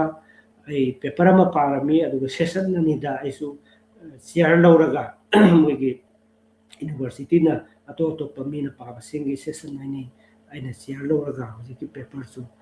ꯀꯩꯅꯣ ꯇꯧꯔꯝꯃꯦ ꯌꯥꯎꯔꯝꯃꯦ ꯑꯗꯨꯃꯥꯏꯅ ꯇꯧꯗꯅ ꯑꯗꯨꯒꯤ ꯃꯃꯥꯡꯁꯤꯗꯗꯤ ꯑꯗꯨꯝ ꯃꯔꯛꯁꯤꯗꯗꯤ ꯑꯇꯣꯞꯄ ꯔꯁꯤꯌꯥꯗ ꯆꯠꯄ ꯀꯩꯒꯤꯗ ꯆꯠꯄ ꯃꯔꯛꯇ ꯃꯌꯥꯝ ꯑꯃ ꯆꯠꯈ꯭ꯔꯦ ꯇꯣꯉꯥꯟꯕ ꯔꯁꯤꯌꯥꯗ ꯑꯗꯩ ꯀꯣꯔꯤꯌꯥꯗ ꯆꯠꯄꯁꯤꯅ 13 ꯋꯥꯔꯜ ꯐꯦꯁꯇꯤꯚꯦꯜ ꯌꯨꯠ ꯑꯦꯟ ꯁ꯭ꯇꯨꯗꯦꯟꯒꯤ ꯆꯠꯄꯅꯤ ꯃꯁꯤꯗꯗꯤ ꯃꯅꯤꯄꯨꯔꯒꯤ ꯑꯩꯈꯣꯏ ꯄꯨꯡ ꯌꯩꯕ ꯑꯩꯈꯣꯏ 4ꯈꯛ ꯆꯠꯄꯅꯤ ꯁꯤꯗ ꯍꯧꯖꯤꯛꯀꯤ ꯀꯩꯅꯣꯁꯤꯗ 13 world festival youth and student ꯄꯤꯌꯣꯡꯌꯥꯡꯒꯤ ꯆꯠꯄꯁꯦ ꯁꯤꯁꯨ ꯊꯥ ꯑꯅꯤꯃꯨꯛ ꯂꯩꯌꯦ ꯑꯩꯈꯣꯏ ꯀꯣꯔꯤꯌꯥ ꯅꯣꯔꯠ ꯀꯣꯔꯤꯌꯥꯗ ꯄꯤꯌꯣꯡꯌꯥꯡꯗ ꯂꯩꯌꯦ ꯑꯩꯈꯣꯏ ꯃꯇꯝꯗꯨꯗ ꯑꯗꯨꯗ ꯃꯌꯥꯝꯁꯤꯡꯁꯤꯅ ꯑꯩꯈꯣꯏꯅ ꯂꯩꯕ ꯃꯇꯝꯗꯣ ꯌꯥꯝ ꯅꯣꯛꯅꯤꯡꯕ ꯌꯥꯝ ꯅꯨꯡꯉꯥꯏꯕꯁꯨ ꯂꯩ ꯃꯔꯝꯗꯤ ꯀꯩꯒꯤꯅꯣ ꯍꯥꯏꯔꯀꯥꯟꯗ ꯑꯃꯦꯔꯤꯀꯥꯗ ꯆꯠꯄꯁꯤ ꯃꯣꯏꯒ ꯑꯩꯈꯣꯏꯒ ꯂꯦꯞꯄꯁꯤꯗꯤ ꯁꯅꯥꯎ ꯃꯆꯥ ꯌꯦꯟꯕꯒ ꯆꯞ ꯃꯥꯟꯅꯩ ꯑꯗꯣ ꯀꯣꯔꯤꯌꯥꯒꯨꯝꯕꯗ ꯆꯠꯈꯤꯕꯁꯤꯗꯗꯤ ꯃꯇꯝꯗꯨꯗ ꯑꯩꯈꯣꯏꯁꯤ ꯑꯩꯁꯤ ꯗꯤ ꯑꯦꯝ ꯀꯣꯂꯦꯖꯇ BA ꯇꯝꯕ ꯃꯇꯝꯅꯤ 1989ꯗꯅꯤ ꯑꯩꯅ ꯀꯣꯔꯤꯌꯥ ꯆꯠꯄꯁꯤ ꯉꯜꯂꯤꯉꯩ ꯃꯇꯝꯅꯤꯅꯦ ꯑꯣꯖꯥ ꯍꯣꯏ ꯅꯍꯥ ꯑꯣꯏꯔꯤꯉꯩ ꯉꯜꯂꯤꯉꯩ ꯃꯇꯝ ꯌꯥꯝ ꯅꯍꯥ ꯆꯠꯄꯁꯤꯗ ꯑꯣꯖꯥ ꯅꯪꯅ ꯑꯥꯗ ꯆꯠꯂꯗꯤꯅꯦ ꯇꯥꯏ ꯑꯃ ꯂꯩꯔꯨꯑꯣꯏꯅ ꯑꯣꯖꯥ ꯕꯤꯍꯥꯔꯤꯅ ꯑꯩꯉꯣꯟꯗ ꯍꯥꯏꯕꯗꯨꯗ ꯑꯩꯅ ꯇꯥꯏꯗꯨ ꯈꯟꯒꯦꯅ ꯁꯨꯝ ꯌꯦꯡꯕ ꯀꯥꯟꯁꯤꯗ ꯑꯥꯗꯒꯤ ꯂꯥꯏꯕꯗ ꯍꯧꯖꯤꯛꯀꯤ 13 ꯋꯥꯔꯜ ꯐꯦꯁꯇꯤꯚꯦꯜ ꯌꯨꯠ ꯑꯦꯟ ꯁ꯭ꯇꯨꯗꯦꯟꯒꯤꯁꯤꯗ ꯌꯥꯝ ꯆꯥꯎꯈ꯭ꯔꯒꯦꯕꯨ ꯌꯦꯟꯁꯥꯡ ꯄꯔꯦꯡꯁꯦ ꯔꯣ 2 ꯊꯝꯃꯦ ꯄꯔꯦꯡ ꯑꯃꯃꯝꯗ 150 ꯑꯣꯏꯅꯤ ꯊꯝꯃꯤꯁꯦ ꯄꯔꯦꯡꯁꯦ ꯃꯁꯤꯗ ꯊꯣꯡꯗꯣꯔꯤꯁꯦ ꯑꯥꯗꯒꯤ ꯉꯥꯗꯒꯤ ꯍꯧꯔꯀꯥꯟꯗ ꯁꯟ ꯏꯔꯣꯏꯐꯥꯎ ꯌꯥꯎꯔꯕꯅꯤ ꯀꯨꯁꯤ ꯇꯤꯟ ꯀꯥꯡ ꯂꯤꯜ ꯀꯔꯤ ꯃꯌꯥꯝꯁꯦ ꯊꯦꯠ ꯊꯝꯃꯦꯕ ꯑꯗ ꯂꯩꯔꯤꯕ ꯃꯌꯥꯝꯗꯣ ꯑꯗꯨꯗ ꯁ꯭ꯅꯦꯛ ꯀꯥꯏꯅ ꯂꯩꯔꯝꯕꯗꯣ ꯇꯨ ꯆꯨꯡꯗꯅ ꯃꯁꯤꯕꯨ ꯑꯣꯏꯅ ꯈꯜꯂꯒ ꯑꯩꯈꯣꯏꯁꯦ ꯊꯣꯛꯂꯛꯀꯥꯟꯁꯤꯗ ꯑꯩꯈꯣꯏꯅ ꯇꯧꯕꯗꯣ ꯂꯩꯔꯤꯕ ꯃꯣꯏ ꯋꯥꯏꯇꯔꯁꯤꯡꯗꯨꯅ ꯎꯕꯗꯒꯤ ꯑꯩꯈꯣꯏꯗ ꯑꯩ ꯅꯥꯛꯇ ꯄꯞ ꯆꯪꯁꯤꯜꯂꯒ ꯍꯥꯏ ꯀꯔꯤ ꯁꯤ ꯆꯥꯗꯕ꯭ꯔꯣ ꯅꯣꯏ ꯍꯥꯏꯅ ꯑꯩꯅ ꯆꯥꯗꯦ ꯀꯩꯅꯣ ꯅꯣꯏꯅ ꯆꯥꯕꯗꯣ ꯑꯗꯨꯗ ꯍꯥꯏꯌꯣ ꯇꯣꯉꯥꯟꯅ ꯁꯦꯝꯃꯒꯦꯅ ꯇꯧꯔꯒ ꯀꯥ ꯑꯃꯗ ꯑꯩꯈꯣꯏꯒꯤ ꯏꯃꯥꯟꯅꯕꯁꯤꯡꯗꯨ ꯑꯇꯩꯗꯤ ꯆꯥꯗꯦ ꯃꯣꯏꯁꯨ ꯌꯦꯟꯗꯤ ꯆꯥꯏꯌꯦꯀꯣ ꯑꯗꯨ ꯃꯣꯏꯅ ꯇꯧꯔꯒ ꯌꯦꯟꯅꯦ ꯑꯩꯈꯣꯏꯗꯤ ꯑꯩꯅ ꯑꯃꯨꯛ ꯌꯦꯟ ꯀꯔꯥꯝꯇ ꯆꯥꯗꯕꯅꯤꯅ ꯚꯦꯖꯤꯇꯦꯔꯤꯌꯟ ꯉꯥꯛꯇ ꯑꯣꯏꯕꯅꯤꯅ ꯉꯥ ꯐꯥꯎꯗꯤ ꯆꯥꯏ ꯑꯗꯨ ꯑꯩꯈꯣꯏꯒꯤ ꯑꯣꯏꯅ ꯇꯣꯉꯥꯟꯅ ꯑꯃ ꯃꯣꯏꯅ ꯊꯝꯕ ꯃꯌꯥꯝꯒꯤ ꯃꯔꯛꯇꯨꯗ ꯇꯧꯗ꯭ꯔꯦ ꯃꯅꯥꯛ ꯑꯗꯨꯋꯥꯏꯗ ꯀꯥ ꯑꯃꯗ ꯑꯩꯈꯣꯏꯁꯤ ꯁꯦꯜꯂꯦ ꯃꯣꯏꯅ ꯑꯗꯨꯃꯥꯏꯅ ꯇꯧꯗꯅ ꯃꯣꯏ ꯀꯩꯅꯣꯁꯤꯗ ꯂꯩꯔꯦ ꯀꯩꯅꯣꯁꯤꯗ ꯑꯗꯣ ꯃꯣꯏꯁꯤꯗ ꯇꯧꯕꯁꯤꯗ ꯇꯥꯏꯁꯤ ꯑꯩꯅ ꯈꯟꯒꯦꯅ ꯁꯨꯝ ꯇꯧꯔ ꯀꯥꯟꯁꯤꯗ ꯃꯣꯏꯒꯤ ꯑꯃꯦꯔꯤꯀꯥꯗꯒꯤ ꯂꯥꯛꯄ ꯏꯇꯥꯂꯤꯗꯒꯤ ꯂꯥꯛꯄ ꯃꯤ ꯑꯆꯧꯕꯁꯤꯡꯗꯨꯅ ꯑꯩꯁꯦ ꯁꯦꯜꯃꯦꯟ ꯑꯣꯏꯔꯕꯣꯏ ꯅꯤꯡꯗꯅ ꯑꯁꯤꯒꯤ ꯃꯆꯨ ꯑꯉꯧꯕꯗ ꯄꯤꯔꯣ ꯑꯁꯤꯒꯤ ꯀꯩꯅꯣ ꯑꯁꯪꯕꯁꯤ ꯄꯤꯔꯣ ꯍꯥꯏꯅ ꯑꯩꯉꯣꯟꯗ ꯁꯨꯝ ꯍꯥꯏ ꯃꯣꯏꯁꯤ ꯅꯣꯛꯑꯦꯕ ꯄꯪꯅꯣꯛꯇ ꯅꯣꯛꯑꯦꯕ ꯑꯗꯒꯤ ꯅꯣꯛꯑꯦ ꯑꯗꯩꯗꯤ ꯑꯩ ꯀꯩꯅꯣ ꯁꯦꯜꯃꯦꯟ ꯅꯠꯇꯦꯅ ꯑꯩꯅ ꯍꯥꯏꯔꯦꯕ ꯍꯥꯏꯔꯁꯨ ꯃꯣꯏꯗꯤ ꯑꯗꯨꯝ ꯂꯩꯔꯝꯃꯤꯕꯗꯣ ꯁꯛꯆꯨꯗꯣ ꯃꯣꯏꯒ ꯑꯩꯈꯣꯏꯒꯗꯤ ꯆꯞ ꯃꯥꯟꯅꯕꯅꯤꯅ ꯈꯟꯗꯣꯛꯄꯗꯨ ꯉꯝꯗ꯭ꯔꯕꯅꯤꯅ ꯃꯣꯏꯅ ꯑꯗꯨꯃꯥꯏꯅ ꯍꯥꯏꯔꯛꯄ ꯃꯣꯏꯗꯨ ꯆꯠꯈ꯭ꯔꯀꯥꯟꯗ ꯑꯩꯉꯣꯟꯗ ꯅꯪ ꯀꯥꯏꯗꯒꯤꯅꯣ ꯍꯪꯉꯦ ꯑꯩꯅ ꯏꯟꯗꯤꯌꯥꯗꯒꯤ ꯅꯣ ꯌꯨ ꯑꯥꯔ ꯅꯣꯠ ꯏꯟꯗꯤꯌꯥꯟ ꯍꯥꯏꯔꯤꯅꯤ ꯅꯪ ꯏꯟꯗꯤꯌꯥ ꯅꯠꯇꯦ ꯏꯟꯗꯤꯌꯥꯗ ꯃꯣꯏꯅ ꯎꯔꯤꯁꯦ ꯀꯨꯆꯨ ꯃꯨꯕ ꯃꯅꯥꯇꯣꯟ ꯆꯥꯎꯕ Hoi, ꯃꯃꯤꯠ South or North India. ꯎꯔꯤꯅꯦꯕ ꯑꯗꯣ ꯑꯩꯈꯣꯏ ꯂꯥꯛꯄꯁꯦ ꯅꯣꯏꯕꯨ ꯏꯟꯗꯤꯌꯥꯗ ꯂꯩꯕ꯭ꯔꯥꯅꯦꯅ ꯍꯥꯏꯔꯤꯅꯦꯕ ꯑꯗꯨꯅ ꯏꯚꯟ ꯆꯥꯛ ꯆꯥꯕꯗꯣ ꯑꯍꯥꯟꯕꯗꯗꯤꯅꯦ ꯑꯩꯈꯣꯏꯗ ꯀꯣꯟꯅ ꯆꯥꯁꯦ ꯍꯥꯏꯔꯝꯃꯦꯕꯀꯣ ꯑꯩꯅ ꯀꯩꯗꯧꯕꯩ ꯀꯣꯟꯗꯣꯏꯅꯣ ꯑꯩꯈꯣꯏ ꯄ꯭ꯔꯣꯒ꯭ꯔꯥꯝ ꯂꯩꯌꯦ ꯍꯥꯏꯌꯦꯕꯀꯣ ꯀꯩꯅꯣꯅꯦ ꯍꯥꯏꯁꯤꯕꯣ ꯃꯤ ꯃꯌꯥꯝꯗꯣ ꯄꯤꯖꯕ ꯂꯣꯏꯔꯒ ꯑꯩꯈꯣꯏ ꯀꯣꯟꯅ ꯆꯥꯁꯦ ꯍꯥꯏꯕꯅꯦꯅ ꯍꯥꯏꯔꯤꯅꯦ ꯑꯗꯨꯁꯨ ꯑꯩꯉꯣꯟꯗꯀꯣ ꯑꯗꯩꯗꯤ ꯀꯣꯟꯅ ꯑꯩꯈꯣꯏꯅ ꯑꯩꯅ ꯍꯥꯏꯌꯦꯕ ꯑꯩ ꯏꯟꯗꯤꯌꯥꯗ ꯂꯥꯛꯄꯅꯦ ꯅꯠꯇꯦ ꯑꯗꯩ ꯅꯪꯉꯣꯟꯗ show me your card ꯑꯩꯅ ꯅꯪ ꯀꯥꯔꯠꯇꯨ ꯎꯠꯂꯣꯅ ꯇꯧꯔꯒ ꯑꯩꯅ ꯐꯨꯔꯤꯠ ꯃꯅꯨꯡꯗ ꯌꯥꯎꯕ ꯀꯥꯔꯠꯇꯨ ꯎꯠꯂꯀꯥꯟꯗ I am very sorry ꯑꯩꯈꯣꯏꯗꯤ ꯅꯪꯁꯦ ꯁ꯭ꯋꯥꯏꯁꯤꯗꯒꯤ ꯑꯣꯏꯔꯕꯣꯏ ꯅꯤꯡꯉꯦ ꯃꯣꯏ ꯃꯇꯝꯗꯨꯗꯅꯦ ꯃꯣꯏꯒꯤ ꯀꯩꯅꯣꯁꯦ ꯋꯥꯏꯇꯔ ꯀꯩꯅꯣ ꯂꯩꯕꯁꯤꯡꯁꯦ ꯃꯣꯏ ꯑꯗꯨꯁꯨ ꯑꯃꯨꯛ ꯆꯨꯝꯅꯒꯤ ꯋꯥꯏꯇꯔ ꯑꯣꯏꯔꯝꯗ꯭ꯔꯦꯕ ꯗꯥꯛꯇꯔꯒꯨꯝꯕ ꯏꯟꯖꯤꯅꯤꯌꯥꯔꯒꯨꯝꯕ ꯅꯔꯁꯀꯨꯝꯕ ꯃꯌꯥꯝꯁꯤꯡꯁꯤꯅ ꯋꯥꯏꯠ ꯀꯩꯅꯣ ꯑꯣꯏꯔꯤꯕꯅꯦꯕ ꯂꯣꯏꯅ ꯑꯦꯔꯦꯟꯖ ꯇꯧꯔꯤꯕꯅꯦꯕ ꯃꯣꯏꯁꯦ ꯗ꯭ꯌꯨꯇꯤ ꯑꯗꯨꯝ ꯄꯤꯕꯖꯥꯠꯅꯦꯕ ꯗꯥꯛꯇꯔ ꯑꯣꯏꯔꯁꯨ ꯑꯗꯨ ꯇꯧꯗ ꯌꯥꯗꯦ ꯏꯟꯖꯤꯅꯤꯌꯥꯔ ꯑꯣꯏꯔꯁꯨ ꯇꯧꯗ ꯌꯥꯗꯦ ꯑꯩꯈꯣꯏ ꯁꯤꯗꯗꯤ ꯗꯥꯛꯇꯔꯅ ꯏꯟꯖꯤꯅꯤꯌꯥꯔ ꯍꯥꯏꯅ ꯆꯥꯎꯃꯟꯈꯤꯗꯅ ꯀꯣꯟ ꯊꯣꯡꯗꯦꯗꯅ ꯃꯣꯏꯒꯤꯗꯗꯤ ꯑꯗꯨ ꯂꯩꯇꯦꯕ ꯆꯥꯎꯊꯣꯛꯄꯒꯤ ꯋꯥꯁꯤ ꯏꯚꯟ ꯑꯃꯦꯔꯤꯀꯥꯗꯁꯨ ꯑꯩ ꯑꯗꯨꯝ ꯎꯔꯦ ꯑꯃꯦꯔꯤꯀꯥꯁꯤꯗ ꯑꯩꯗꯤ ꯈꯣꯡꯎꯞꯀꯤ ꯀꯥꯞ ꯊꯥꯕꯅꯤ ꯑꯗꯩ ꯐꯛꯂꯥꯡ ꯋꯥꯏ ꯇꯩꯕꯅꯤ ꯂꯝ ꯁꯤꯠꯄꯅꯤ ꯑꯗꯨꯅꯤ ꯑꯗꯥꯅꯤꯅ ꯌꯥꯝꯅ ꯑꯃꯅ ꯑꯃ ꯔꯤꯒꯥꯔꯠ ꯇꯧꯅꯕ ꯍꯟꯊꯅ ꯌꯦꯡꯅꯗꯕ ꯄꯣꯠꯇꯣ ꯑꯗꯨꯝ ꯆꯞ ꯆꯥꯅ ꯀꯩꯅꯣꯗꯁꯨ ꯑꯗꯨꯝ ꯂꯩꯌꯦꯕ ꯅꯣꯔꯠ ꯀꯣꯔꯤꯌꯥꯗꯁꯨ ꯑꯗꯨꯝ ꯂꯩꯌꯦꯕ ꯃꯇꯝꯗꯨꯗ ꯍꯧꯖꯤꯛ ꯂꯩꯔꯤꯕ ꯄ꯭ꯔꯁꯤꯗꯦꯟꯁꯤꯒꯤ ꯃꯄꯥꯗꯨꯅꯦ ꯀꯤꯝ ꯏꯜ ꯁꯨꯡꯗꯨꯅꯦ ꯃꯇꯝꯗꯨꯗ ꯂꯩꯔꯝꯃꯤꯗꯣ ꯑꯗꯨꯒꯤ ꯃꯄꯥꯗꯣ ꯑꯗꯣ ꯑꯩꯈꯣꯏ ꯆꯠꯂꯦ ꯃꯣꯏ ꯁ꯭ꯀꯨꯜꯒꯁꯤ ꯌꯥꯝ ꯆꯠꯂꯦ ꯃꯇꯝꯗꯨꯗ ꯁꯨꯇꯤ ꯑꯣꯏꯌꯦꯅ ꯍꯥꯏꯌꯦꯕ ꯁꯨꯇꯤ ꯑꯣꯏꯔꯁꯨ ꯀꯔꯤꯝ ꯇꯧꯔꯨꯔꯣ ꯃꯤꯅꯤꯠ 5 ꯃꯅꯨꯡꯗ ꯂꯣꯏꯅ ꯀꯧꯒꯦꯅ ꯍꯥꯏꯔꯒ ꯐꯣꯟ ꯇꯧꯈꯤꯕꯗꯨꯕꯨ ꯃꯤꯅꯤꯠ 5 ꯐꯥꯗ꯭ꯔꯤꯉꯩꯗ ꯂꯣꯏꯅ ꯂꯥꯛꯄꯩ ꯋꯥꯅꯤ ꯃꯣꯏ ꯃꯌꯥꯝꯗꯣ ꯀꯣꯔꯤꯌꯥꯗ ꯇꯧꯔꯤ ꯃꯌꯥꯝꯗꯣ ꯌꯥꯝꯅ ꯑꯦꯗꯚꯥꯟꯁ ꯑꯣꯏꯈꯔꯦ ꯃꯇꯝꯗꯣ ꯑꯗꯨꯃꯥꯏꯅ ꯇꯧꯗꯅ ꯀꯣꯔꯤꯌꯥꯗꯁꯨ ꯁꯨꯃꯥꯏꯅ ꯆꯠꯄ ꯌꯥꯕ ꯁꯨꯝ ꯃꯐꯝ ꯈꯔꯗꯤ ꯑꯗꯨꯝ ꯑꯩꯅ ꯇꯧꯔꯨꯕ ꯍꯥꯏꯇꯥꯔꯦ ꯁꯤꯟꯐꯝꯁꯤꯅ ꯃꯔꯝ ꯑꯣꯏꯔꯒ ꯁꯨꯝ ꯇꯧꯔꯨꯔꯦ ꯑꯗꯣ ꯍꯧꯖꯤꯛ ꯑꯩꯈꯣꯏ ꯔꯤꯇꯥꯌꯔ ꯇꯧꯒꯗꯧꯁꯨ ꯃꯇꯝꯕꯨꯗꯤ ꯋꯥꯁꯤꯜꯂꯛꯇꯔꯦ ꯑꯩꯁꯨ ꯔꯤꯇꯥꯌꯔ ꯇꯧꯗ꯭ꯔꯤꯉꯩꯁꯤꯗ ꯈꯔꯗꯤ ꯑꯗꯨꯝ ꯆꯠꯂꯝꯒꯦ ꯑꯗꯨꯒ ꯂꯣꯏꯔꯕ ꯃꯇꯨꯡꯗꯗꯤ ꯍꯥꯏꯔꯤꯕ ꯃꯌꯥꯝꯁꯤꯡꯁꯤ ꯑꯩꯁꯨ ꯑꯗꯨꯝ ꯑꯩꯅ ꯉꯝꯕ ꯁꯤꯌꯥꯔ ꯍꯥꯏꯇꯥꯔꯦ ꯑꯩꯈꯣꯏꯒꯤ ꯑꯩꯅ ꯉꯁꯥꯏ ꯃꯃꯥꯡꯗ ꯂꯤꯖꯈꯤꯕ ꯁꯪꯒꯤꯇꯣꯟꯒꯤ ꯄꯣꯠ ꯄꯨꯝꯅꯃꯛꯁꯤꯡꯁꯦ ꯃꯁꯤꯗ ꯌꯥꯎꯔꯤꯕ ꯇꯥꯜꯒꯤ ꯁꯤꯁꯇꯦꯝ ꯃꯁꯤꯗ ꯇꯧꯔꯤꯕ ꯄꯣꯠ ꯄꯨꯝꯅꯃꯛꯁꯤꯡꯁꯦ ꯃꯁꯤꯗ ꯂꯩꯔꯤꯉꯩꯗꯁꯨ ꯍꯧꯖꯤꯛꯁꯨ ꯑꯗꯨꯝ ꯇꯧꯔꯤ ꯑꯩ ꯀꯔꯤꯒꯨꯝꯕ ꯃꯇꯝꯗ ꯁꯪꯆꯥꯂꯤꯒꯤ ꯊ꯭ꯔꯨꯗꯒꯤ ꯍꯥꯏꯇꯥꯔꯦ ꯑꯩ ꯃꯃꯥꯡꯗ ꯑꯗꯨꯝ ꯑꯩꯅ ꯇꯧꯖꯈ꯭ꯔꯕꯅꯤ ꯁꯪꯒꯤꯅꯥꯇ ꯑꯦꯀꯥꯗꯃꯤꯗꯒꯤ ꯁꯦꯟꯊꯪ ꯂꯧꯖꯔꯒ ꯑꯩꯈꯣꯏꯅ ꯑꯩꯈꯣꯏꯒꯤ ꯂꯩꯟ ꯇꯔꯤꯇꯥ ꯍꯥꯏꯁꯤ ꯀꯔꯤꯅꯣ ꯍꯥꯏꯕ ꯑꯗꯩ ꯁꯠꯄꯤꯇꯥ ꯄꯨꯇ꯭ꯔꯀ ꯍꯥꯏꯁꯤ ꯀꯔꯤꯅꯣ ꯀ ꯍꯥꯏꯁꯦ ꯑꯩꯅ ꯄꯨꯡ ꯌꯩꯕ 5-6 ꯂꯩꯔꯒ ꯃ꯭ꯌꯨꯖꯤꯛ ꯈꯣꯡꯉꯒ ꯕꯥꯁꯤ ꯈꯣꯡꯉꯒ ꯃꯁꯤꯒꯤ ꯄꯣꯠꯁꯛꯁꯤ ꯃꯗꯨꯗ ꯌꯩꯔꯤꯕ ꯁꯤꯁꯇꯦꯝ ꯇꯧꯔꯤꯕ ꯄꯣꯠ ꯃꯌꯥꯝꯁꯤꯡꯁꯦ ꯑꯩꯅ ꯍꯧꯖꯤꯛꯇꯤ ꯎꯠꯄ ꯍꯧꯔꯦ ꯇꯧꯕꯇꯕꯨ ꯑꯩꯈꯣꯏꯅ ꯃꯁꯤ ꯃꯄꯥꯟꯗ ꯄꯨꯔꯒ ꯎꯠꯅꯅꯕꯒꯤ ꯈꯨꯗꯣꯡꯆꯥꯕꯗꯨꯗꯤ ꯃꯗꯨꯗꯤ ꯍꯧꯖꯤꯛ ꯐꯪꯗ꯭ꯔꯤ ꯑꯗꯨꯅ ꯑꯩ ꯃꯁꯤꯒꯤ ꯃꯇꯥꯡꯗ ꯑꯩꯈꯣꯏꯒꯤ ꯂꯩꯔꯤꯕ ꯑꯩꯈꯣꯏꯒꯤ ꯃꯅꯤꯄꯨꯔꯒꯤ ꯒꯣꯔꯃꯦꯟꯒꯤ ꯃꯤꯁꯤꯡꯁꯤꯅ ꯁꯤꯒꯨꯝꯕꯁꯤꯡꯁꯦ ꯏꯚꯟ ꯁꯪꯒꯤꯇꯣꯟ ꯐꯥꯎꯗ ꯕꯣꯝꯕꯦꯗ ꯑꯗꯒꯤ ꯃद्ꯔꯥꯁꯇ ꯀꯜꯀꯇꯥꯗ ꯑꯗꯒꯤ ꯗꯤꯜꯂꯤꯒꯨꯝꯕꯗ ꯁꯪꯒꯤꯇꯣꯟꯒꯤ ꯃꯁꯛꯁꯤ ꯍꯦꯛ ꯁꯪꯒꯤꯇꯣꯟꯗ ꯇꯧꯔꯤꯕ ꯆꯣꯂꯣꯝꯒꯤ ꯁꯪꯒꯤꯇꯣꯟꯗ ꯇꯧꯔꯤꯕ ꯏꯁꯩꯒꯤ ꯗ꯭ꯋꯥꯔꯒꯤ ꯆꯣꯂꯣꯝꯒꯤ ꯇꯧꯔꯤꯕ ꯃꯌꯥꯝꯁꯤꯡꯁꯦ ꯀꯔꯤꯅꯣ ꯀ ꯍꯥꯏꯁꯦ ꯎꯠꯂꯀꯥꯟꯁꯤꯗꯗꯤ ꯄ꯭ꯔꯤꯊꯤꯕꯤ ꯄꯨꯝꯅꯃꯛꯁꯦ ꯃꯃꯥ ꯃꯄꯥ ꯁꯤꯕ ꯃꯇꯝꯗ ꯁꯪꯒꯤꯇꯣꯟꯗꯨ ꯑꯣꯏꯅ ꯇꯧꯕꯤꯔꯣ ꯀꯥꯁꯦ ꯁꯣꯏꯗꯅ ꯍꯥꯏꯔꯛꯀꯅꯤ ꯒꯥꯏꯁꯦ ꯑꯩ ꯄꯨꯛꯅꯤꯡꯗ ꯈꯜꯂꯦ ꯁꯣꯏꯗꯅ ꯄꯥꯝꯒꯅꯤꯅ ꯑꯗꯣ ꯍꯧꯖꯤꯛꯁꯦ ꯈꯪꯍꯟꯅꯅꯕꯒꯤ ꯃꯁꯤ ꯑꯩꯈꯣꯏꯒꯤ ꯂꯩꯔꯤꯕ ꯀꯔꯤ ꯍꯥꯏꯅꯤ ꯒꯣꯔꯃꯦꯟꯒꯤ ꯃꯤ ꯃꯌꯥꯝꯁꯤꯡꯁꯤꯗꯤ ꯖꯒꯣꯏ ꯏꯁꯩ ꯇꯧꯖꯔꯤꯕ ꯁꯪꯒꯤꯇꯣꯟ ꯇꯧꯖꯔꯤꯕ ꯃꯤꯁꯤꯡ ꯃꯣꯏ ꯑꯗꯨꯝ ꯂꯩꯖꯕꯅꯦ ꯃꯈꯣꯏ ꯑꯗꯨꯝ ꯍꯤꯡꯖꯔꯤꯕꯅꯦꯅ ꯈꯜꯂꯒ ꯃꯃꯥꯡꯉꯩ ꯅꯤꯡꯊꯧ ꯄꯥꯜꯂꯤꯉꯩꯗꯗꯤ ꯁꯣꯏꯕ ꯌꯥꯗꯕ ꯀꯥꯏꯕ ꯌꯥꯗꯕ ꯐꯖꯅ ꯔꯨꯜ ꯑꯦꯟ ꯔꯤꯒꯨꯂꯦꯁꯟ ꯃꯌꯥꯝꯁꯦ ꯉꯥꯛꯑꯒ ꯇꯧꯔꯝꯕꯗꯣ ꯍꯧꯖꯤꯛꯇꯤ ꯃꯄꯨ ꯄꯥꯝꯗꯕ ꯑꯗꯨꯃꯥꯏꯅ ꯃꯥꯅ ꯇꯧꯅꯤꯡꯕꯒꯤ ꯄꯣꯠ ꯂꯥꯛꯄꯅꯤꯅ ꯆꯥꯏꯕ ꯌꯥꯕꯒꯤ ꯐꯤꯕꯝꯐꯥꯎ ꯂꯥꯛꯀꯗꯧꯔꯕꯅꯤ ꯍꯧꯖꯤꯛꯁꯤ ꯑꯗꯨꯅ ꯃꯁꯤ ꯄꯨꯝꯅꯃꯛꯁꯤꯡꯁꯦ ꯒꯣꯔꯃꯦꯟꯅ ꯍꯧꯖꯤꯛꯇꯤ ꯅꯤꯡꯊꯧꯒꯤ ꯃꯍꯨꯠꯇꯨꯗ ꯃꯈꯣꯏꯅ ꯇꯣꯉꯥꯟꯕ ꯗꯤꯄꯥꯔꯠꯃꯦꯟ ꯈꯥꯏꯗꯣꯛꯑꯀꯥꯟꯗ ꯑꯥꯔꯠ ꯑꯦꯟ ꯀꯜꯆꯔꯒꯤ ꯍꯥꯏꯅ ꯇꯣꯉꯥꯟꯕ ꯗꯤꯄꯥꯔꯠꯃꯦꯟ ꯂꯩꯔꯤꯕ ꯏꯁꯇꯦꯠ ꯀꯂꯥ ꯍꯥꯏꯅ ꯂꯩꯔꯤꯕꯁꯤꯡꯁꯤꯅ ꯃꯁꯤ ꯇꯧꯔꯀꯥꯟꯗ ꯑꯦꯅꯤ ꯐꯦꯁꯇꯤꯚꯦꯜ ꯇꯧꯔꯤꯕꯁꯤꯡꯁꯦ ꯏꯟꯗꯤꯌꯥꯒꯤ ꯑꯆꯧ ꯁꯤꯇꯤꯁꯤꯡꯁꯤꯗ ꯃꯁꯛ ꯈꯪꯍꯜꯂꯛꯑꯗꯤ ꯄ꯭ꯔꯤꯊꯤꯕꯤ ꯄꯨꯝꯅꯃꯛꯅ ꯑꯗꯣ ꯑꯩꯈꯣꯏ ꯁꯤꯗꯁꯨ ꯂꯥꯛꯍꯜꯂꯒ ꯎꯍꯟꯗꯅ ꯁꯣꯔꯥꯠ ꯁꯣꯟꯕꯗ ꯂꯨꯍꯣꯡꯕꯗ ꯐꯤꯔꯣꯏꯗ ꯇꯧꯔꯤꯕ ꯁꯪꯒꯤꯇꯣꯟꯒꯤ ꯐꯖꯕ ꯃꯌꯥꯝꯁꯤꯡꯁꯦ ꯃꯈꯣꯏꯁꯨ ꯎꯍꯜꯂꯣ ꯃꯁꯤꯁꯦ ꯑꯩꯈꯣꯏꯅ ꯃꯤ ꯑꯃ ꯁ꯭ꯔꯥꯙꯥ ꯇꯧꯕꯗ ꯁꯝꯕꯠ ꯁꯔꯠ ꯇꯧꯕꯗ ꯑꯩꯈꯣꯏꯒꯤ ꯁꯨꯚ ꯕꯤꯕꯥꯍ ꯇꯧꯕꯗ ꯁꯤꯒꯨꯝꯕꯁꯤꯡꯁꯦ ꯑꯩꯈꯣꯏ ꯇꯧꯔꯒ ꯂꯩꯔꯤꯕꯅꯦꯒ ꯍꯥꯏꯁꯦ ꯈꯪꯍꯜꯂꯒꯗꯤ ꯁꯣꯏꯗꯅ ꯃꯁꯤꯗ ꯑꯩꯈꯣꯏ ꯄꯨꯝꯅꯃꯛꯁꯦ ꯃꯣꯏ ꯄꯨꯝꯅꯃꯛꯁꯦ ꯅꯣꯡꯃꯗꯤ ꯑꯗꯨꯃꯥꯏꯅ ꯍꯦꯛ ꯇꯧꯕ ꯉꯝꯈꯤꯕꯗ ꯑꯩꯈꯣꯏꯅ ꯇꯧꯖꯔꯤꯕ ꯁꯪꯒꯤꯇꯣꯟꯁꯦ ꯌꯨꯅꯦꯁꯀꯣꯅꯁꯨ ꯈꯪꯍꯟꯕꯤꯔꯦ ꯍꯧꯖꯤꯛꯁꯨ ꯃꯄꯥꯟꯒꯤ ꯃꯤ ꯃꯌꯥꯝ ꯑꯩꯉꯣꯟꯗ ꯑꯩꯒꯤ ꯏꯃꯦꯜꯗ ꯑꯩ ꯃꯅꯤꯄꯨꯔꯒꯤ ꯄꯨꯡꯒꯤ ꯃꯔꯝꯗ ꯑꯩ ꯔꯤꯁꯔꯁ ꯇꯧꯅꯤꯡꯉꯦ ꯑꯗꯨꯅ ꯄꯨꯡꯒꯤ ꯇꯤꯡꯉꯤꯕ ꯃꯐꯝꯁꯤꯡ ꯑꯗꯨꯒ ꯇꯣꯉꯥꯟ ꯇꯣꯉꯥꯟꯕ ꯄꯨꯡ ꯌꯩꯕꯒꯤ ꯐꯦꯁꯇꯤꯚꯦꯜ ꯀꯔꯤꯒꯨꯝꯕ ꯂꯩꯔꯒꯗꯤ ꯑꯩ ꯑꯃꯨꯛꯇ ꯌꯦꯡꯖꯒꯦ ꯍꯧꯖꯤꯛꯁꯨ ꯃꯥꯅ ꯍꯟꯗꯛꯀꯤ ꯂꯥꯛꯀꯗꯧꯔꯤꯕ 26ꯀꯤ ꯖꯅꯋꯥꯔꯤꯒꯤ ꯑꯗꯨꯋꯥꯏꯗꯨꯗ ꯂꯥꯛꯀꯦ ꯀꯅꯥ ꯑꯩꯅ ꯆꯠꯄ ꯌꯥꯕ ꯃꯐꯝꯒ ꯂꯩꯔꯗꯤ ꯑꯃꯨꯛꯇ ꯄꯤꯕꯤꯔꯛꯎ ꯀꯥꯏꯅ ꯃꯦꯟꯗ ꯃꯌꯥꯝ ꯑꯃ ꯊꯥꯕ ꯌꯥꯎꯔꯛꯑꯦꯕꯀꯣ ꯑꯗꯩ ꯂꯥꯏꯔꯤꯛ ꯂꯩꯔꯒꯗꯤ ꯁꯪꯒꯤꯇꯣꯟꯒꯤ ꯃꯔꯝꯗ ꯂꯥꯏꯔꯤꯛ ꯂꯩꯔꯒꯗꯤ ꯑꯩ ꯈꯔ ꯄꯥꯖꯒꯦ ꯀꯥꯏꯅ ꯍꯥꯏꯕꯗꯨꯗ ꯑꯩꯅ ꯑꯗꯨꯝ ꯍꯥꯏꯕꯅꯦ ꯑꯩ ꯁꯪꯒꯤꯇꯣꯟꯒꯤ ꯃꯔꯝꯗ ꯈꯔ ꯑꯗꯨꯝ ꯏꯕꯅꯦ ꯑꯩꯅ ꯅꯠ ꯁꯪꯒꯤꯇꯣꯟꯁꯦ ꯃꯍꯥꯖꯒ꯭ꯌ ꯑꯃ ꯑꯣꯏꯅ ꯅꯠ ꯁꯪꯒꯤꯇꯣꯟꯁꯦ ꯄꯨꯔꯕꯔꯪꯒ ꯑꯃ ꯑꯣꯏꯅ ꯅꯠ ꯁꯪꯒꯤꯇꯣꯟꯒꯤ ꯃꯅꯨꯡꯗ ꯌꯥꯎꯔꯤꯕ ꯀꯔꯤ ꯍꯥꯏꯅꯤ ꯃꯥꯒꯤ ꯇꯥꯜꯒꯤ ꯁꯤꯁꯇꯦꯝꯒꯤ ꯃꯌꯥꯝ ꯑꯃ इंटरनेशनल जर्नल नेशनल की एनी जर्नल ꯏꯕꯅꯦ ꯑꯗꯨꯝ ꯌꯦꯡꯉꯣ ꯑꯗꯨꯗ ꯅꯪꯅ ꯀꯔꯤꯒꯨꯝꯕ ꯅꯪꯉꯣꯟꯗ ꯆꯤꯡꯅꯕ ꯅꯠꯇ꯭ꯔꯒ ꯀꯔꯤꯒꯨꯝꯕ ꯈꯪꯗꯕ ꯂꯩꯔꯒꯗꯤ ꯑꯩꯉꯣꯟꯗ ꯑꯗꯨꯝ ꯍꯪꯉꯛꯑꯣꯅ ꯑꯩꯅ ꯑꯗꯨꯝ ꯃꯣꯏꯗ ꯑꯗꯨꯝ ꯍꯥꯏꯅꯕꯅꯦ ꯍꯧꯖꯤꯛꯁꯨ ꯌꯥꯝ ꯅꯨꯡꯉꯥꯏꯖꯔꯦ ꯑꯣꯖꯥ ꯁꯤꯒꯩꯁꯤꯒ ꯑꯩꯈꯣꯏ ꯕꯪꯒ꯭ꯂꯥꯗꯦꯁꯇ ꯆꯠꯂꯝꯕ ꯑꯣꯖꯥꯅ ꯂꯥꯛꯑꯝꯕꯒꯤ ꯃꯦꯃꯣꯔꯤ ꯑꯣꯏꯅ ꯍꯥꯏꯇꯥꯔꯦ ꯑꯩꯈꯣꯏ ꯕꯪꯒ꯭ꯂꯥꯗꯦꯁꯇꯒꯤ ꯑꯣꯖꯥ ꯏꯕꯨꯡꯍꯜ ꯁꯥꯃꯣꯜꯅ ꯐꯣꯇꯣ ꯑꯃ ꯑꯅꯤꯈꯛ ꯑꯩꯉꯣꯟꯗ ꯊꯥꯔꯛꯄ ꯁꯤ ꯌꯥꯝ ꯅꯨꯡꯉꯥꯏ ꯈꯨꯗꯛꯇ ꯁꯨꯝ ꯑꯣꯖꯥꯗ ꯎꯠꯄꯤꯔꯛꯀꯦ ꯑꯩꯈꯣꯏꯒꯤ ꯀꯩꯅꯣꯗ 2016ꯗ ꯕꯅꯋꯥꯁꯇ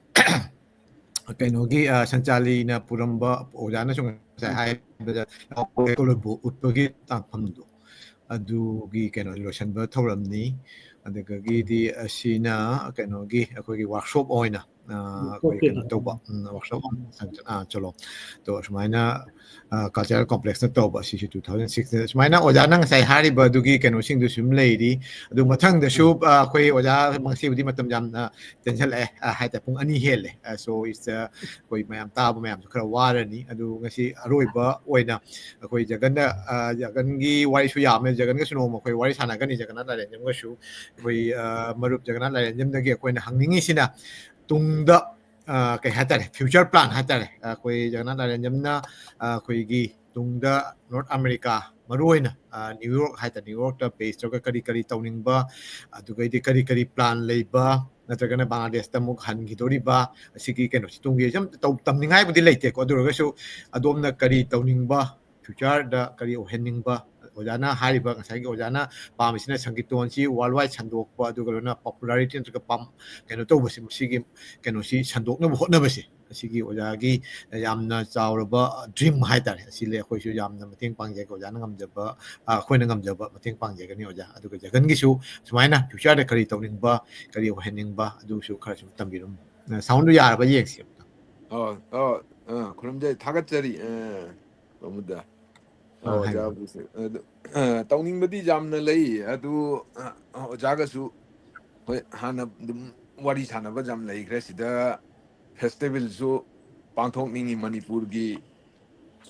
ꯑꯩꯈꯣꯏ ꯀꯜꯆꯔꯁꯦ ꯑꯣꯏꯅ ꯁꯪꯀ꯭ꯔꯤꯇꯣꯟꯇ ꯅꯠꯇꯅꯁꯨ ꯑꯇꯩ ꯖꯒꯣꯏ ꯑꯇꯩ ꯖꯒꯣꯏ ꯂꯩꯔꯤ ꯑꯇꯩ ꯑꯩꯈꯣꯏꯒꯤ ꯑꯔꯤꯕ ꯈꯝꯕ ꯊꯣꯏꯕꯤ ꯃꯥꯏꯕ ꯃꯥꯏꯕꯤꯒꯤ ꯑꯗꯨꯝꯕꯒꯤ ꯀꯩꯅꯣꯁꯨ ꯑꯗꯨꯒꯩꯗꯤ ꯁ꯭ꯀꯨꯜ ꯑꯩ ꯏꯁꯥꯒꯤ ꯑꯣꯏꯅ ꯁ꯭ꯀꯨꯜꯁꯨ ꯑꯃ ꯍꯥꯡꯅꯤꯡꯉꯦ ꯍꯧꯖꯤꯛꯀꯤ ꯁꯟꯆꯥꯂꯤꯒꯤ ꯕ꯭ꯔꯥꯟꯁꯇ ꯅꯠꯇ꯭ꯔꯒꯁꯨ ꯑꯇꯩ ꯁꯨꯝ ꯑꯩꯈꯣꯏ ꯃꯩꯇꯩꯒꯤ ꯀꯜꯆꯔꯒꯤ ꯑꯣꯏꯕꯗ ꯑꯁꯦꯡꯕ ꯑꯇꯩ ꯑꯇꯣꯞꯄ ꯌꯥꯎꯗꯅ ꯑꯗꯨꯃꯥꯏꯅ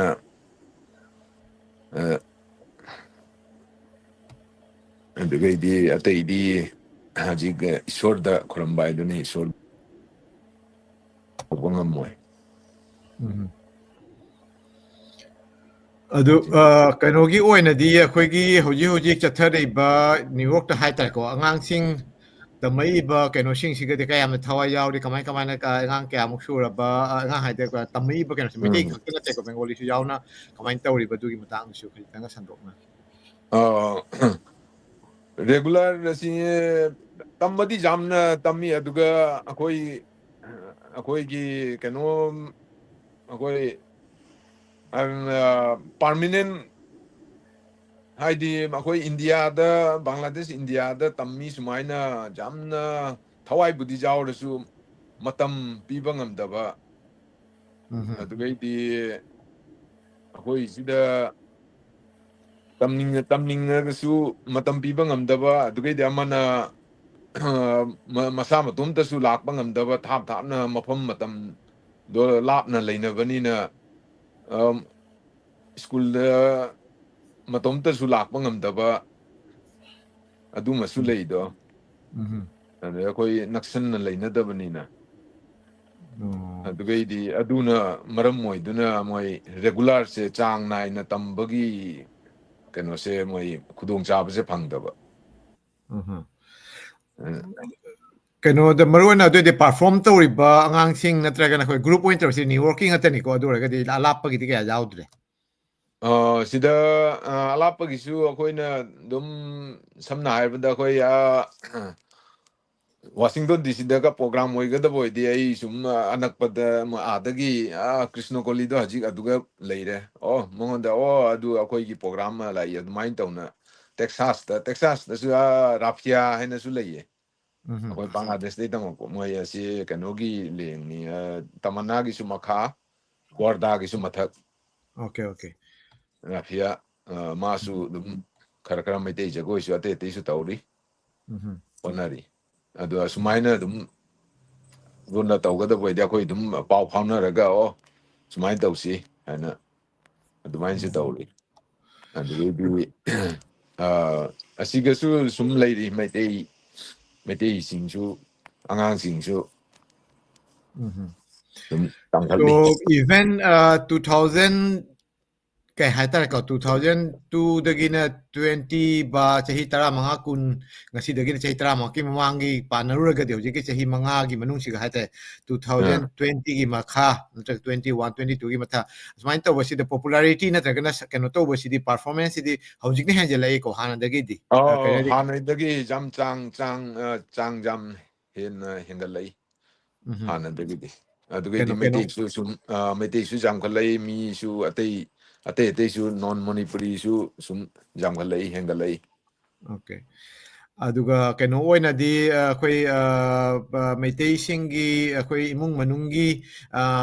ꯁꯨꯝ ꯁꯧꯒꯠꯄ ꯅꯠꯇ꯭ꯔꯒꯅ ꯁꯨꯝ ꯑꯦꯄ꯭ꯔꯤꯁꯤꯌꯦꯁꯟ ꯇꯧꯕꯗꯤ ꯁꯨꯝ ꯂꯩꯀꯣ ꯕꯪꯒ꯭ꯂꯥꯗꯦꯁꯇ ꯇꯧꯔꯤ ꯁꯨꯃꯥꯏꯅ ꯁꯨꯝ ꯍꯧꯖꯤꯛ ꯀꯟꯅ ꯅꯍꯥꯔꯣꯜ ꯇꯝꯈꯠꯅꯔꯛꯏꯅ ꯁꯤꯗ ꯂꯥꯛꯏꯕ ꯀꯩꯅꯣꯁꯤꯒꯩꯁꯨ ꯑꯗꯨꯒꯤ ꯃꯔꯛꯇꯒꯤ ꯁꯨꯝ ꯌꯥꯎꯔꯛꯏ ꯍꯧꯖꯤꯛꯀꯤ ꯍꯥꯏꯔꯤꯕ ꯑꯩꯈꯣꯏ ꯍꯃꯣꯝ ꯅꯥꯅꯆꯥꯒꯤ ꯃꯆꯥꯅꯤꯄꯥ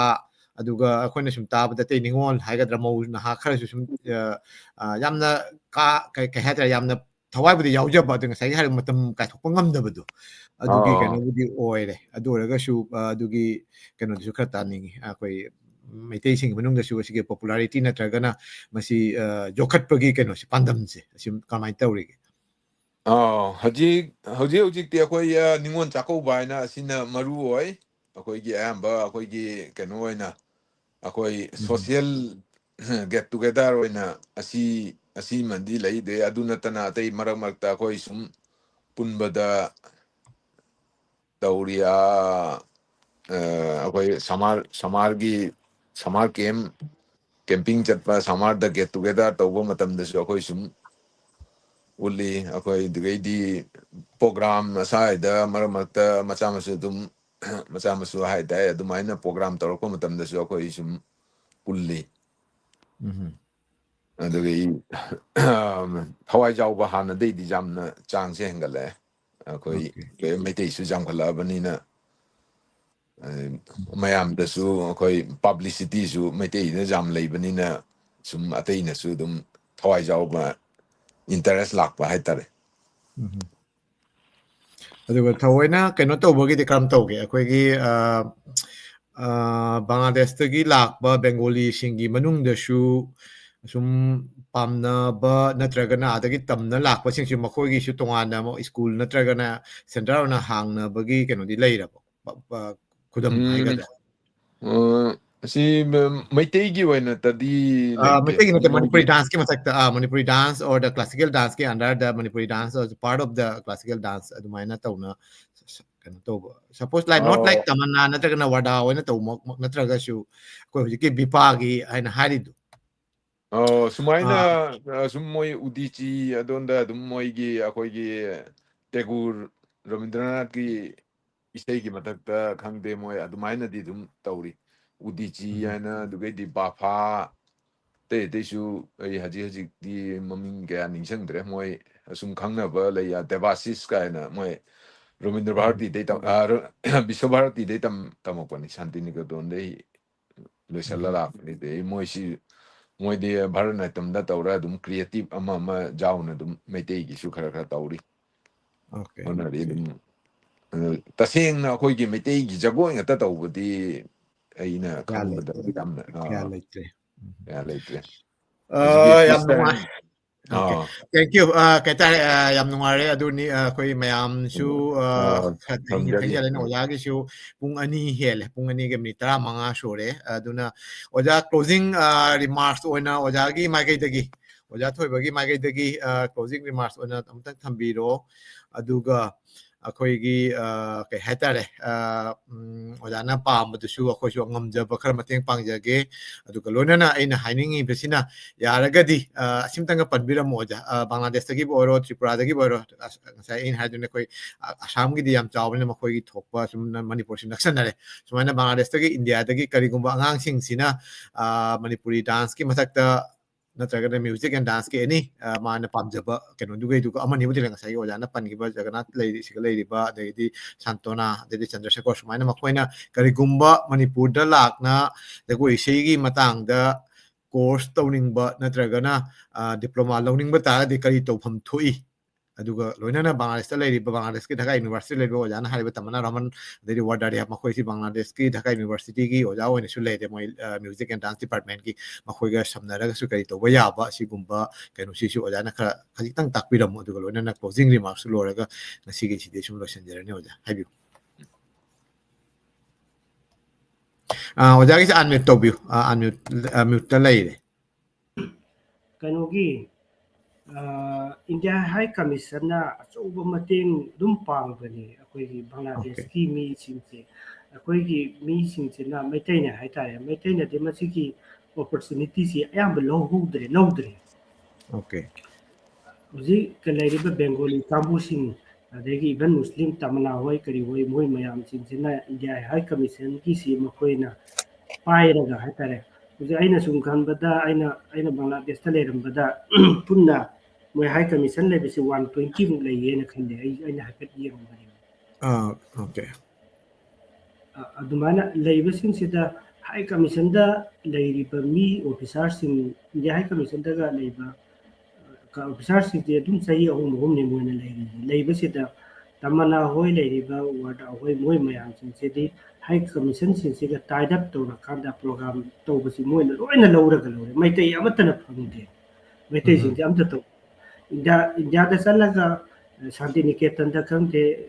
ꯑꯗꯒꯤ ꯔꯕꯤꯟꯗ꯭ꯔ ꯚꯥꯔꯇꯤꯗ ꯑꯣꯏꯔꯣ ꯃꯈꯣꯏꯁꯤ ꯑꯦꯅꯤ ꯇꯝꯅꯤꯡꯕ ꯂꯩꯔꯁꯨ ꯃꯣꯏꯗꯤ ꯑꯗꯨꯝ ꯃꯣꯏꯒꯤ ꯏꯁꯄꯣꯟꯁꯔꯗ ꯇꯝꯕ ꯉꯥꯛꯇꯅꯤ ꯍꯟꯗꯛ ꯑꯃꯈꯛꯇꯪꯒꯤ ꯑꯍꯣꯅꯥ ꯍꯥꯏꯅ ꯀꯩꯅꯣꯗꯒꯤ ꯀꯩꯅꯣꯗꯒꯤ ꯁꯤꯂꯦꯠꯇꯒꯤ ꯃꯥ BA ꯐꯥꯎ ꯑꯗꯨꯁꯨ ICCRꯅ ꯁ꯭ꯄꯣꯟꯁꯔ ꯇꯧꯔꯒ ꯂꯥꯛꯄꯅꯤ ꯃꯥ BA ꯂꯣꯏꯔꯒꯗꯤ ꯍꯟꯈ꯭ꯔꯕꯅꯤ ꯑꯗꯨꯅ ꯆꯨꯝꯅꯒꯤ ꯂꯅꯥꯏ ꯇꯧꯕꯒꯤ ꯑꯣꯏꯔꯒꯗꯤ ꯑꯗꯨ ꯌꯨꯅꯤꯚꯔꯁꯤꯇꯤꯗꯗꯤ ꯑꯗꯨꯝ ꯄꯨꯔꯥ ꯃꯇꯝ ꯄꯨꯝꯅꯃꯛꯇ ꯋꯦꯜꯀꯝꯅꯤ ꯏꯚꯟ PhD ꯇꯧꯒꯦ ꯍꯥꯏꯔꯁꯨ ꯐꯣꯔꯦꯟꯗꯒꯤ ꯂꯥꯛꯄꯁꯤꯡꯁꯤꯗꯤ ꯋꯤꯗꯥꯎꯠ ꯑꯦꯅꯤ ꯑꯩꯈꯣꯏꯒꯤ ꯇꯦꯁ ꯍꯥꯏꯇꯥꯔꯦ ꯇꯦꯁ ꯌꯥꯎꯗꯅ ꯗꯥꯏꯔꯦꯛ ꯑꯗꯨꯝ at any time the PhD ꯑꯣꯏꯒꯦ ꯑꯣꯏꯔꯁꯨ ꯔꯦꯖꯤꯁꯇꯔ ꯇꯧꯕ ꯑꯗꯨꯝ ꯌꯥꯔꯦ ꯐꯣꯔꯦꯟ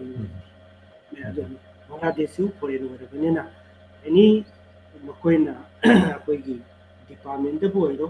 ꯅꯠꯇ꯭ꯔꯒꯅ ꯑꯦꯅꯤ ꯑꯦꯀꯥꯗꯃꯤꯛꯁꯇ ꯑꯣꯏꯔꯣ ꯃꯅꯤꯄꯨꯔꯤꯗ ꯑꯣꯏꯔꯣ ꯑꯦꯅꯤ ꯃꯣꯏꯅ ꯀꯔꯤ ꯍꯥꯏꯇꯥꯔꯦ ꯃꯣꯏꯒꯤ ꯇꯧꯖꯔꯤꯕ MAꯗ ꯇꯧꯔꯤꯕ ꯁꯕꯖꯦꯛꯇꯨꯒ ꯆꯥꯟꯅꯕ ꯂꯩꯔꯒꯗꯤ ꯑꯗꯨꯝ ꯌꯨꯅꯤꯚꯔꯁꯤꯇꯤꯗ ꯂꯥꯛꯄꯗꯤ ꯃꯇꯝ ꯄꯨꯝꯅꯃꯛꯇ ꯑꯗꯨꯝ ꯍꯥꯡꯉꯦ ꯍꯥꯏꯇꯥꯔꯦ ꯑꯗꯨꯒ ꯁꯣꯏꯗꯅꯁꯨ ꯑꯗꯨꯝ ꯀꯝꯄꯜꯁꯔꯤ ꯑꯣꯏꯅꯁꯨ ꯌꯥꯏ ꯁꯤꯠ ꯍꯦꯜꯂꯒꯁꯨ ꯁꯨꯄꯔ-ꯅꯨꯃꯔꯤ ꯑꯣꯏꯅ ꯑꯗꯨꯝ ꯂꯧꯋꯦꯕ ꯃꯣꯏꯗꯤ ꯑꯗꯨꯒ ꯁꯥꯇ꯭ꯔꯁꯤꯡꯒꯤꯗꯨꯁꯨ ꯑꯗꯨꯝ ꯑꯩꯈꯣꯏꯅ ꯂꯥꯛꯄꯨ ꯂꯥꯛꯑꯒꯗꯤ ꯑꯩꯈꯣꯏꯅ ꯃꯁꯤ ꯀꯝꯄꯜꯁꯔꯤ ꯃꯥ ꯈꯛꯇ ꯅꯠꯇꯦ ꯃꯌꯥꯝ ꯑꯃ ꯍꯧꯖꯤꯛ ꯁꯥꯟꯇꯣꯅꯥ ꯍꯣꯏꯁꯤꯁꯨ ꯃꯣꯏ ꯊꯥꯔꯝꯃꯤ ꯆꯦꯛ ꯇꯧꯔꯣ ꯃꯣꯏꯒꯤ ꯀꯝꯃꯨꯅꯤꯀꯦꯠ ꯇꯧꯔꯣ ꯍꯥꯏꯅ ꯑꯩꯈꯣꯏ ꯊꯥꯏ ꯊꯥꯔꯀꯥꯟꯁꯤꯗ ꯃꯣꯏ ꯑꯗꯨꯝ ꯂꯥꯛꯈꯤꯗ꯭ꯔꯕꯅꯤ ꯂꯥꯛꯄꯗꯤ ꯇꯝꯕꯒꯤ ꯈꯣꯠꯄꯒꯤ ꯃꯤ ꯑꯃꯅꯤ ꯑꯗꯣ ICCRꯅ ꯃꯣꯏ ꯂꯩꯅꯅꯕꯒꯤꯐꯥꯎ ꯏꯟꯇꯔꯅꯦꯁꯅꯦꯜ ꯍꯣꯁꯇꯦꯜ ꯂꯩ ꯑꯗꯨꯗ ꯃꯣꯏ ꯉꯟꯅ ꯔꯦꯗꯤ ꯇꯧꯔꯒ ꯂꯩꯕꯅꯤ ꯏꯟꯇꯔꯅꯦꯁꯅꯦꯜ ꯍꯣꯁꯇꯦꯜꯗꯤ ꯍꯧꯖꯤꯛ ꯍꯥꯡꯉꯒꯁꯨ ꯂꯩꯔꯤꯅꯤ ꯑꯗꯣ ꯍꯟꯗꯛ ꯏꯔꯥꯡ ꯂꯥꯛꯄꯗꯒꯤꯗꯤ ꯑꯗꯨꯝ ꯈꯔ ꯂꯧꯈꯤꯗ꯭ꯔꯦ ꯑꯗꯨꯕꯨ ꯍꯧꯖꯤꯛ ꯑꯃꯨꯛ ꯈꯔ ꯐꯔꯕꯅꯤꯅ ꯃꯗꯨ ꯑꯗꯨꯝ ꯑꯦꯅꯤ ꯂꯥꯛꯄ ꯃꯇꯝꯗ ꯃꯗꯨꯒꯤ ꯐꯦꯁꯤꯂꯤꯇꯤꯗꯤ ꯂꯩꯒꯅꯤ ꯑꯗꯨꯒꯤ ꯃꯊꯛꯇ ꯑꯩꯈꯣꯏꯒꯤ tamna tamna haita aina sai haibado akoigi formal education da phana yamna tamurasu aigi oja amadi thamdaba yadabagi porse dum leye ai mayek sengna khangi hairadi dum kano kari haini lai gi soitana ba amu pa yaudi yauksin biduna tongan ba mani ai hairage ai mimang to ge ai oja amu oina madigi quality do ai ngonda hapki hairadi ai gi lengdaba guru amadi thamdaba yade aduna angangsing lakpasing si iban Arunachal dagi angangsing lai Tripura dagi angangsing lai mamangi sahi 2020 da angang nupi macha ama haitare ko masi gold medal phangi akoi department dagi masi hana jagoi tamakpadi nate isai ka khara dum sakpa adu ma thawai yawba iban akoi sanchali da ja su latana suti nimi ka se latana masi adum tawi sanchali ge any program ji ma adum haigi adum tawgi adum ma na hoda jaba ma tanda baduna maram mora kanda akoigi haira ba masana jo hana haira ba kambu singdo hoda da budagi moy adum phanghote adu adai lai ba hoda jaba ozada hangba tanda ba adago ozada patam puna makta adu kari lege oza kanai kamaina to buno ina yamna hangba kambu singduti madu adum kari haini magi hoda jaba tuna adum ma gold medal phangga su sakre tripura degi ahum sure akoi MA ro daga sakre adu man to tuna pande ge sumla ko singdo akoi phajana university dadi punna nupi gi tawraga punna hostel 19 leiri punna sauna leira bani university mi chamaga hena leiba yauri yaraga demo university gi semi se ada pura hostel da leira kanda university sa punna ma oja singju pura quarter da leira kanda any ban blockade tawra su sang da na bagi atugi mong da sema bani university su ini pandai lapa pun tamboero, saya tamboero, jago tamboero, dum tauri ni. Adana, ai yang ngan badagi hai tare, si bagi matang si, sum tau bada corona lapa dagi, koi WhatsApp ta, di Google ta, maya mama tau bagi kudung sa bedo lauraga, Jagannath ki masanu pidu su ai na hai badagi, uji si Santiniketan da laiba ai ki satri ma. Uji akoi MA ro igra matung da Santiniketan da company sai go in laiba ngan pincha ma tau dana. Ai taman gera tawraga online da uji dum class phajana tum tawri leptana dum tawri adu mana akoi dilip kasu yam toina phaunai gili manasu masi tawse waja sumnagi ama khakta khangba nata ba mayam ma haidi Canada da kisu Bangladesh da kisu even tongan ba sing jo koi punna tawraga masi di adum chapkhat pa yana na kamai dona semaga ama khakto oina punna family am oina leiba yana na bagi tawse hena masu kan kano tawrini ade hoji te aina sum iba sum ibane sum tana badagi ma de nat sangiton gi ban lairi pho ikhala bane jagoi gi kari gi maya ma masa da nungai ra pa haitare ko masa na so dum taw gi to gi masu yam kari haini lairi ba manipur gi situation so dilip su khamjaba tawri ba mayam singse ado phahaning ba adu puna masing ji gyan ta haning ba hoji ki naharon sing sida sigum bagi khangta bagi hatare akoi gi western culture sin hum makanda mama mapa ngatang potha bada akoi gi oi sei sakta ba akoi gi ba kanon to da ba english song sakchin ba kaino ma to sel ba brick task to sel ba akoi gi han lejer ba kari haini culture du de gi pop top ba no ba ma to pa pa khara lerega di sina sum thingina ba sina sum chatha gra kan di akoi se kari english na ta ba akoi oja hoji bisi waram ba oja khoge na haibam lei ai se manipur sida leiba mi sin se aina kara ba usite ai se english masani english ngang ba ne na ai english masani pot sutai pulabane na ai wonde ge he na singba haiba leitre na aina khalure aina ritia to bulu ra kam se di ai culture gi ai di amatta khangam dire kaisu khangam dire ai di kari baksu khangam dire samaj marakta tinba yadana leirame na man haiba wafam to maru ai chumme na khalle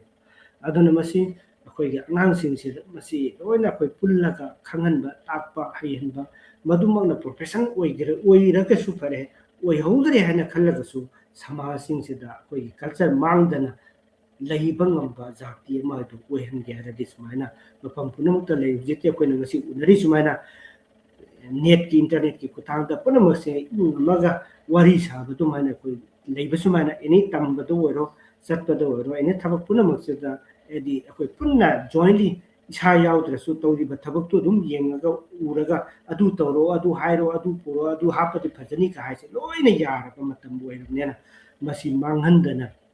सिगुम्बा खुदोंग चाबसे लौरगा कोई अमुक्तंग पुनसिनसे हाइबा वाफमसे आई थमजरगा पुनमपु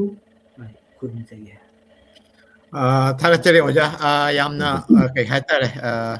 यामना ममन लेरबा वहायनी ओजागी कꯩꯅꯣꯁꯤ ꯑꯩꯈꯣꯏꯁꯨ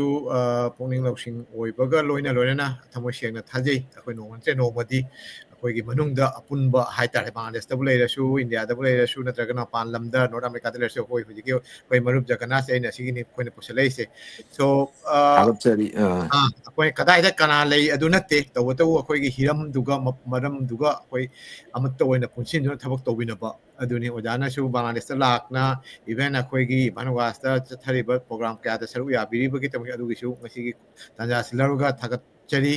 ꯑꯗꯨꯒ ꯂꯣꯏꯅꯅ ꯌꯦꯡꯕꯤꯔꯤꯕ ꯇꯥꯕꯤꯔꯤꯕ ꯃꯌꯥꯝꯕꯨꯁꯨ ꯃꯅꯤꯄꯨꯔꯤ ꯃꯤꯔꯔꯒꯤ ꯃꯥꯏꯀꯩꯗꯒꯤ ꯑꯩꯅ